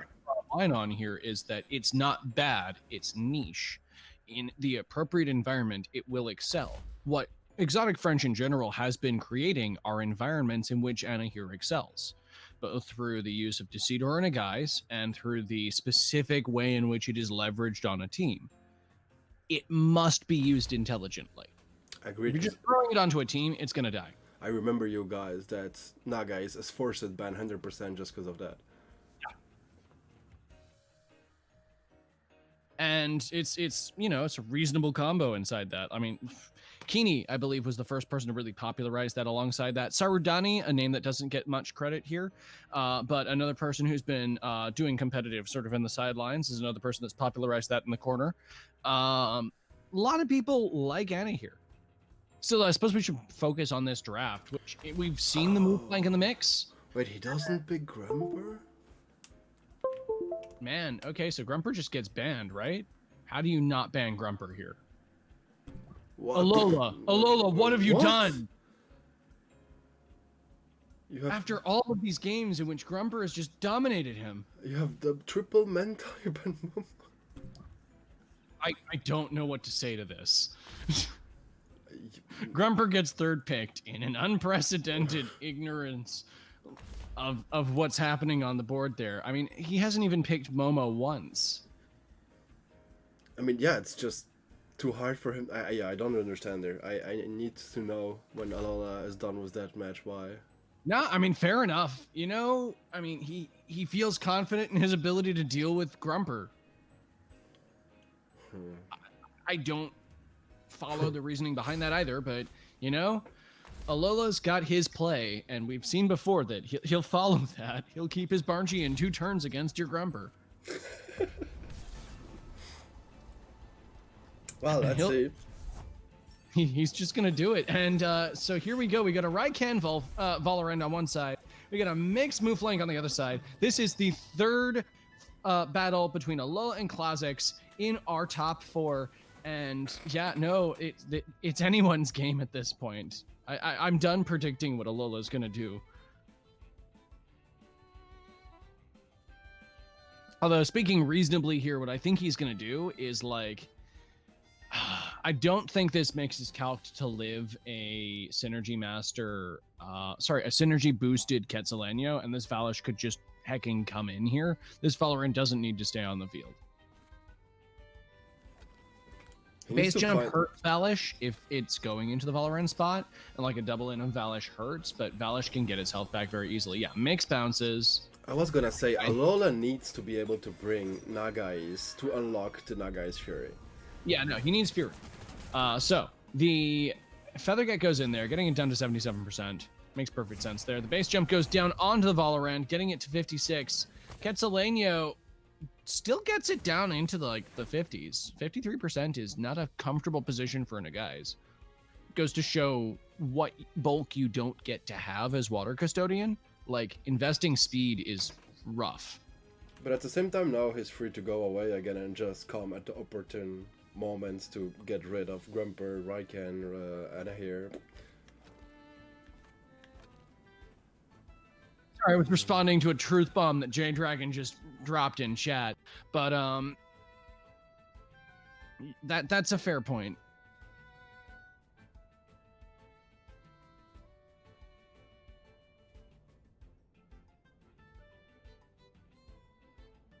I never noticed that. Actually, we saw it.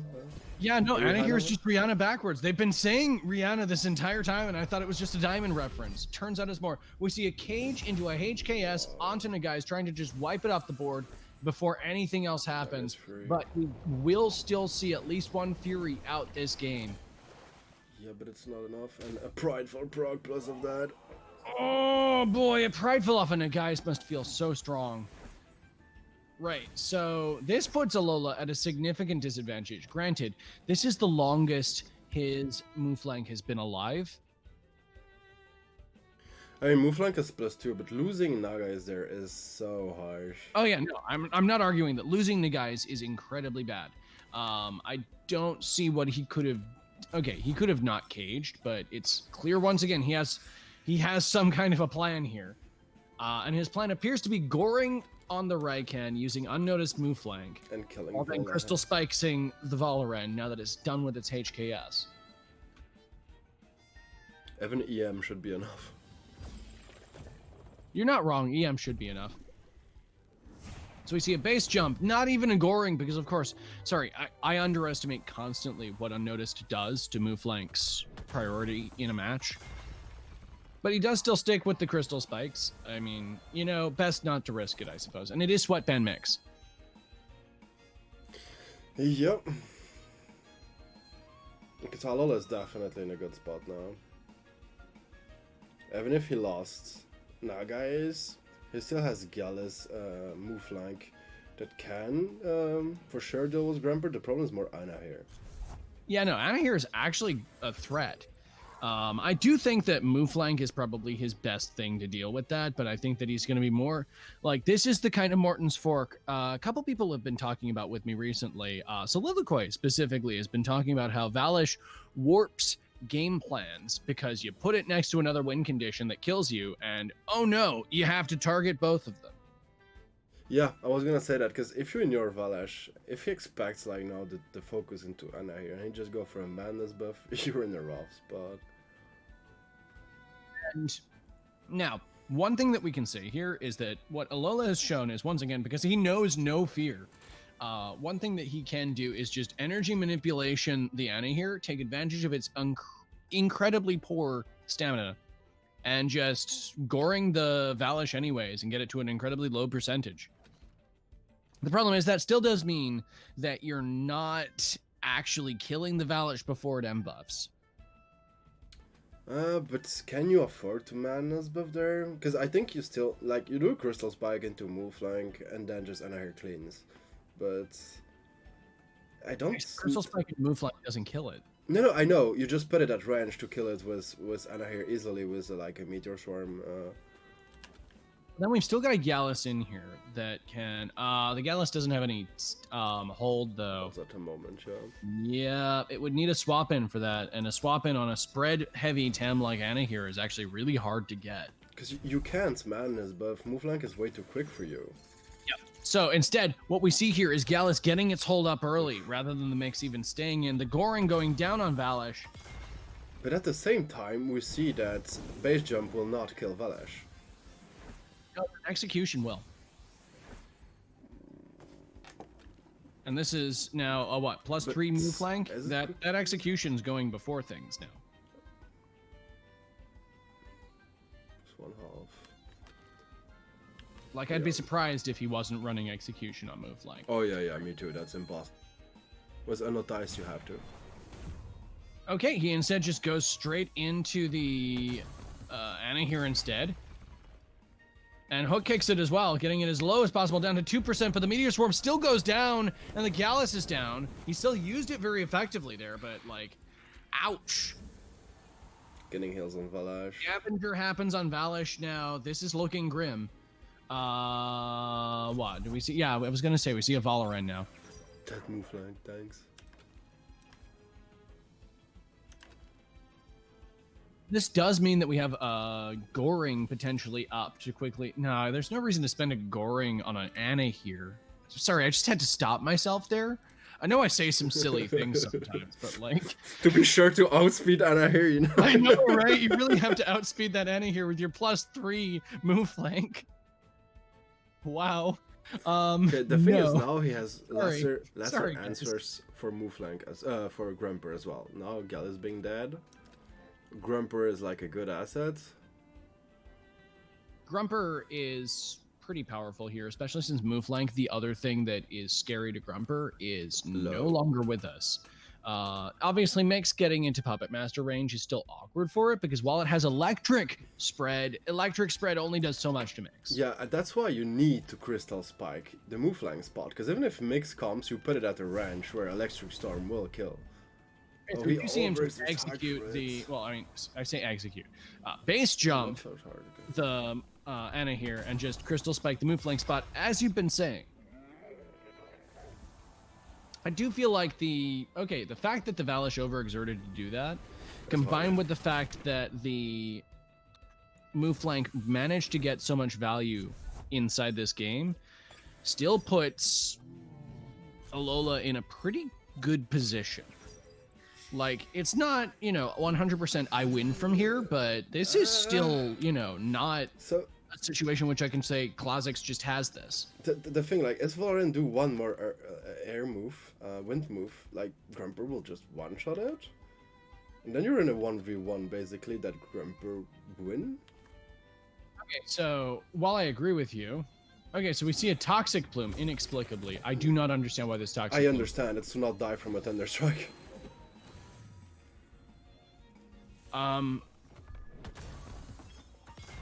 Because if he goes -2 special defense, that's a one-shot. Okay, so this is from this is Cal. That's You fair. see? Right. Okay, I'm with you now, because now the HKS happens, and now the Crystal Spike happens on Grumper. I'm a turnout. That's what happens here. That's fine. So now you Thunderstorm every day with Grumper, and then you Yeah, one. no, So, yeah. yeah. The HKS goes down on Valish, and Valish never had a chance to set up.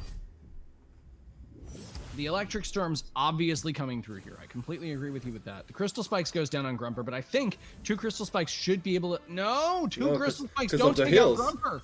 Even then, and he heals with the Thunderstorm as well. I mean, Electric Storm. I always say Oh, Thunderstorm. man. And then Mud Shower, and it's a win. Yeah, Mud Shower just takes this. The only miracle move that could happen here... Oh, that was quick. What the hell? It's 3.7% that just isn't happening. Makes dies to that, and My game without- bugged so hard. despite a dizzying and intimidating assault from Alola, Kha'Zix advances into our grand final. What the fuck is this rip? Do you see my screen? Okay, what's happening Amazing. to your perspective? We can see the nice blue sky of the stadium, guys. Nice view. I love it. We see the cactus backpack from Alola. I appreciate it. Okay, well. I've never seen that perspective I- before. This I- camera angle, Tsubaki. I can't even quit the. You're gonna need to hard restart. This is clearly some kind of a bug, but like, congratulations, my man. Yeah, funny one. Need to clip that. Okay, let's restart the game. Sorry, guys. All right, okay. You guys also get to see the fantastic backgrounds that Tsubaki sports. They're good times. No game, no life. Good stuff. I do need to still watch that isekai. Oh, Behind yeah. on a lot of my anime. Real life. Never heard about that server. Comes from that anime. I love it. Oh man, that's good. that's a fantastic little line. Okay, so this means that we are into our second semi. Yeah, Shizunik versus Kanzaki. GG both players. It was an amazing view tree, guys. I mean, as casters, we loved it. I hope the viewers loved it too. It was an insane match. That was a triumph. I'm so glad that we got to see that. GG, both of you. And good luck for the third spot, Alola. And with that, Shiznix isn't even in game. What's happening, Shiznix? So, Kanzaki Shizunex. Oh.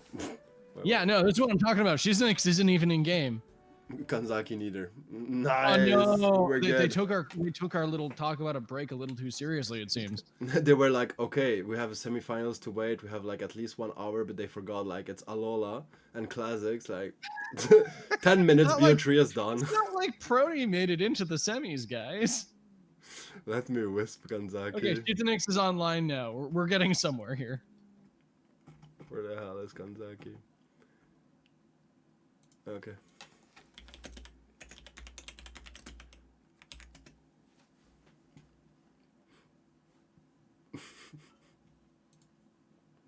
Man, yeah, no, that was remarkable. I'm really glad I got to cast those games with you because it's like, how do you even predict some of the things that happened there?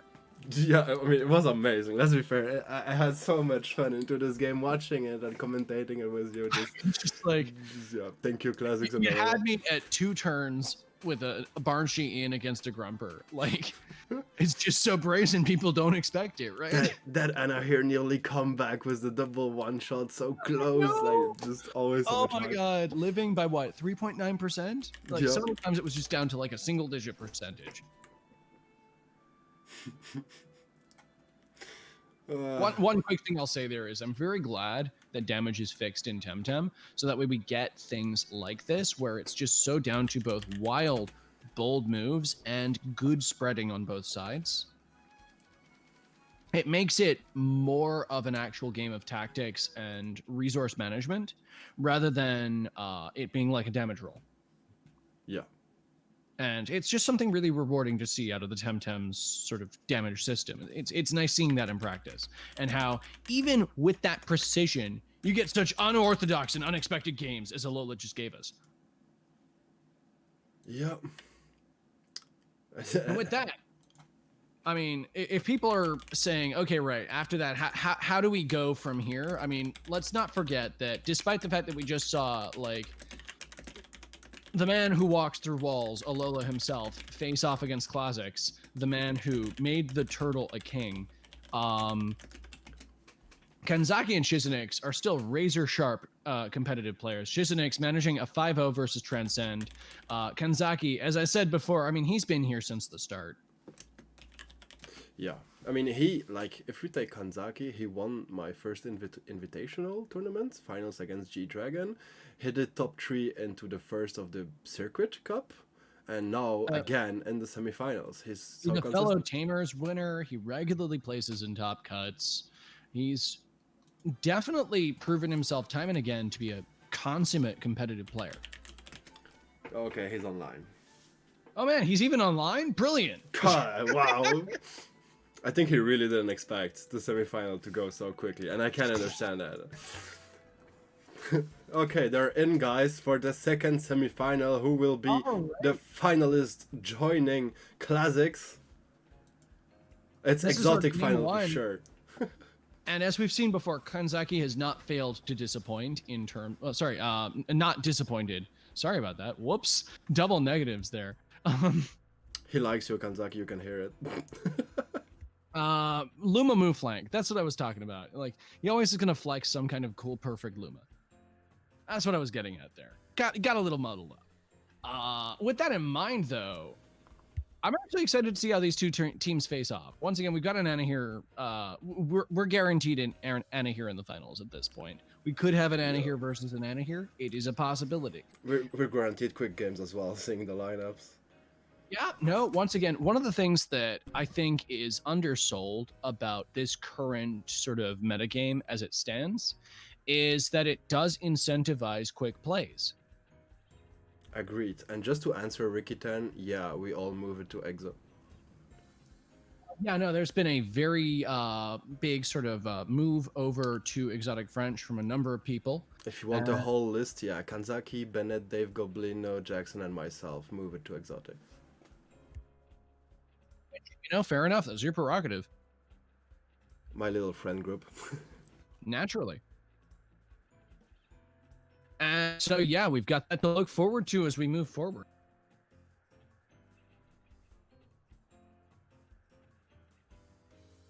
So, right, we see the move flank ban from Shiznix. We see the Fire Quash ban from Kanzaki.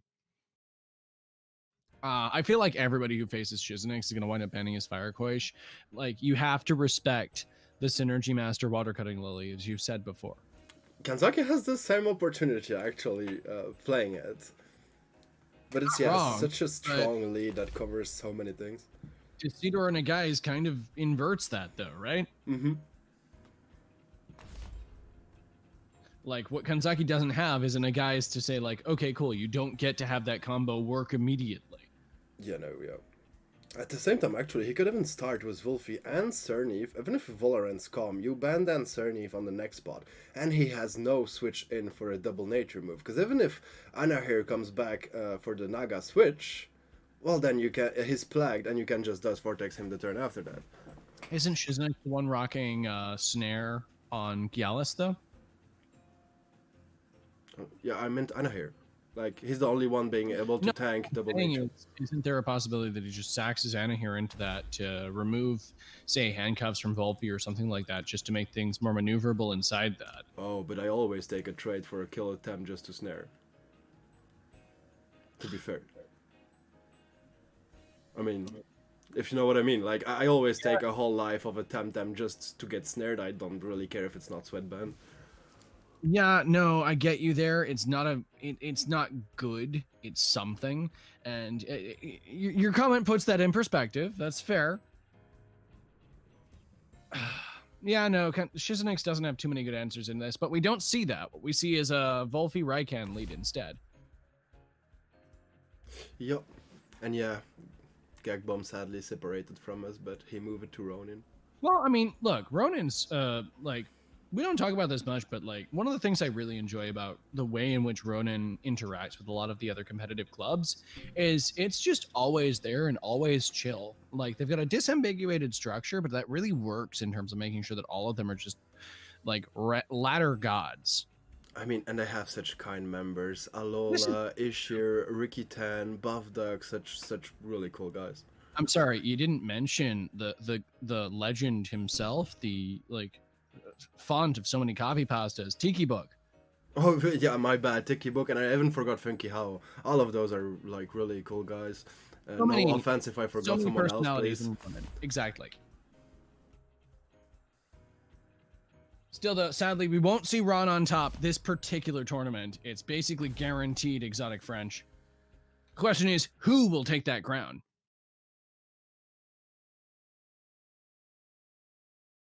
With this in mind, though, we still do have that same nature pressure that you talked about available to Kanzaki. Obviously, still picking the Cerneve into this because it's still just it's a good call.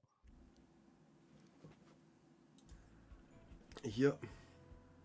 Yeah. Oh man, so many shout outs to Ronan in chat right there. That's good to see. I mean, once again, there's so many different people there, and they're really good at repping a lot of people in the community. That's why I said sorry if I forget someone, because like...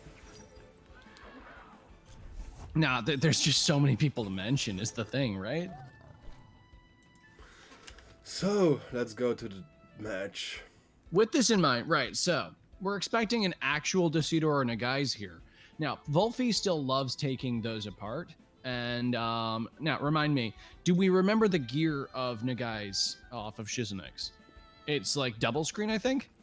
Honestly, I don't remember. Strange Fast, then it cannot exist inside this sort of space because Volfi is obviously a problem there. Given that it brazenly just madness buffed, I'm going to assume it's actually double screen and is going to be fine staying in. Yeah. I'm actually surprised that this Raikan stayed in, though. Yep. I mean, probably just gonna cut to there. He expected maybe a Nagai switch as well. We'll see. No, it Embers. Okay, so this is a dead Wolfie if he stays. Yeah, guys, Yep. give me a follow. Yeah, no, once again, if you like tournaments like this and competitive analysis to this degree, please don't forget to follow Tsubaki. He is by far one of the best competitive players in the scene at the moment.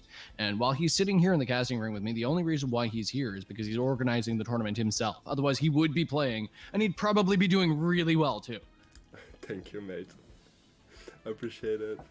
No worries, my dude. But I'm happy being with you there. You're such a fantastic caster. You're really fun to cast with. This is a good vibe. So, with this in mind, obviously, so the Volfi has to bounce. It doesn't really want to stick around for this. Obviously, it can eat the Fury if that's what's expected here. But instead, we see once again some really brass ball moves. We see a Beta Burst instead onto the Volfi, which does take it out. Wow. Yeah, And a Meteor Swarm. Where did that come from? I mean, his first one to move, I understand that.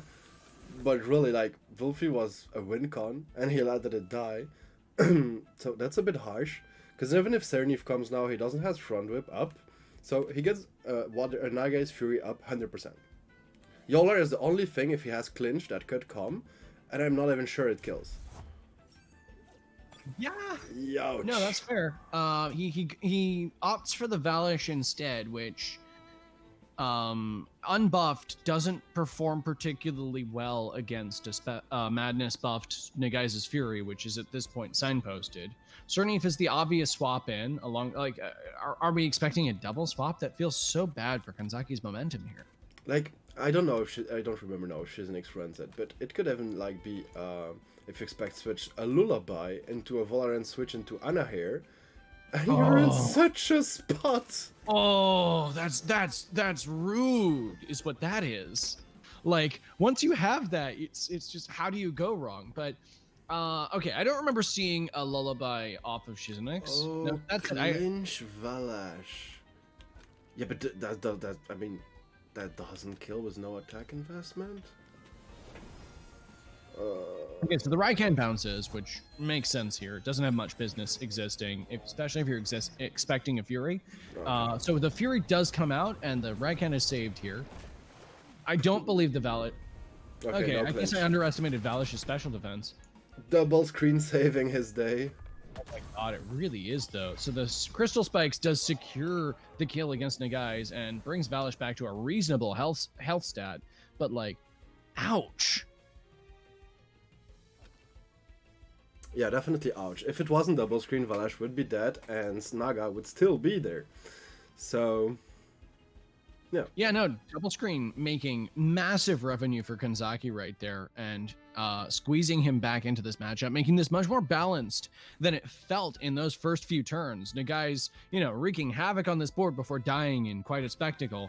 In the meantime, though, Shiznix still has this charming little anaerobic Valorant that's at +2 and still 31%. That's a reasonable percentage into a lot of these attackers. To be honest, I still love it my play there. Just Lullaby, bring Anna here, free. I mean, you're not wrong. The question is, did Shiznix even run Lullaby? Yeah, that's the other question. Because then you don't run side search. Yeah, I finally got into running Nagai's myself after ignoring it for far too long and wound up in that same questions like, okay, right. So this is the 4-move slot syndrome of Nagai's. Like, either I don't run Psy Surge or I don't run one of these charming other moves, and you got to keep Beta Burst on there. Oh yeah, for sure. It's in my opinion, it's either you don't play Madness buff and then you can play both, and if you play Madness buff, you still need Psy Surge. It's like you definitely need it. And Struak, thank you for the follow. Thank you, appreciate it. Welcome, welcome. So from here, I think that Kanzaki obviously has his foot in the door. Taking out the Nagai's was obviously a necessity here. He would not have been able to get anywhere in this game without doing that. Obviously, the Cernif was another step into that because, I mean, Frondo is something that people run these days, regardless of trait. Now, this Cernif on this board, I think, is still pretty comfortable. Yeah, the only thing I really wonder is why Shizenix didn't bring Anahir into the Gallus spot, because it wasn't such a good spot. Nothing could hurt him, free heat up, and he could even have switched Volarens into the Gallus to unlock the moves and not die. It's... yeah. My opinion, of course. No, that's a reasonable opinion, and that would have been a much better setup into this board. Like, even if you're not heat up to that point, the Meteor Swarm means that you can't keep your Valishin and Crystal Spikes the anaerobic Valorant in the way that this happened. Oh boy. Now, this is something you never want to see on a Cernif.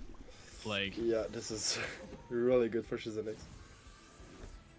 Especially he has Punch and no Crystal anymore to punish it.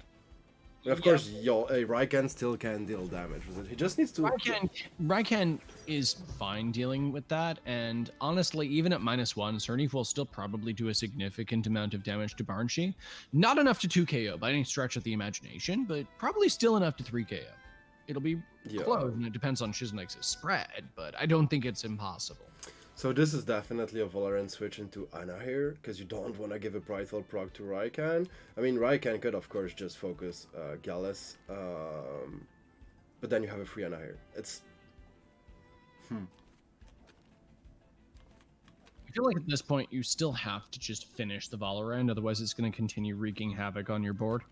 Yeah, I would just hook kick the Raiken and prepare it, like, to die. It's like... yeah, no, I mean, hook kicking the Raiken is a perfectly reasonable opportunity right here. I think you need to get the Yowler in, however, on Kanzaki's side. Yeah, and Shiznix needs to preserve Barnge till Raiken is dead. Yes. So we instead see Watercutting Lily immediately come out onto the Gallus, which, thanks to the -1, does just over 25%. That's sad, but... the -1 no! attack! It's Hello! still denied! And now gets another attack for free. Oh, Shizenix is in such a good spot here. I mean, the thing is, like, he doesn't have a lot of choices to hurt the Raiken there, because he only has, like, double gash, and Water Cutting Lily will be first, so, like, the only thing he can do is Sharp Stabs. I wonder if this is not a switch, actually. Yeah, you don't want to, like, give... how do you kill it, actually? Barnge is, of course, the best. One of the few circumstances in which I would have wanted to see Ninja Jutsu on Gallus. Yeah. Now, that said, I can count those. No, it's like Earthwave. I can count the scenarios in which I actually want that move on Gallus on my hands. But this is one of them, because if you had that priority move here, that would do what? Like, probably around 25% to Raiken. Instead, he hard swaps it into that. That's dangerous, but it is a neutrality Barnshee. Kanzaki understanding Raiken, one of his win gun there for sure. Not preserving what he does correctly, sort of as his best in here. The thing is, we saw Meteor Swarm, Mineral Heli, Crystal Bite, so he has nothing that really affects Raiken well. The thing is, now Barnge could just Tornado it, and whatever move Anahir does, still finish it.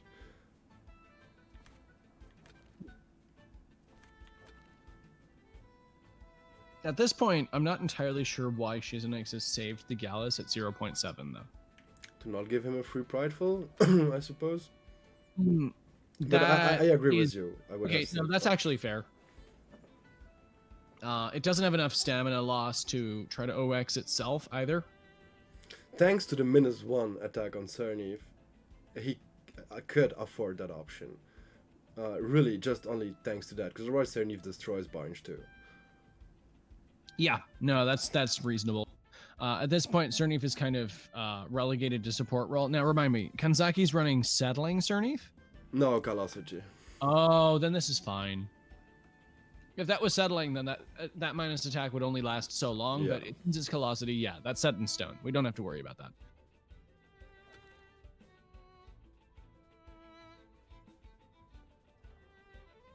See, this is entirely the conversation that makes me curious at how many people have been like sort of throwing settling to the wayside inside this.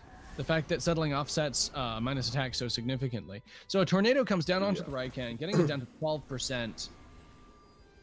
That's just really good for him. Definitely. The Barnshee, yeah, as expected, is tickled lovingly by the Water Cutting Lily, but does get eviscerated by the Ketsa, which does get the Prideful buff off on this Meteor, barely there Raikan. Live the meteors. Bows dies. Yeah. GG. Yeah, no, +2 meteors is way too much. And now Kanzaki has a Yaller left against far too many things. Now that said, you know, playing Smaxies against 3 Tems, 2 of which barely have a HP pool, you can do that. But the problem is... Okay, so there's the first mistake, I think, from Shizenix there. He should have bring Gyalis, switch Anahir into Volarent to unlock Toxic Plume again, letting Gyalis die after doing a damage, and then he unlocks the Toxic Plume with Anahir. Yeah, no, that does so much to ensure that Kanzaki has as little momentum as possible in this late game. Yeah. Because Gyalis would still get his move off, die, but then, yeah, you get the unhold lock on Volarent. Yep. Because, of course, the fact that Gyalis has one of the best base speeds in the game means it's going to get something off. Probably, what, Sharp Stabs? No, he would have Crystal Bite and, yeah. Of course, sorry, I keep forgetting. Yaller's slow as balls. But now, yeah, he will lose Vola.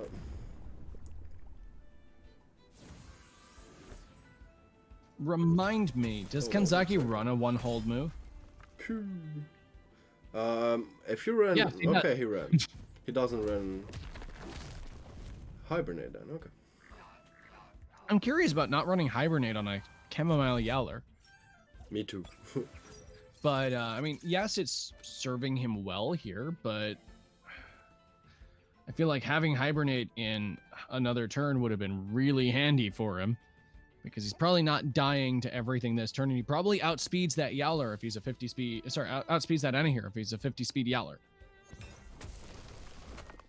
Hard to say for sure. Just GG. Yeah, no, Crystal Bite does secure this. And with a still remarkably healthy Anahir, Shizenix walks out of that the victor as we move into our second game. Yeah. Well played. Definitely. I'm interested in seeing, once again, how both of these players adapt against each other. I mean, I know I say that every single time, but this is the best thing about best of threes, is that now Kanzaki is aware of some of what Shizenix is going to do against him. Obviously, like, there's only so much that I can say that these players weren't aware of that before this match, but, like, that's still one of the coolest things about the this particular format. Agreed, that's what I love as well. I see they are both together in the channel, so that's cool. On Discord. No, that's good.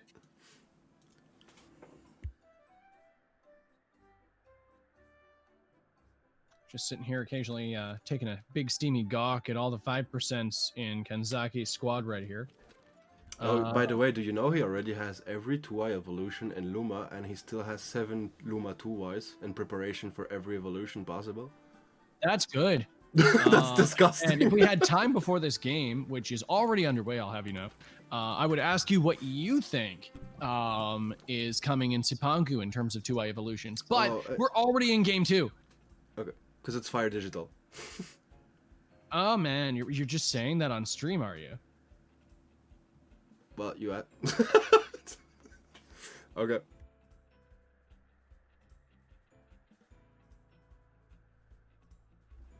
Well, with this in mind, we see a Naga ban. Yeah, this is not to be unexpected from Kanzaki. He can't really afford to let that through.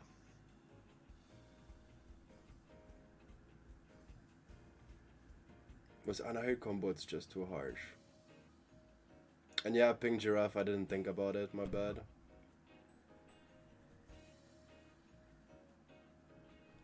Quartz's fault for asking me. Yeah, this is what we call a performative question. Anyways. Okay, Firecoach. Again. It's all good. It's all good. With this in mind, the Firecoach is banned on Kanzaki's side. So this means that Shizunix now has the threat of the Firecoach Cernif right here. I still wonder that he didn't ban the Wolfie.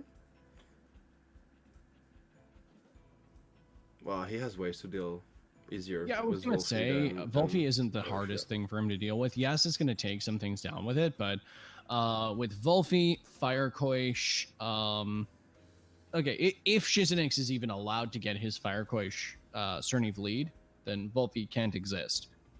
Gallus, under the right circumstances, obviously executes it. Most things like this is so hard because in a vacuum, Wolfie is not looking very good against Shizunix's team. The problem is, are you allowed the pressure against Valorant? Sorry, Wolfie. Yeah, and we see Shizunix starting with that strong combo. And guys, exclamation tournaments to have the brackets. Exclamation bracket is outdated, my bad.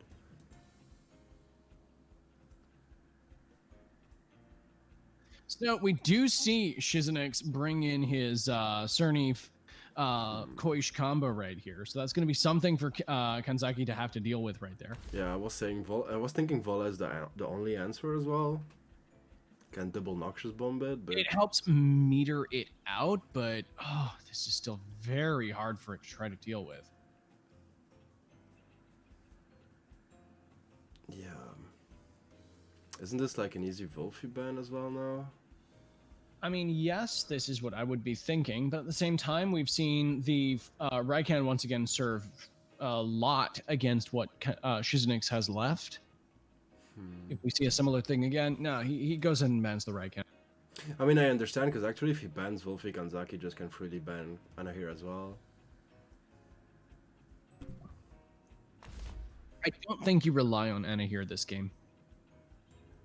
Well, if it has no big counters, it still always does something. Wolfie is a big counter, is the first thing I'd say there. Yeah, that's what I meant. If he banned Wolfie, I think Kanzaki banned Anahir then. Okay, that's yeah. Which makes sense in terms of, like, he's got enough other things to deal with Wolfie. Making it not a Wolfie game seems easier than trying to create a scenario in which that's picked. Yup. Let's see how he answers to that. Bunch, of course, is a good pick, but yeah, I don't think he picks Anahir. Yeah, you're right. Now that he has Wolfie and Oshidashi, I don't see him picking Anahir at all.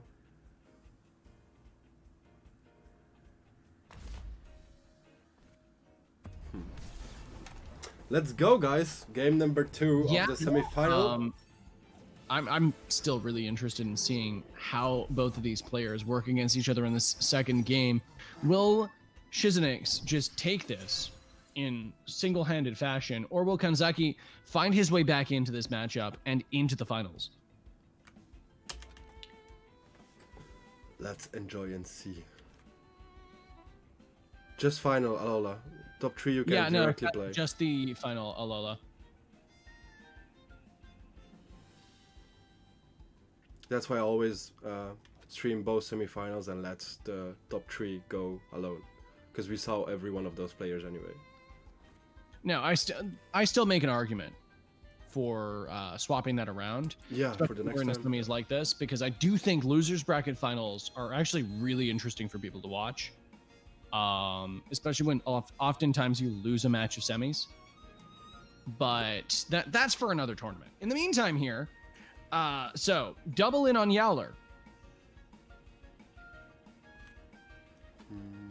I can only assume that's what's going to happen here. I don't imagine Kanzaki is going to want to waste the chamomile immunity that is already present on it when he can just get a snazzy show off and start threatening things, because he could easily smack down this Koish after a show off. No, he does in fact respect the threat of this and goes straight into Cerny from it. Was the Callosity? Because actually Water Cutting Lily procs the first Callosity before it. That's so good. Is that enough to keep it safe from the Ketsa? Probably from this percentage. 78% is not very much at all. He's not dying, but not liking it. I mean, yeah, no, it's still gonna smack, but 35% is much more comfortable than other things would be into this lead. Definitely, it was a really good switch. And that's why, like, I understand the settling thing, but into Kanzaki, where he only has one good switch for physicals, Cerny of Callosity is just so great for that. Well, once again, as I've said before, it very much, like, the reason why this is always such a debated thing is because they are such even traits, and this is because they do such different things. Yeah, you're right. I wasn't, like, counter-arguing. Yeah, it just depends I didn't on take your that team. at all. Using your point to expand on the further thing there, but you're entirely right here. It's definitely serving Kanzaki well, and one of the things I love about Callosity Cerny is you can be like, I lived this, and just swap it into 2 hits that you probably don't like, but you become impenetrable against. Yeah. If you have Mudchuk, that's fair too. What was that? I mean, if you don't run Callosity Cerny and you run a Sattling, having Mudchuk is really good as well in an aggro team, because you can most of the time combo and still a physical tank. It serves that role very effectively. Additionally, like tenderness on top of that means that you're keeping your threats, your own threats there much safer. Such an amazing move. But tenderness is so valuable. The thing is, what does Kanzaki do now? Because he gets killed still from another Ketsa. Right. After this swap, though, I'm curious as to what's happening here. Shiznix just entirely repositions. Going into a Volagalis, moving into what is this just a Toxic Plume next turn? Ooh.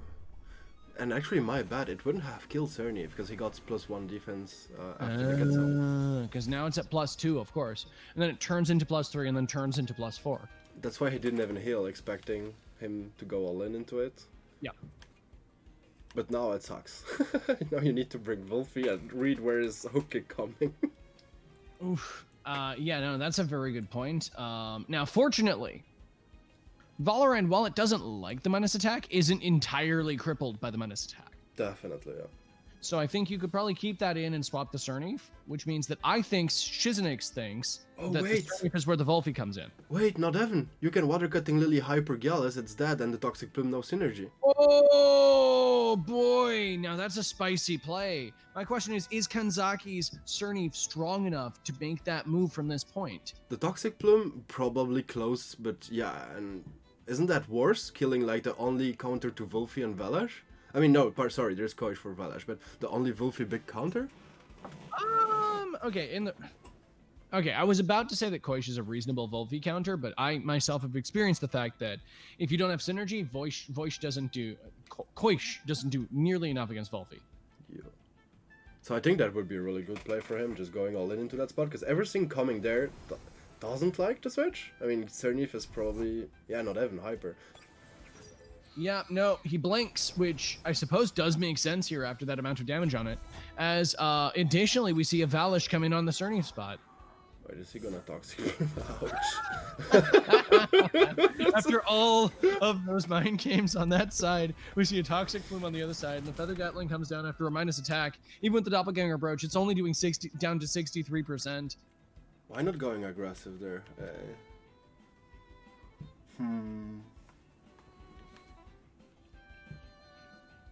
So, from here, what's stopping us from seeing... Oh, hold on. Is that a Doppel anaerobic?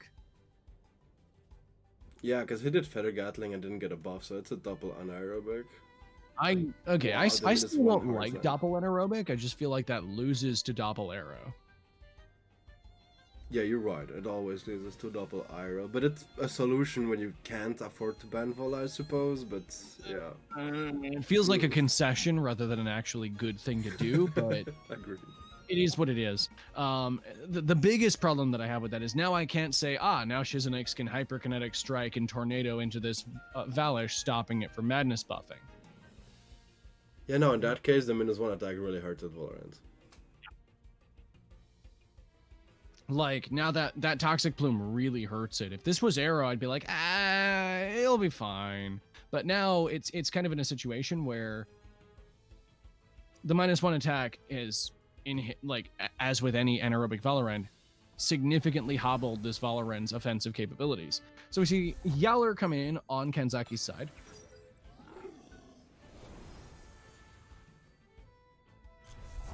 I was half expecting the Gallets to come back in to try to go for a Plumes play, because that did still seem reasonable here. But the Cernif takes the hit.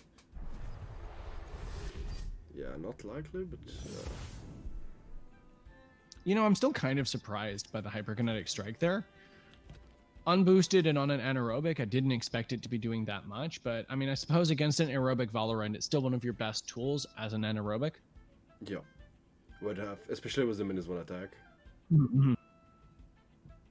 And still no minus special, but still a harsh spot for Shiznix. Definitely. You know, I was just checking to answer a question in chat. What is the tournament prize pool? So I didn't calculate with all the entry fees. I was gonna do that after. We did get there, but it's simple. You take the number of participants, so 17 x 30k, plus the donations of Alola, and you get there. What were the donations of Alola again? 40 from last tournament, plus 20 this one, so plus 60k, and then 30 x 17. That's basically plus 2 people. Yeah. So 570k. Well, here we are, a 570,000 Pansun prize pool, with 43% going to our top participant, 20% going to our second place, and 10% going to our third place, 7% to fourth, and then 5% to our five and six. Sorry, 5% to our 5 and 6. That's the one. In the meantime, though, I narrowly missed that play there, calculating all of that. My distinct apologies. So we just saw Cernif die to a Crystal Spikes, if I'm not mistaken, alongside, was that a suplex from Yowler? I didn't see it neither, because I was like looking now at the price as well. But yeah. I'm going to assume it was a suplex, because suplex is always the better thing to pick into neutral hits if you're not expecting something in there that is weak to melee. So let's just assume that Yowler suplexed and both agree. Suplex from Yolar, yes, yeah, thank you, Oftelos. Oh, fantastic. Thank you, Oftelos, for confirming that with your own 2 eyes. Alright, so Valish is in a big rough spot, and he has no real switch, neither, to tank it. I suppose you want to hold it for the Barge, especially Strange West Barge. Yeah, this is the problem. Double screen once again is the big, like, we saw how valuable it was, but oh man, not having stamina on Valish hurts. So we do see Koish bounce as Gallus returns to the field.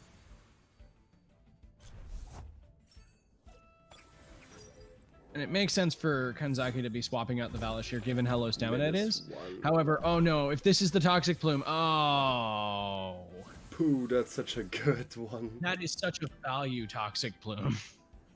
Kills Cernif, doesn't take comebacker on Vola. Oh, wow. Amazing turn for Shiznix. No, certainly. That Oshidashi did so little against Gallus, bringing it only down to 34%, and like now it has to show, like, okay, it can still swap and get its first show off effectively back, but that's still such a momentum loss when you just want to be in there smacking boys. Yeah. I mean, comebacker suplex will, of course, still kill Gallus, for example, but... Yeah, but that implies that Shiznix would be actively targeting Yowler at this point. As we both have tacitly acknowledged up to here, the best way to deal with Yowler, if you don't have an immediate way to burst damage it down, is just lower its attack and ignore it for most of the game. Yep, and Poison. Poison is just an amazing way to deal with him. Absolutely agree with you there. The thing is, like, Hyper kills Gallus, 100%, and Valorant is like, no stamina at all. Of course, Barge could be a good switch. Do you stay Hold there on. with Yola? That's the Kill question. Gallus when this is an anaerobic Valorant? No, it's aerobic Valorant. Kanzakis. No, it's not. Are you right, Quarter? Yeah, no. See, it's the anaerobic. Remember, we talked about this. So the Gallus is in Shizanik's spot, and the aerobic Valorant is in Kanzaki's spot, and it's aerobic. Oh, sorry. I thought you were talking about the hyperkinetic strike onto Yowler from Shizenix. No. Oh, I'm sorry. No worry. I'm getting things mixed up here. Love you, mate. No. The hyperkinetic strike onto the Gallus is definitely going to kill it. Because even if he feathers down Valorant, it doesn't kill neither. -1 attack. If he hypers, it's such an overexertion.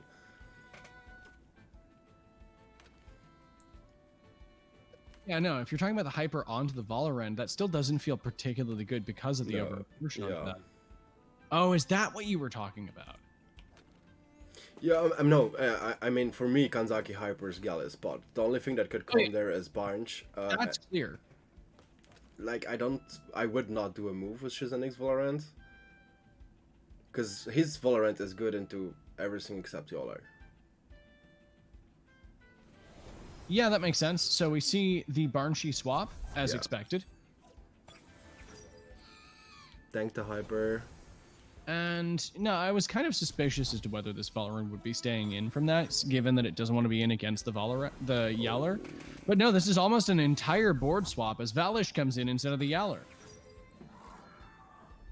Triple switch. He So read Kanzaki that. anticipated that.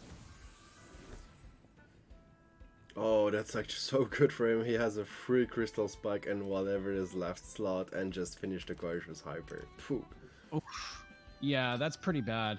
Valorant can still come back into the Barnshi spot to soak that up, because at this point it's basically just spare HP and occasionally minus attack on Shizenix's side, right?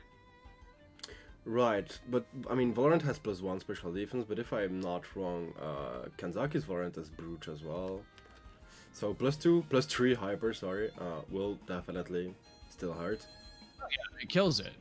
I suppose what I'm saying at this point is, with -1 attack, it's only so good into Kanzaki's lineup.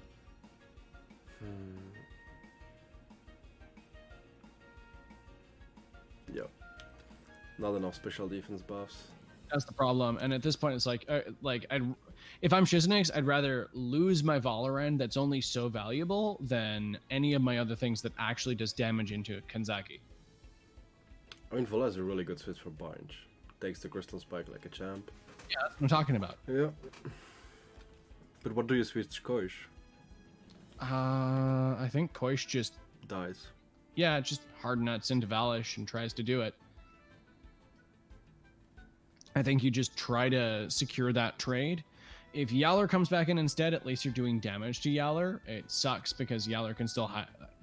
Kanzaki isn't running Hibernate, but if it was, then it could. Some people are suspicious as to whether Nox Bomb even kills Koish. The problem is, this Valorant doesn't have a -1 attack, so Koish actually does swap out for Valorant on that spot. Just Okay. hyper, yeah, covers every. Oh, no. And yeah, no, this Valorant isn't going to do damage. That's a toxic Prum battle, guys. It really is. The Synergy. Barney dies to a Crystal Dust instead, keeping the stamina on the Valish and getting some more scav back.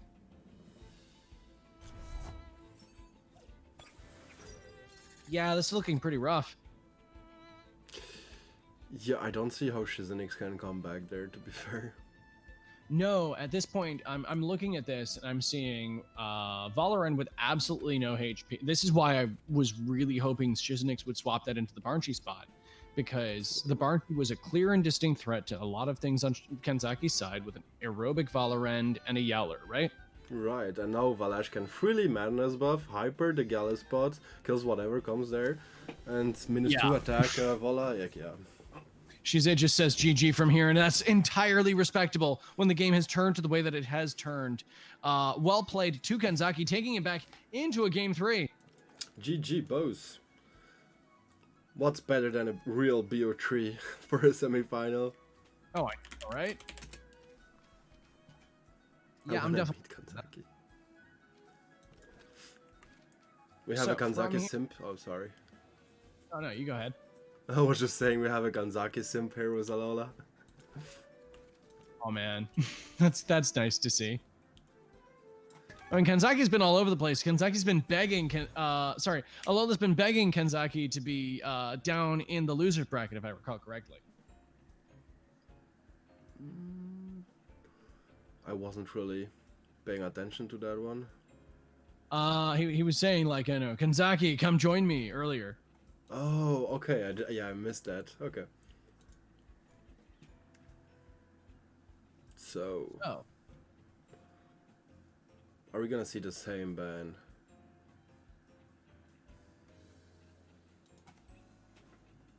hard to say. Looks like they're both taking their time on it, and Shizenix is definitely contemplating getting rid of that Volphy this time. Yeah, Vola did a lot for Kanzaki that match. Yeah, I'm not gonna lie. It was more valuable as a Toxic Plumer than it was as an actual HKS bot. Yeah. How many? Three toxic plumes with synergy? I only remember seeing the two, but they were incredibly valuable ones. I mean, there was definitely like there was another one off of Shizenix's side that was still good, but like, oof, yeah, so many Toxic Plumes that game.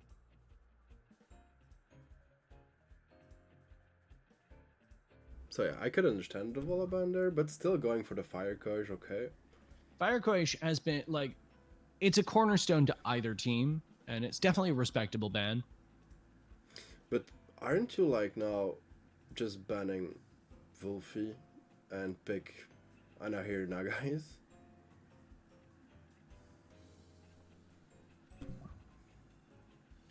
Yeah, I'm still surprised at how much Shizenix has just sort of let Volphy live.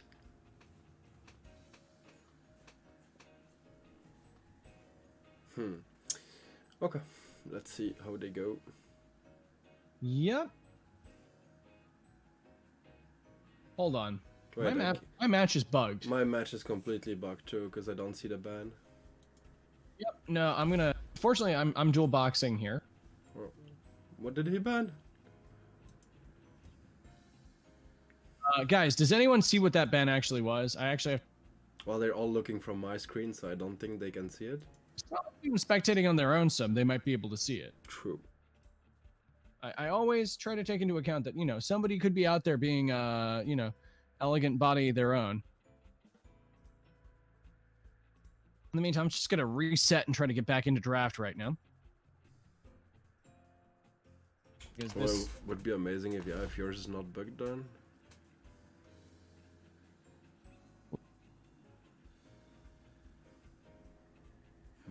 So we see a Wolfie Cerniv this time going full nature. Let's suppose it's a Kosh ban.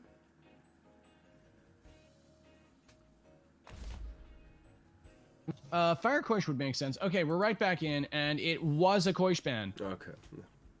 which does make sense because otherwise he probably would have picked, you know, Cerny Fire Koish into that. Yep. Well, he had the first pick, but yeah. So we see a Valash ban. Can we see the second ban? Oh, do you not see the second ban either? I see Cerniv. Okay, Kentucky we see Cerniv. had both Valish and Fire Koish banned, and Shizenix has both the Cerniv and the Fire Koish banned. It looks like currently you're only missing the Fire The Koish. Fire Kosh, yeah, my bad. Yeah, I just did a full reset on my side just to make sure that I was working right, and it does look like that's how it's going right now. So with this, we do have the Anahir around, even though the Volphy is first picked. So that's pretty bold on Shizenix's side. The thing is, Nagais was the first pick, and then he picked Wolfie Cerniv to like adjust to it. No, I'm sorry. What I'm talking about is like the Anahir got picked after this. Oh, okay. Yeah. I'm like, he's picked Anahir into Volphy. I suppose he's gonna do whatever he can to just take care of it. My question is like already, what do you switch Nagais for? into a water-cutting lily plague? In this instance, it looks like he's just gonna beta burst the Volphy and pray. Ooh, don't you hold it? Like it's... I don't know. Yeah. We'll see. I agree. The Nagais is incredibly valuable into so many other things into that. My question, I don't see a swap in that is comfortable for that on Shizunix's side. No. Definitely not. But you can have the Nagai's Anahir combo at some point. So Yeah, I you would really try to want preserve. Naga here, so I guess what? Do you just sack Lulu?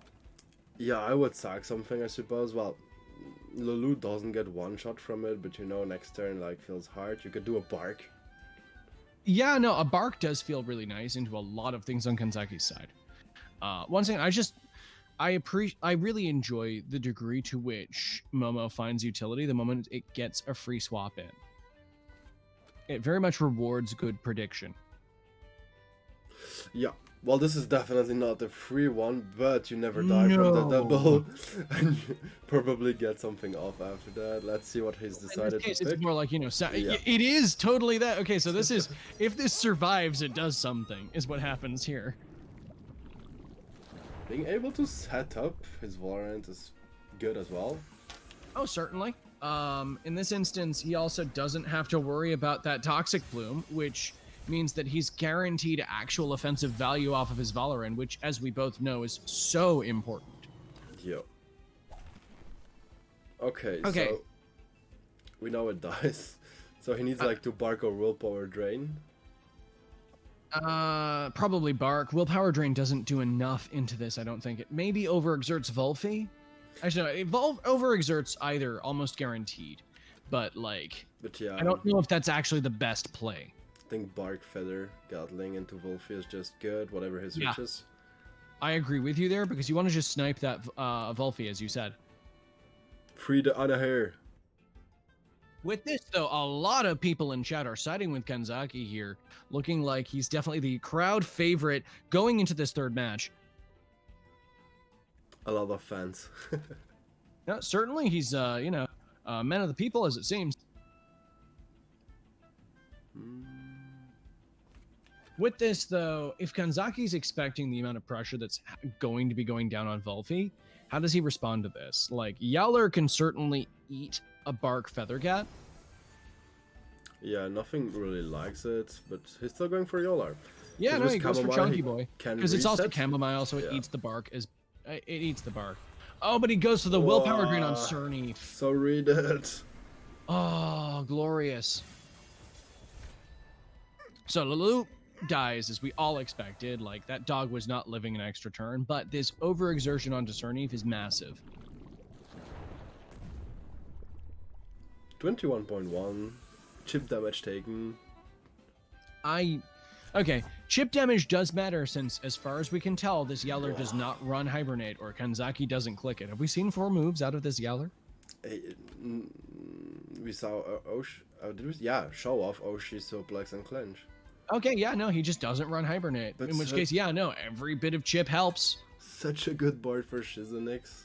Cernif being over... That willpower drain on Cernif, Yeah. making it overexerting now is... That was incredibly valuable, because now it's just, madness buff.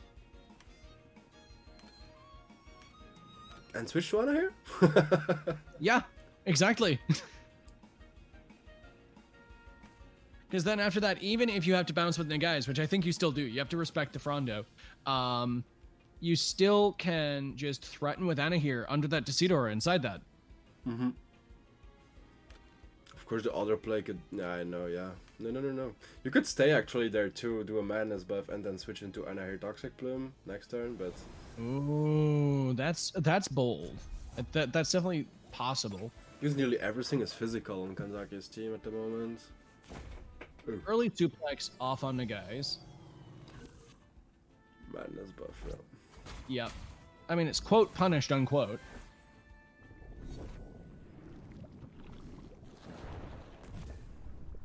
Valorant's just sitting there getting fatter and fatter. I don't think from 27% it overexerts to a synergy Toxic Plume. I think it gets down to like almost 0 or 0. Yeah. Because it's only 16, should be okay. Yeah. Because actually, if you look at Kanzaki's team, his only switch into a Toxic Plume is Wolfie. All the rest is physical. Yep. Now the problem is, if he swaps Anna here, then Volfi just feels so crushing into this board. Agreed.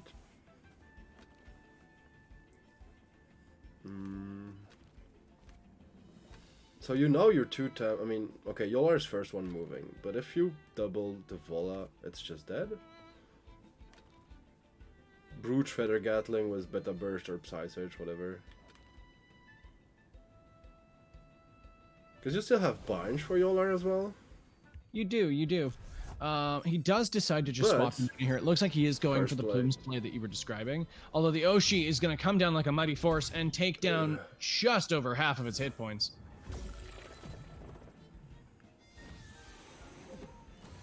The big problem of bringing that in under Decidora. Yeah, and the other thing is like, it's a Chamomile user. Yeah, no, I still feel like this is valuable because, you know, the Valorant still primarily is using attack moves. Like, obviously, this is aerobic, so that's only so true. But at the same time, it's, you know, it's something. Yep. What is Anahir gonna do now? He can't afford to heat up, so it's just needs to pressure now.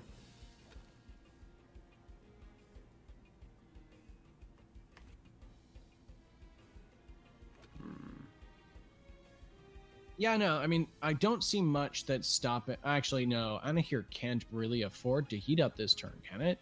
Yaller just suplexes it.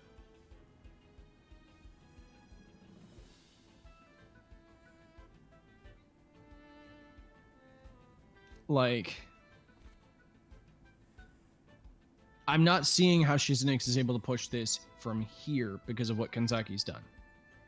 Yeah, I'm thinking as well if there's a route, but I don't see one. Okay, so the Raikan comes in here, which further affirms that Yaller isn't going anywhere. We see Barnshee come out trying to push out Yaller is what I'm seeing this is the play for. Wolfie? Oh, good. Yeah, okay. The other thing that scares away Anna here. Oh, what a madman. Okay, that was bold. It has to leave, but now it can kill things when it comes back in. So that's really good. Yeah, this is probably just Anahir switching to Valorant again, and then at some point being able to bring Nagai's Anahir, but... Oof. Yeah, this feels like an odd threading of the needle. Right? Like, Shiznix is definitely, like, trying so hard to make sure that he can get his Anahir set up. But in the meantime, in the doing of that, he's taken so much chip from Kanzaki, just accepting the board state that he's had and throwing attacks into it. And now that he's repositioned, it's like, oh man, he's lost barely any momentum against this. Yeah. I mean, I suppose he always just tornado the Wolfie spot, and Valorant can tank everything that Wolfie puts, but Anahir still, Raikan still hurts both hard. Yeah, it's just, I don't see how Shiznix is going to maintain this same, like, we've seen previously that Raikan just disembowels Barnshee, especially if it has added pressure from Wolfie, right? Right. Like, if we're seeing a double into that spot, Valorant can technically come in, but it doesn't appreciate the Ketsa. We see Barnshee just stay in. I'm surprised he stays with Wolfie. Even if, I know he has nothing to tank it, but... Oh, Anahir stayed in. I am astonished at how, like, hardcore both of these guys are being in this. Oh. Like, this Anahir just died staying in. Prideful proc. Yeah, well... Yeah, this is looking like it's turning just into Kanzaki's game at this point. Shiznix is 2 Tems down. Wolfie may be very low, but it's still very valuable against some things. Nagais is in a good spot. Hmm? Nagais is in a good spot there, because it can just Fury and Windburst the Wolfie. Kanzaki has Frondo in the back, though. Yeah, I mean now, at the moment. Like, there's nothing that can hurt Nagais. Yeah, this turn, I agree with you, but the problem is Kanzaki has Tem advantage and is perfectly willing, like, he can totally sacrifice one thing into Shiznix here. And that one thing's probably Yowler, which is honestly not very useful into most of Shiznix's board. Then you can just like plague that spot with Volphy and see whether Volphy dies, because Volphy, while valuable, isn't as excessively important against 2 wins and Nagais. And if he's hitting Nagais with it, then that's good, right? Right. I'm just thinking, because this is, of course, easy. Windburst, Wolfie, and Nagai's Fury. If you read switching, then you just Windburst and Psy Surge or Beta Bursts. If Cerneves comes on the field, you switch your Nagais for Valorant. That tanks everything. You're not wrong. Shiznix does have more answers here than I'm necessarily presenting, and the buffs that he has puts him in a better position than I suppose I'm making him out to be. But Prideful Raikan into a Barn Sheet feels very crippling if he can get that Nagais off the field. Yeah, agreed. But, I mean, I don't think Raikan, there's no way where Raikan stays there on the field. He's just one shot. Oh yeah, no, what I'm saying is he bounces with Raikan right now, and then just lets something else die. Like, that's why I'm saying he brings in the Yowler here. No, he brings in Valorant? Okay. I just hope Shiznix readed that, because there's no way he stays. Oh, no, he doesn't. Okay. And into the deceit, into the Team Elusive Volphy as well. That's unfortunate. So Still though, Windburst does secure the kill, as you said. So now it's a free Cerneve. At the same time, it's then a free switch into Valorant as well. You're right. If it's still a dance, but I do feel as though Kanzaki is still a couple steps ahead. Shiznix, as you're saying, does have the tools to maintain pressure here. I'm just deeply concerned that one false step from him will mean that this suddenly just tumbles into Kanzaki's favor. Yeah, the only thing that could make Shiznix really easily win is killing Cerneve. So let's say Cerneve comes back now. He switches then to Vola, pressure it at maximum he can with Barge, and hold your Psy Surge with Nagais to just kill Cerneve before front whip. And then Nagais just does the game alone. Yeah, no, I'd agree with that. If Cerneve just goes down to like sustained pressure from a Psy Surge, like Windburst or NATO like that, then yeah, no, it's big problems. The problem is if Cerneve is allowed a turn to front whip onto the right target, then this is an incredibly bad thing. Sorry, I just read it, Ricky 10 talking to Tiki Book. It's all right. That's been wild in the background there. I do agree, incidentally, that Rejuvenate is possibly a little overtuned at 20% heal per proc. Yeah. I mean, yeah, Focus. I love Focus. I love Focus too. I just think that Rejuvenate was fine. But yeah, so let's see. I mean, this is always just Naga into Vola. No, I do agree. The Vola swap's very clear here, and at +4 special defense, pretty reasonable. It just eats everything that's on this board. Especially because Vola has -1 attack as well. You try to hurt Cerneve as much as you can with Bunch. Yeah, you just have to try to whittle the Cerneve down. Obviously, Cerneve's a hard thing to keep down by its very nature, especially since, oh wow, stealth pun there. Especially since it's Callosity. Yeah, a bait, okay. Mm-hmm. Did he beta? If this is a beta, that would be good play here. But the Windburst still does... I mean, once again, since this is not a Hibernate Yowler, like, it's got a shelf life. Yeah. Personally, I think if Kanzaki is running this set, I would have swapped out, like, Oshi for Clinch and kept Hibernate.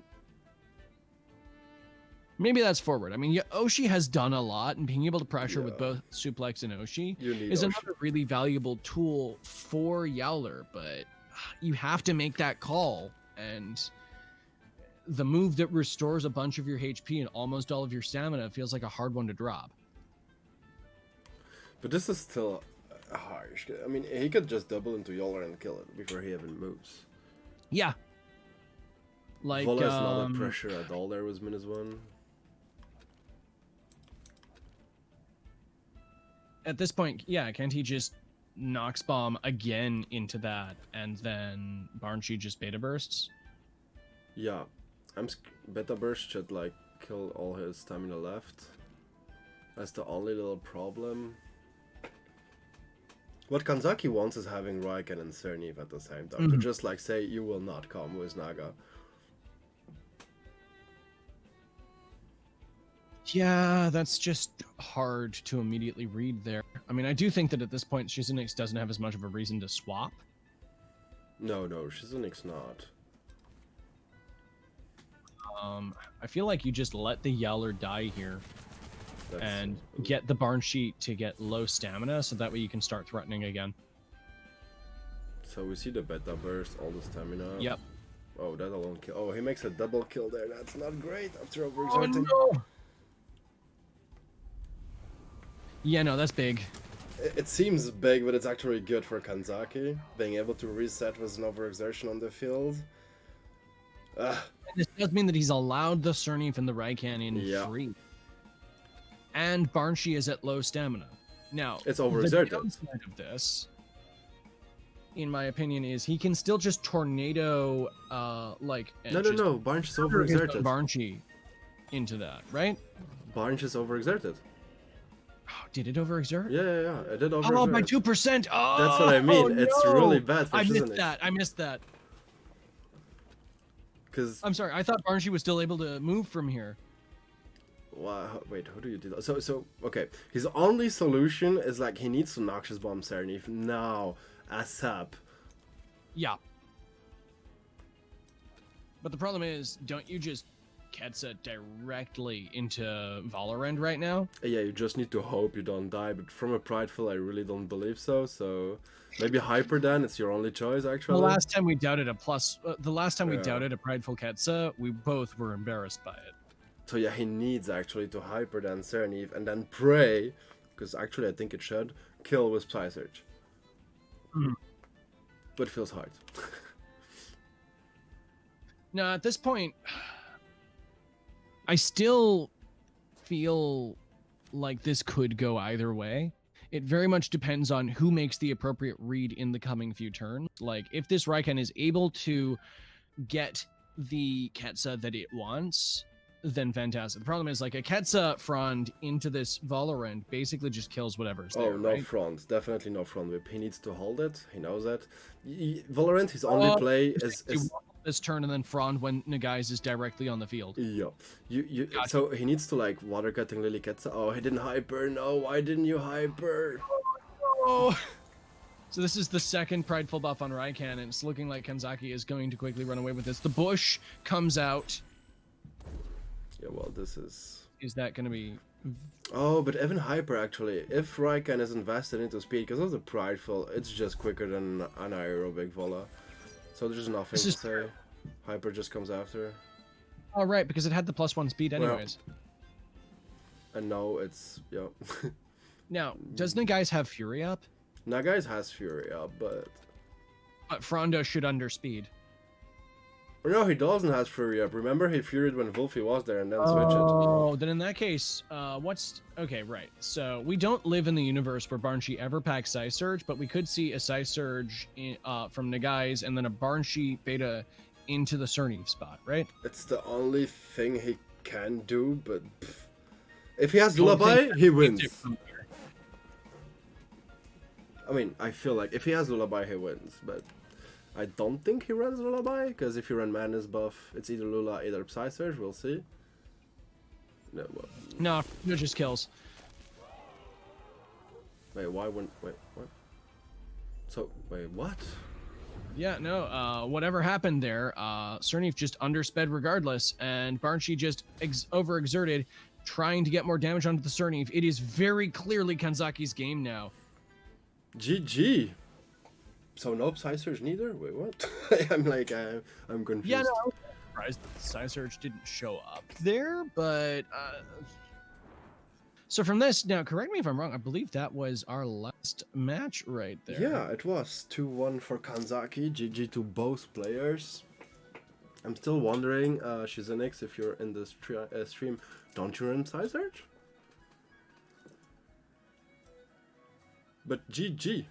C'est juste que ça Certainly, suffisait pas congratulations and s'il well avait played to both fondu. our companions. Well played to Kanzaki, and congratulations on making it into our grand finals. You will be facing Classics momentarily.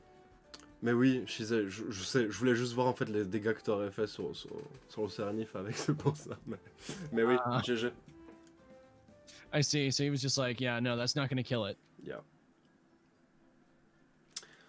Well, we have our top 3 matches that will be Alola against Shizenix and the finals, exotic finals, Kanzaki against Classics. Definitely. With this, do we just want to get right stuck in? Like you wish. We can take 5 minutes, or I mean, yeah, if we want to take 5 minutes, I'm totally fine with that. Once again, especially in moments like these, it's good for both of us to refresh ourselves, get water, and especially since like this is Kanzaki just jumping right into another game. If Kanzaki wants a break as well, that's totally respectable. I mean, we're gonna take a 5 minutes break, guys, before jumping into the finals. Of course, top 3 spot you can directly play, especially because I know Alola, it's super late for him, and again, I appreciate you playing Alola. Alola, you're an absolute champ, and that match was fire. Oh yeah, definitely. So yeah, guys, stay tuned. We'll be right back in 5 minutes. See you then.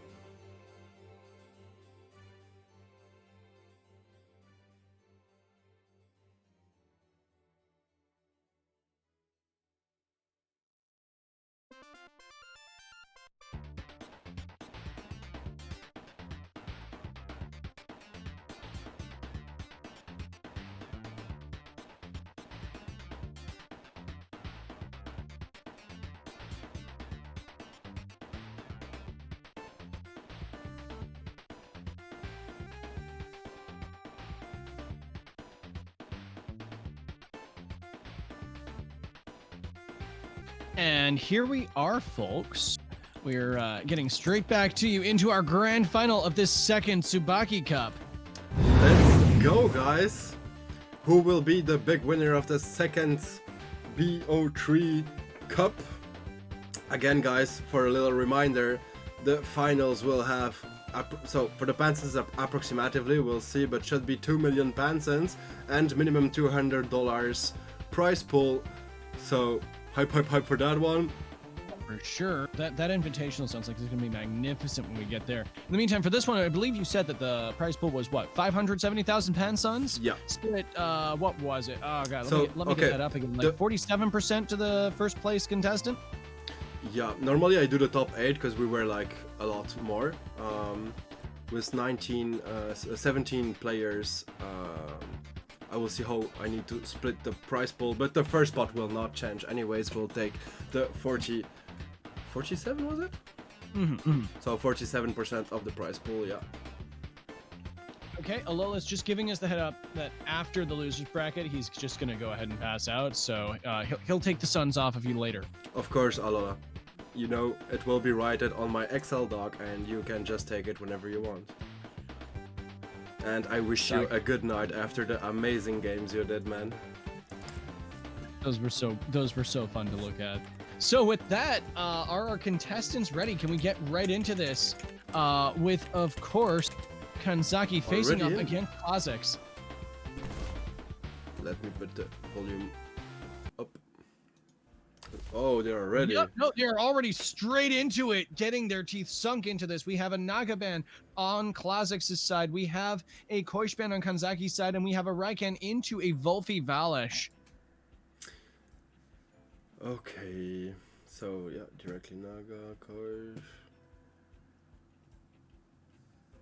So with this, right, we see a Valish come in on Kha'Zix's side as well, which, right, so both of them are doing kind of a standoff versus the other Valish, where it's like you gotta get the Valish because you want the Valish against other things on their side. And at the same time, they are threatening that spot with something that is deeply intimidating to a Valish, respectively. I think this is a Raiken ban as well, because then nothing can come into a Ketsa into Valish spot. The problem is, this does mean that you're willfully staying in on a Plague Dust Vortex combo. Like, I regularly see people boldly stay in on a Volfi as a Raiken and just die in 2 turns against it. Does Kha'Zix have a plan for this? But you get 2 Ketsas off before dying. And a Madness buff probably into Valash. I think this is fair. My question is, what can this Volfi do while being ignored if the pressure's going on the Valish? Well, depends which one you want to focus to. That's like the big question. Which one do you want to trap? True. Looking at Kha'Zix's team, I still feel much more frightened by the Volfi.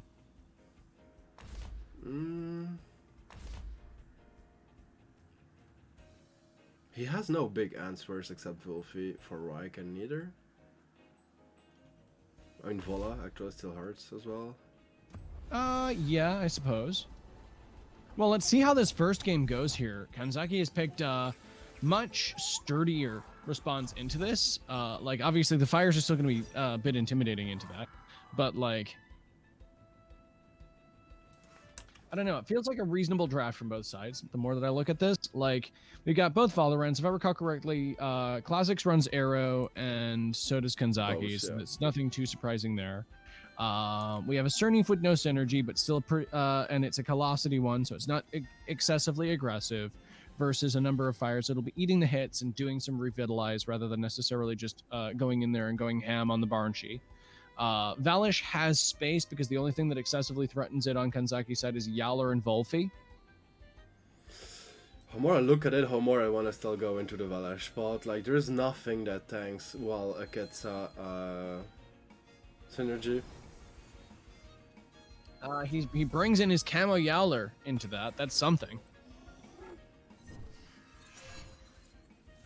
As we see a spikes into the Volfi, only dealing 17% as the Valish gets trapped.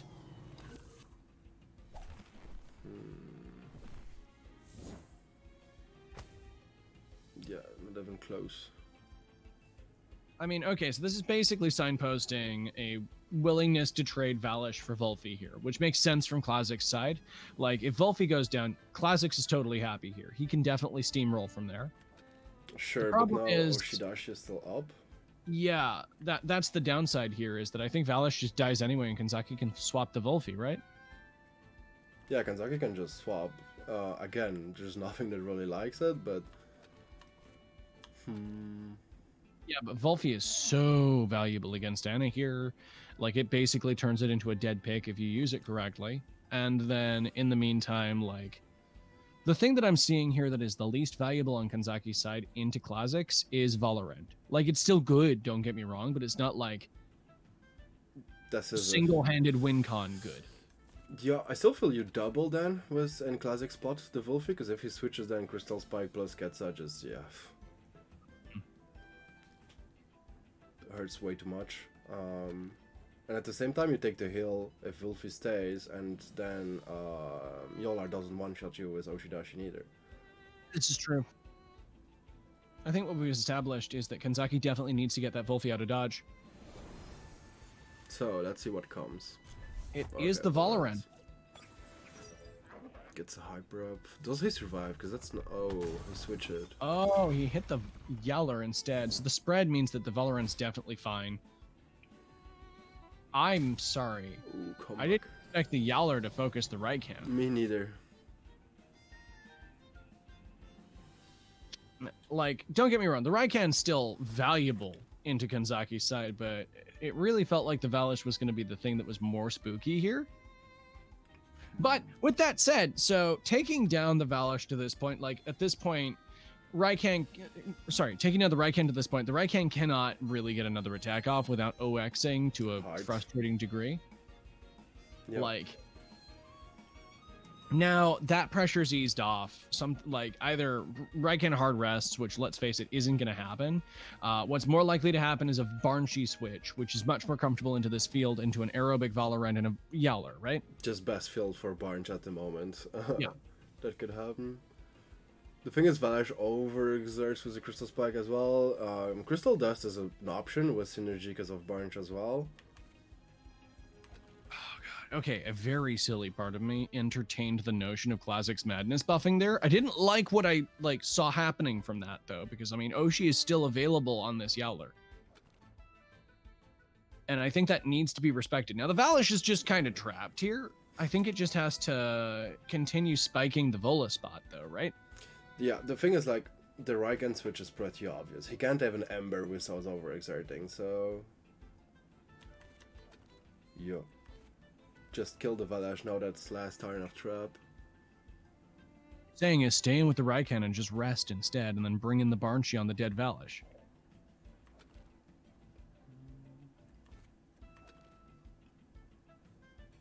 Nah, that sounds worse because then you're not getting an attack off with the Valish. Although that is what it looks like he did. Did he just get that to death actually? I mean, priority's so fast here, it's hard to actually say. Yeah, no, he did just get to death. That's fair. He dies a warrior. That's fine. That's actually a reasonable That's double heal for Valish as well. Yeah. Keeps it alive. Means that it'll survive this Oshi, right? Yep. It's alright, you can root for both of your friends here, man.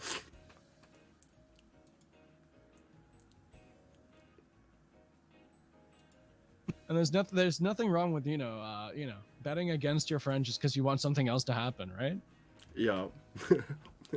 No hard feelings made, huh?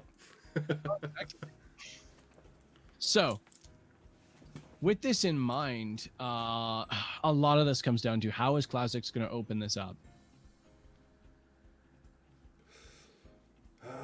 He's thumbing over the Nagais, and it looks like that might be the thing that helps change this out a bit. So, yep, no, he goes for Nagais. This could be big. It has been sort of instrumental in how Classics has turned matches around before.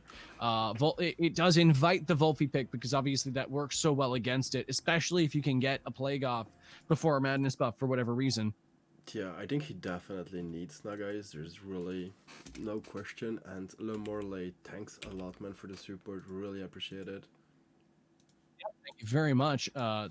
Any support to Tsubaki's stream is fantastic. We see a move flank coming in next. I do like actually the Volfi move here. It puts a lot of threat into whatever's going to be on that other slot. Because I mean, even Annie here isn't necessarily going to appreciate that. Grumper can't exist there now. Reasons. Let's go, Mizzut. Thanks a lot, man. I appreciate it. First month, welcome. Sorry, Quarter. Yeah, no, I was about to say, what if he picks Momo? Because this means he could go Deceitor, a Beta Burst double edge into the move flank spot. And that's 100% kill. Yeah. Don't you just ban Serenive there? Because no more. I mean, he still has Ana here, I know. I feel it's either Serenive, either. No, yeah. I think Serenive letting your Naga is more free is just good, yeah. Because front whip is... Yeah, can't allow front whip into this. We've seen how devastating that can be. I really like this Momo opener the more that I look at it. The Decidora making double edge the threat that it is turn 1 is actually really interesting. Agreed. The thing is, like, do you stay with Naga knowing Plague isn't coming? That's the biggest question. My other question here is, what if, since the move flank isn't really a threat turn 1, we see the same pressure on Volfi? Yeah, you just one-shot Volfi with both attacks. I would definitely see that. Yeah, and I think you do that all before Plague even hits, and then boom, you just... yeah, agreed. That would be actually really pog. The only thing that could probably tank it is Yolar, but... yes, the thing with Chamomile that wants to switch out. That seems like the best thing to double edge. Like, Kanzaki definitely still has to pick it here because it's been so invaluable in so many matches. The Fat Boy Ketsa combo has been like such a carry for him. But this is, first off, the first like such a unique lead that we've seen out of classics. Momo, Tem, known for a lot of people as like, you know, the fastest dog in the West, and definitely a Tem that is more identified by its inability to lead. But I really like what we just said earlier there, because like you say, double mental, you don't really care. He gets notized ever better. Like, yeah, just kill Volfi. Yeah, you don't care about move flank at all, so you can just charge into Volfi, and it feels great. The one thing that's awkward here is if for some reason the Momo underspeeds the Nagais here, and the double edge hits first. I mean, it will underspeed the Nagais. Even if that's a heavily speed invested dog? Oh, like I don't know like if Classics is a heavily investor, but if it's heavily invested into speed, then no, of course, it's maybe not. Actually, even then, it's 81. You need like such a heavy investment, like going 171 like some people. A lot of people do, though. That's not uncommon on Momo. So we actually do not see the double in. We see a Barnshee swap in instead. Does he play Nibble? Oh. Okay, so the double edge does, of course, go down first, and I suppose that's just free buffs onto Volfi. That's still 51. Yeah. That's down to 51%. That's good, but like, so it's why? It's definitely not 171 speed if he does that. Yeah, that's fair. That's unfortunate, but despite the dream not quite being alive, this is still not a bad position for Classics. It's not as good as I was giving him credit for before, but I mean, I don't see Momo dying this turn. Oh, if they double, just Goring Plague, there's no way he survives. But at the same time, then Barnes really can tornado Volfi. I don't think Kanzaki can allow that, is the thing. I think like you have two choices. Either you bark tornado, and hoping Momo is quicker, of course. Because if it's quicker, then you can probably do that. Either you just switch. But to what? Like, there's nothing that can come there and take that happily. This is harsh. Yeah. Despite how excited I am about this lead, the reality of it as Classics is playing it is unfortunate into the pressure that Kanzaki can continue to exert. However, if he's got an answer to this Volfi, even after the +1/+1 that he generously donated to it, like, then yeah, no, Glazix is in a great position. But he needs to get there. Because he's gonna go home and increase Momo's speed to 5 Yeah, meters. I saw that. Like, I have to admit, one of the things I've carried away from this match is, oh my, another reason to run max speed dog? Fantastic. Yeah, I completely didn't think first of all that just beta burst goes, of course, after it. Yeah. Except at full speed, so yeah. This is harsh. We know Barnch is quick as well, Classic's Barnch, so is Evan Bark outspeeding Barnch? It depends on what it's doing. Okay, so once again, man, if only this dog had max speed. If this was max speed dog, we wouldn't be asking that question, would we? No. Well, actually, no, that Mouflank has +1, like, you can't outspeed either of those, just scoring Black. Even with full speed Momo, you don't care, you outspeed.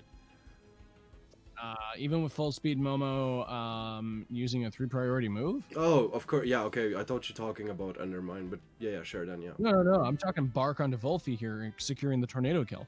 Is it, with a high special defense Wolfie, is it secured actually, No, even with I neutral? don't know how secure that is, you're right.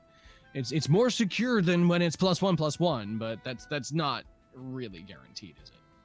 I do not think it is safe for it to bark here, for it to undermine here. I think that if he wants to get an undermine off, he just needs to bounce with Doggo. But that's such a drop in momentum from Classic's side. I mean, at that point, then you need to choose a sacrifice, and I think then, like, I suppose Anna here is not a bad sacrifice, but Oof. That's literally killing the dream. you need. I mean, Grumper Nagas is such a good combo as well. No, instead, Wolfie actually swaps on Kanzaki's side, and we see Raikan come out. Ooh, that's. Wait, if he undermines there. Yeah, no, if this is in Reading fact an switch. undermine, then this is big. Oof.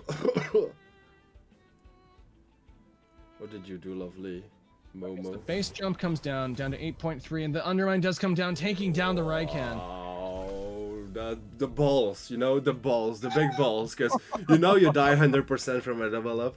This has been a big balls tournament, my guy. Like, I could never read something like that. oh man, just sticking to your guns. The problem is now Valish is in, and it's happy to be here, and Barnshi does not have priority, and it's trapped. Yup. But now you're free to do. Oh, actually, no, yeah, +2 speed, you're free to do nothing. Yeah, no, Calder just dies. You can't keep Calder in. You could swap Nagais here. I do actually think that's not bad, because then, okay, we're assuming in this instance that Kanzaki is going to take this opportunity to just kill Barnshi, right? Why not Anna here? Because then if Banj dies, you have Anna here, Naga on the field. You switch Momo to Anna here. I was actually thinking you swap Momo back, and then you just double edge and Psy-Surge into Valish. I mean, if you unlock moves, you can just meet your Swarm and whatever. Stays in with the dog again, sacrificing it to base jump. And he energy manips the move flank. Oh, to lock him in? Is it hand? No, it's not. We saw No, it's not handcuffs. That was just to get some damage off, it looks like, before the inevitable heat death of the universe. Crystal Spikes hits it like the mighty force it is. Okay, I still would have liked it, I think, the Anna here, unlocking the moves. But yeah, we'll see how it goes. No, You have a fair. free, well, I mean free. You have a heat up. Gotta get the heat up But anyways. actually, he can do that. Should have Grumper. And like much shower beta burst Valash. How do you survive? There was no, well, no madness buff. Could kill move flank now. So it's So the I best like play. the double buff turn that is available to Classics here, even with Crystal Spikes Oh, on no. Kanzaki's side. Because It's- double screen does mean that you're not taking nearly enough from an unbuffed Valish. I think it's always beta burst into move flank and heat up. Okay, so you think you just capitalize on that and just try to chase move flank out, given the fact that the only things that come into that are Wolfie and Yowler. I think Wolfie Yeah. takes that still pretty easy. Yeah, but it makes you able to kill him as well just the turn after that. That's fair. It's So, the madness that's the buff. madness buff. But that's a. So takes it down to 31%. The Goring comes down and Whoa. oh boy. Nagai's lives, if you can call this living. 7.6 is incredibly risky. So, okay, Kanzaki's mistake there. Exec. Why not exec? If you read that. Question? Yeah, no, if you do read that, then why not? That's why I would never have Madness up there, but okay. Fair. Okay. I mean, fair.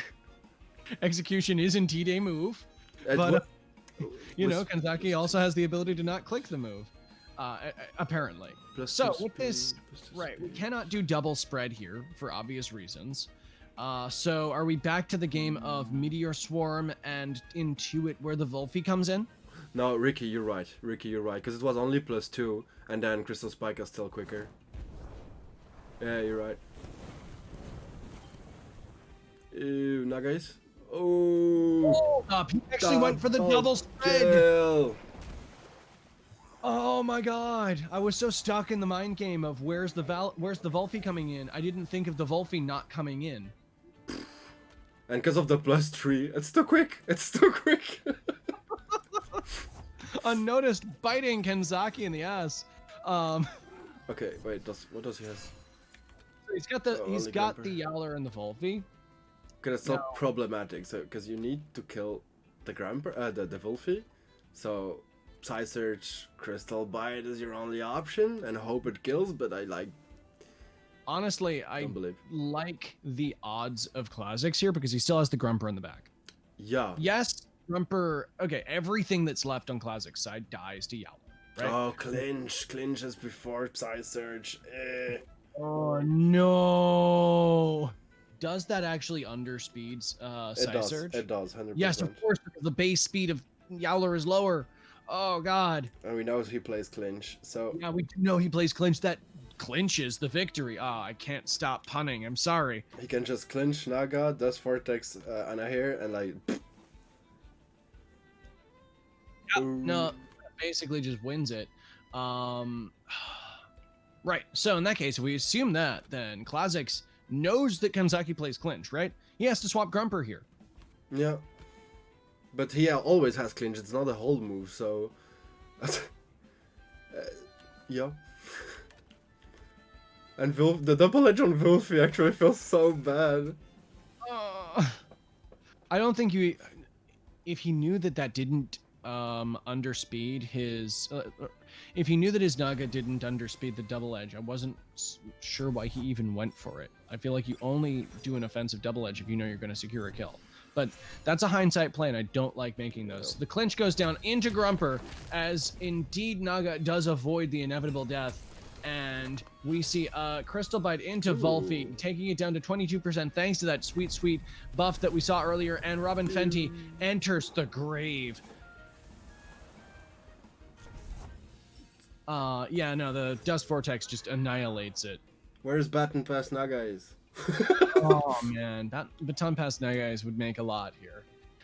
If that was able to survive a clinch, this would be such a different game. Yeah. Because then Wolf is just dead. But yeah, anyways, this feels But bad. no, I think this seals the deal. Kanzaki clinches the victory once again.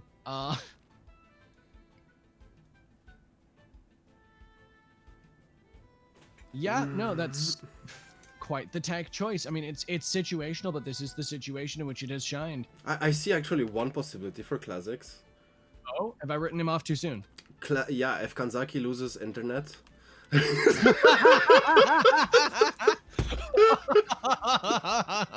Okay, you had me for a moment. Yep. Nope. That's fair. We've had power outages recently in a lot of Europe. It's entirely possible we see another one. Okay, so clinch comes down at 7.6. Nothing survives anything. That's in the lower period of everything. So Thunderstrike comes down. It does a significant amount of damage to Yowler, but it's too late.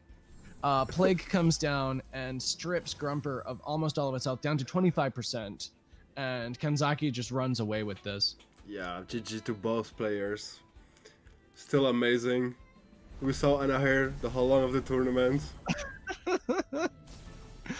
Okay, well played to Kanzaki. Congratulations on stealing yet another victory from the hands of your inferiors. Well played. And congratulations, Kanzaki, for making it this far and for some really awesome plays. I never would have thought of running Dog Naga in that way before, and I'm gonna start using that now. Thank you. Beautiful to see, and congratulations on making it this far with Anna here and getting Anna here into the finals. Just c'est le mieux. Definitely. And viewers, don't leave directly, because there will be a giveaway for all the viewers there. Hope you all had like a funny time and a good show with all the PvP matches we had today. Thank you for the follow, Azure Soul. So, yes, indeed. Once again, thank you all for coming and watching this as well. As Tsubaki has said, we have a giveaway set up, and we hope that you'll stay around and be entertained by it. I am going to have to dash though because I have not eaten yet, and I'm gonna chew my own arm off otherwise. Thank you so much for having me, however, Tsubaki. This was such a fantastic thing. guys, can we have an SO please for Quarter? If you don't know this guy, he's one of the best casters in the whole community, hands down. An amazing guy with a lot of knowledge as well. He streams as well, so go check him out. Give him a follow, please. It's free, always appreciated, and you will be enjoying his content as well. I appreciate any attention you guys choose to give me, and I feel so fortunate to be able to help people, like sort of help out and like make these kinds of things a possibility. Thank you so much for having me once again, and I hope that everybody here has enjoyed this tournament. Have a lovely day, guys. You too, man. Have a good one. We keep in